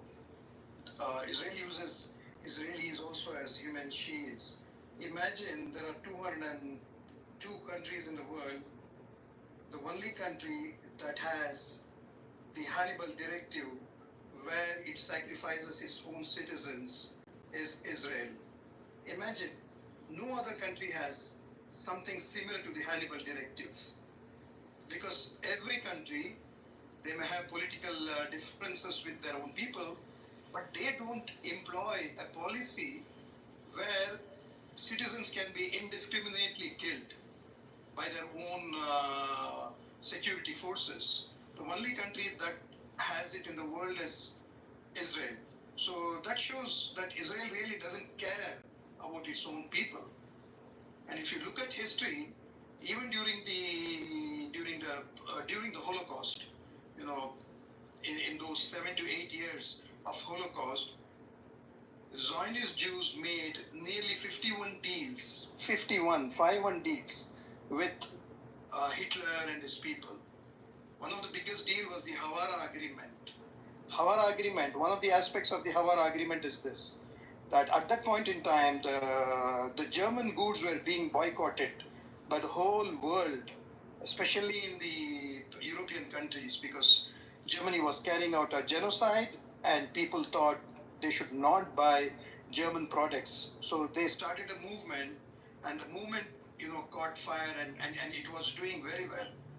Then appear Abraham Stein and Menachem Begin and one more guy. These guys were the ones who were, running the different organizations. They approach Hitler's men and they say that, look, we are not interested in what you are doing. You can, if you want to kill Jews, go ahead and do it. We don't care. But here's the deal. Help us in our endeavor to capture Palestine and make it into our own land. Help us in that endeavor. Send some of the Jews that you are going to kill to Palestine. Let them go. In return, we will make sure that the anti-German product, that the boycott movement against the German products is diluted. And they did that. They made this deal, and they allowed the German products. They cancelled out the boycott movement. In return, Hitler allowed some of the Jews to escape to Palestine, but he continued to kill the rest of the Jews. Then the other one is another very interesting thing that happened. There was an Hungarian Jew called Rudolf Katz. Rudolf Katz made a deal with he found out, because he was an aristocratic Jew. He had connections with the Nazis. So somehow he found out that Hitler was going to kill the million Jews that were living in Hungary. So when he found out that 1 million Hungarian Jews are going to be killed by Hitler, he did not alert the world. So he made a deal with Hitler. He went and gave a list of people. He said, "Oh, look, we will pay you so much. In return, you will have to let go a list of these people. 1,600 Jews names were on that list." And they made a deal. They also paid to Hitler's men, and they were allowed to escape from Hungary to Switzerland. So trains were arranged, and they escaped through trains to Switzerland. And in return, he agreed not to reveal the plans to kill 1 million Hungarian Jews in Hungary. And they were subsequently, gassed and murdered by Hitler. So this thing about sacrificing their own people in order to achieve their ideology, fulfill their ideology, has been seen in Zionist from that time onwards, from 1930s onwards, 1930s, 1940s. So it should not surprise anyone that they have this Hannibal directive program in Israel, and they also sacrifice their own people in such wars. And in fact, I'll mute up now, but next time I'll share another interesting thing about the establishment, about the location of the Kiryat. Kiryat is the Pentagon, is equivalent to the Pentagon in Tel Aviv. Where it is located is one of the busiest residential and commercial locations in central Tel Aviv. And in 2012, people approached, I'll share the names of the people who approached the government of Israel and told them that it's highly risky to have our Pentagon right in the middle of a civilian neighborhood. It should be moved out of the city. And the Israeli government, subsequent governments refused continuously. And just like they predicted, the first building to be bombed by Iran was the Kiryat. And guess what? Just next to the Kiryat, there's a big hospital, Ikikau Hospital.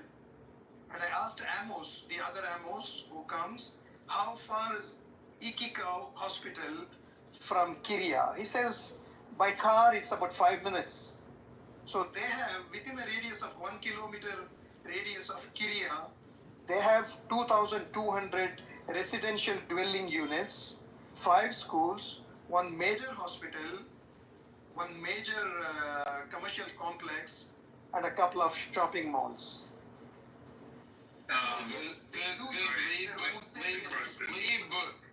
Leave before he blow it up. No, quick correction on the, what do you say, thing.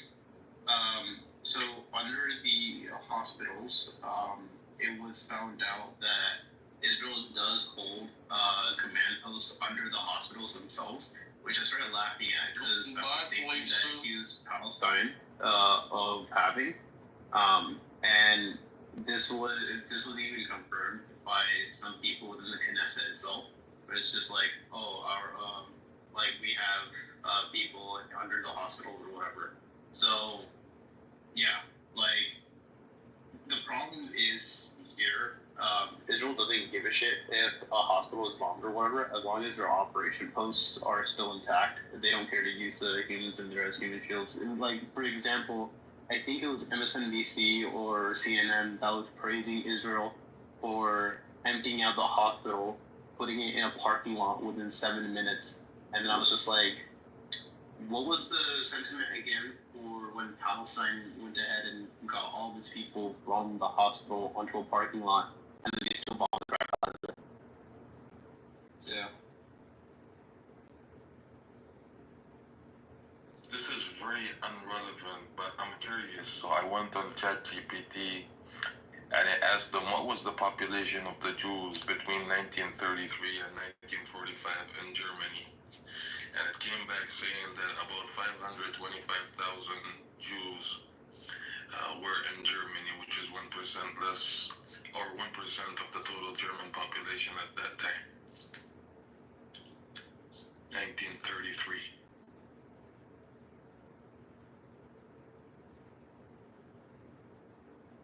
Read between the lines. I read it.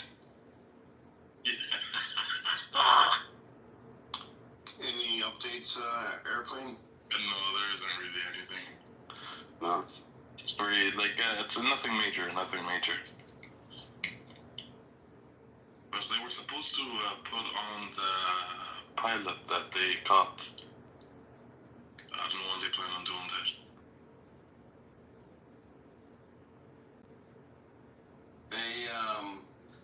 The other day, they bombed the, what do you call it, the TV station while they were on air. And I think they were trying to get Mohammed Morandi.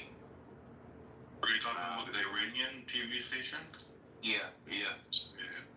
And because he was in the building. He wasn't on air, but he was in the building. But did you see how the anchor, she walked out like a lion out of it? I know. But Edward, wasn't Mohammed Marandi giving an interview to Piers Morgan at the time?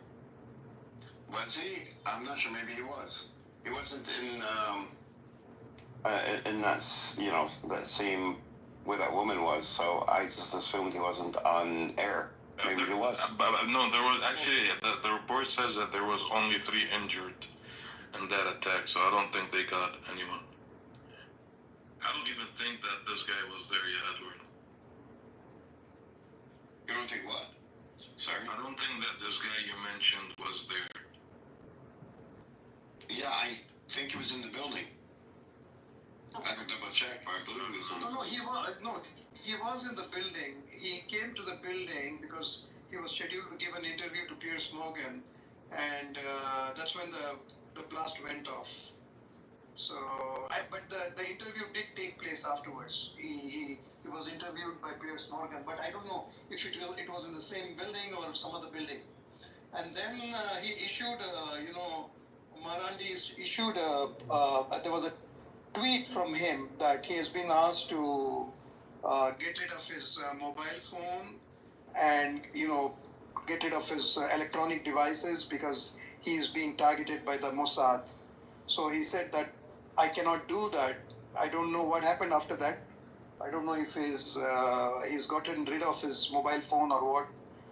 I don't know. I haven't checked his tweet feed yet. I think he has. He was on today on YouTube giving an interview.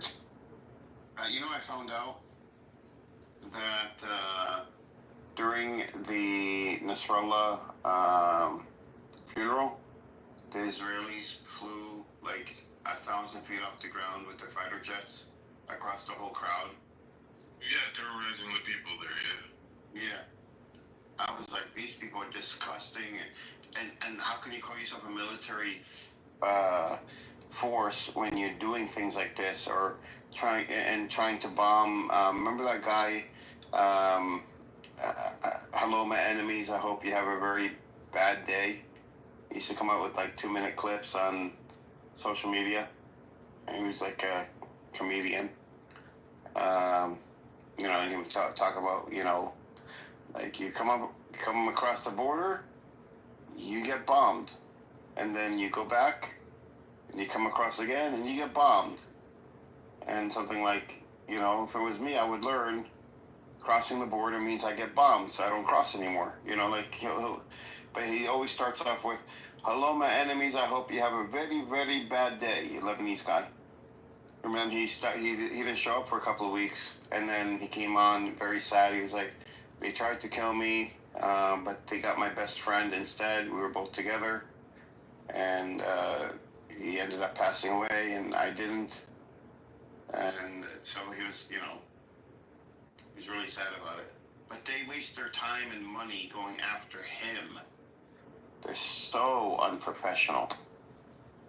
But you mentioned about Israeli fighters flying over the funeral of Hezbollah leader. Do you remember Shireen Abu Akleh? She was a Palestinian-American journalist working for Al Jazeera. Yeah, Shireen Abu Akleh.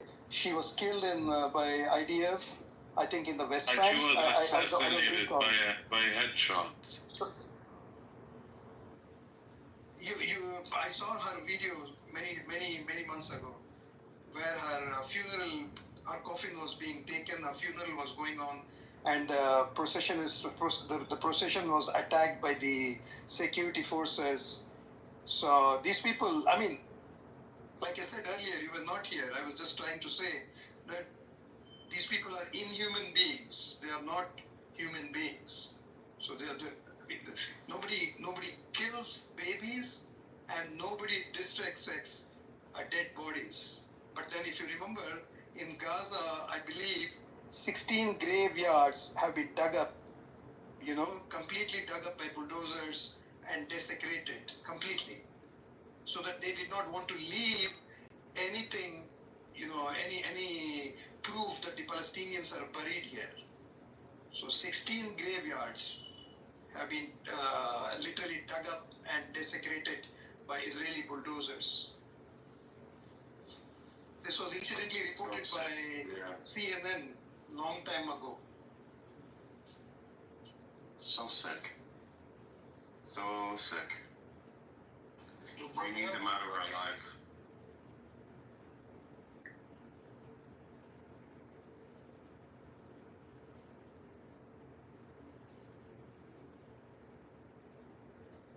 Now I'm hearing that, I think these are rumors, but nothing confirmed yet. I got asked Jinda that they're starting to carve out the West Bank and annex it or something. I think these might be rumors. I'm not sure. I think it's probably true. Probably true. We have Smotrich that said it, Ben Gavir agrees with it, everybody agrees with it. Yeah, So it'll be true. I haven't found anything. That's the thing. I haven't found any articles or anything. Even somebody on here mentioned it. But I mean, I wouldn't put it past them. But no, Netanyahu said something about, there's been a breakthrough with Hamas negotiations. I really think they're going to tie the Hamas the ceasefire with the Iran and Israel ceasefire. Do you know that right now is a good time for other nations to get in, attack mode against Israel? You do know that, right? Yeah, everybody sees its vulnerabilities. It's been severely. Right now is a perfect time. Topple the government, take over Israel.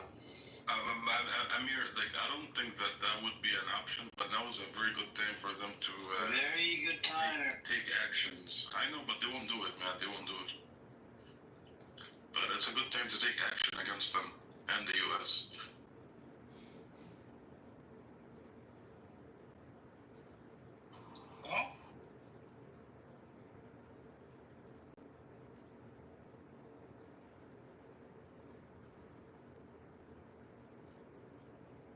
We'll see what happens with this summit in, I think around the 17th, which is when, this week? On Palestine? At the UN?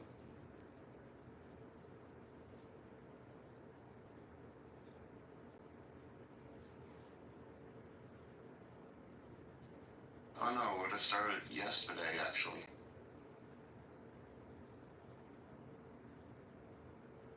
The one in Canada?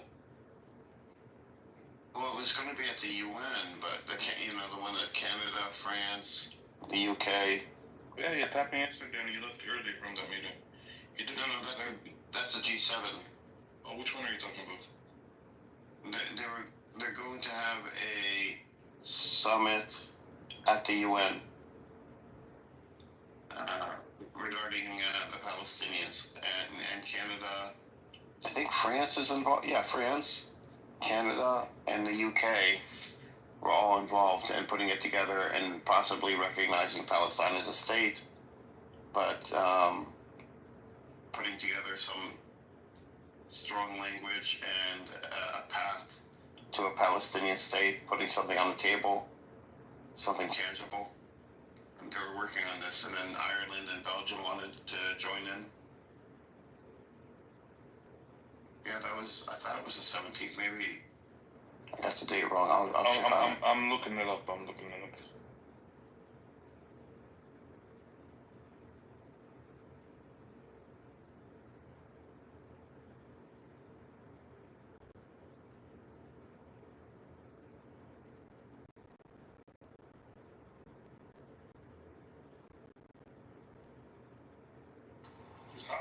Muslims in there.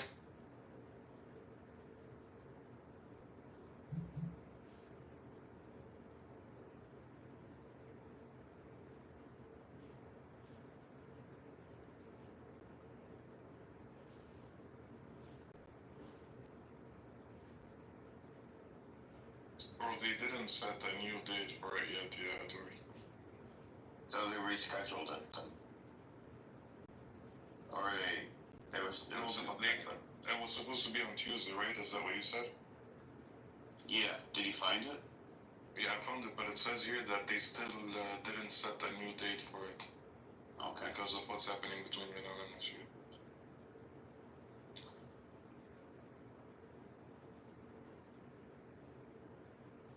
Michael in the chat says it was cancelled.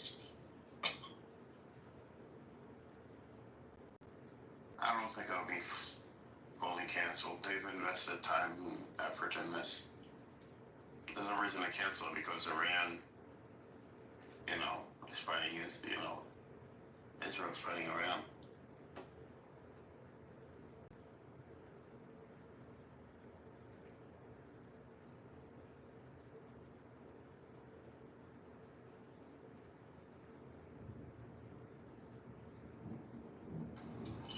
So, I'm assuming you're a pro-American, right?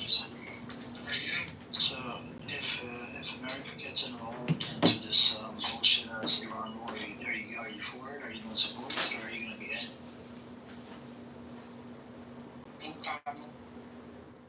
What did you say? Why don't you comment?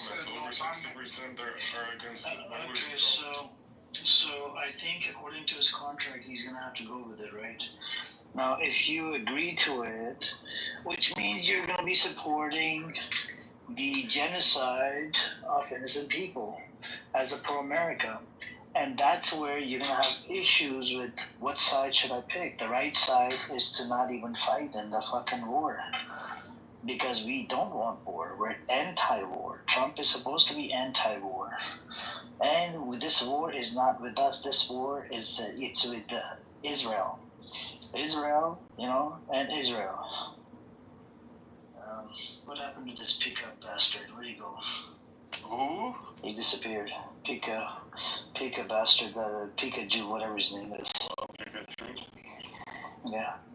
And today, JB turned on all of these people, and he was being called a self-hating Jew.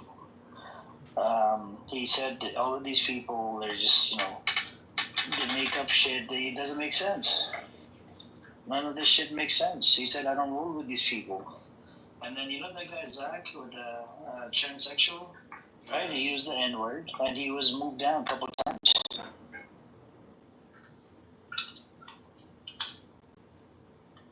And JB was calling his people, the Jewish community, to be racist.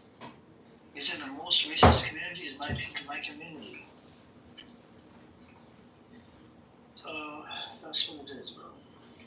I mean, if Israel is your biggest ally and you guys see Iran as your biggest threat, why doesn't Israel get the job done for you?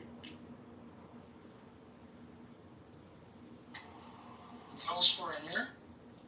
No, that was for the American government. Are you part of the American government? But you wouldn't even say if you're with or against, even though 60% of Americans are against.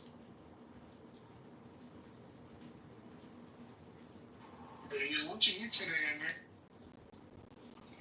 So, as I was eating, I thought about this whole scenario. I was going to give it to pro-America, people like you, that actually, they read like national anthem before they go to sleep. When they wake up, they read national anthem again. They read national anthem again in the middle of a day. and they look at American flag. They keep one in their pocket. They keep one on their computer screen. They keep one on their phone. They keep one in fucking everywhere they go. You know, they even have a handkerchief like it literally has a American flag on it. So I wanted to know from a person like you, very very nationalistic person, right? American, pro-America, born and raised in America. Your upbringing was all the way in America. And I'm just wondering, if America goes into war with Iran, would you be supportive of it, or would you be anti it? You can, but I don't know if you, according to your contract, you're allowed to say this to me, but I don't know, man. It's looking bad. And we don't want to go to war. But apparently, that's what's going on.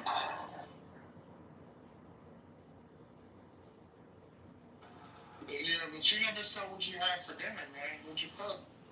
Yeah, that's what I had for dinner. I was thinking about this, You know what, Edward? Sorry, man, it just popped up again, but I think they got a group in Tehran that was planning to bomb something. Oh, really? Yeah. In a civilian area. Oh, wow. That's crazy. You saw how they captured this high-rise building that was a full drone manufacturing plant? No, in Tehran? Yeah.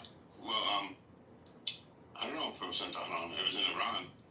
It was a high-rise building, and it was a full drone manufacturing plant that it was worth at least, if I had to guess, between $25 and $50 million just for the equipment inside. No, I didn't see that one. Massive operation. Yeah, the Iranians captured it. I think the latest from the Israeli side is that they sent 50 jets over to Tehran in the last maybe 3-4 hours. They didn't really put anything up yet in terms of what they did, but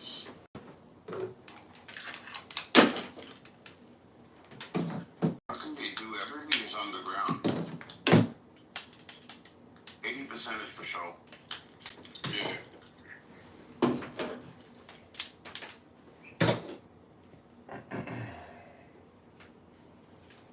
But Iran actually cooled down a little bit in the last 2 days. I wonder why. It's not like the first 3 days,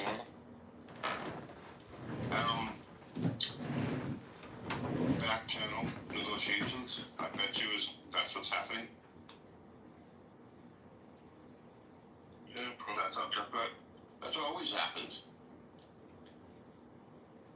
Back channel negotiations, and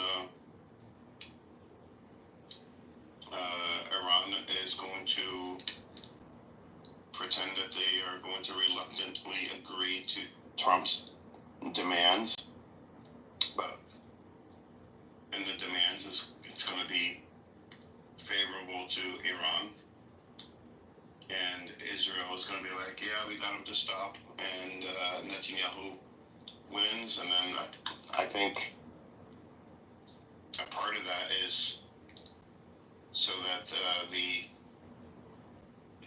ceasefire with Iran would be tied to, and this is my own opinion, tied to Gaza, so that it gives Netanyahu an excuse to leave Gaza.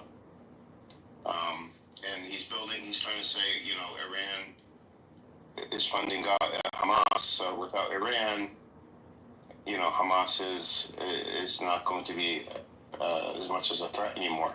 After the post Trump did on Twitter or X, when he was talking about they know where the Supreme Leader is and they didn't assassinate him, he did another post right after that saying unconditional surrender. Trump isn't a master of the English language. So, this is just normal Trump talk. I wouldn't read much into that. Okay. Amir, Amir, I wanted to give you some respect. Oh, look, Israel's walking, talking bomb shelter field. The future U.S. president, Mr. Black Hitler. Go ahead. Yes, Amir, show him some respect. Yeah, go ahead. So, Amir, are you there? Is Amir there? Yeah, he's ignoring you though. Yeah, speak. So anyways, so I just wanted to say, like, so I went on this podcast the other day with like a bunch of like Hebrew Israelites, black people, whatever, and they were talking, and they came after me about the whole like, you know, Israel, Iran, Israel, Palestine thing, and I'm just saying, I'm just like able just to decimate these guys. Why? Because of this room, the hours of talking to you guys, going back and forth. Now, when you put me out on the streets, nobody could. They can't. Like, you guys are 1,000 times more sophisticated about the issue than they are, and most Americans in general. So now, because of like the strengthening you guys gave me in here, and ability to see the arguments. So you weren't smart enough to fight them off on your own. You needed pro-Palestinian. Hey, everybody in the audience, if you guys want to come on up, let's make it more spicy. And we can use Black Rab as a punching bag. Come on, the captain, if you guys want to come on up. AJ, Assalamu alaikum, everybody, come on up if you guys want to come on up. Black Rabbi is what the IDF is, Israel's Let's, using as a. tell you what, I won't use a punching bag. I'll call. Oh wow, this guy is still here. Okay, cool. Come on up. So you guys can, do what you need to do with Black Rabbi. I don't mind. He's a gifted person. He's got a whole bunch of abilities. He can troll you in a way where I haven't seen a troll yet. I appreciate that. And if you guys. And Normal. Did you call JB self-hating Jew earlier? I heard that somebody told me about it. That you were talking JB in his own room. Norm has a JB is coming to the right side of history now, so don't be in there. And because thanks to you, some of the rooms were closed earlier. Healthy debates, they were some big rooms thanks to your stupid ass, right? Stupid ass, like Tony says. Yeah, thanks to your stupid ass, you like to interrupt everybody. You cannot stay in your fucking lane. That's the problem with Normal. I respect you as an old man, but show some respect, man. I think I could definitely put you in your place if I were to call out with you. I'll probably I'll probably tell you, shut the fuck up every 2 seconds. But anyways, I don't think I'm ever gonna call out with the Zionist. Maybe once you get a 2-state solution, Edward, maybe I'll think about it. I got a question for the self-hating Jew. Go on, wait. Well, my question is to that fake ass Jew. I mean, how did he become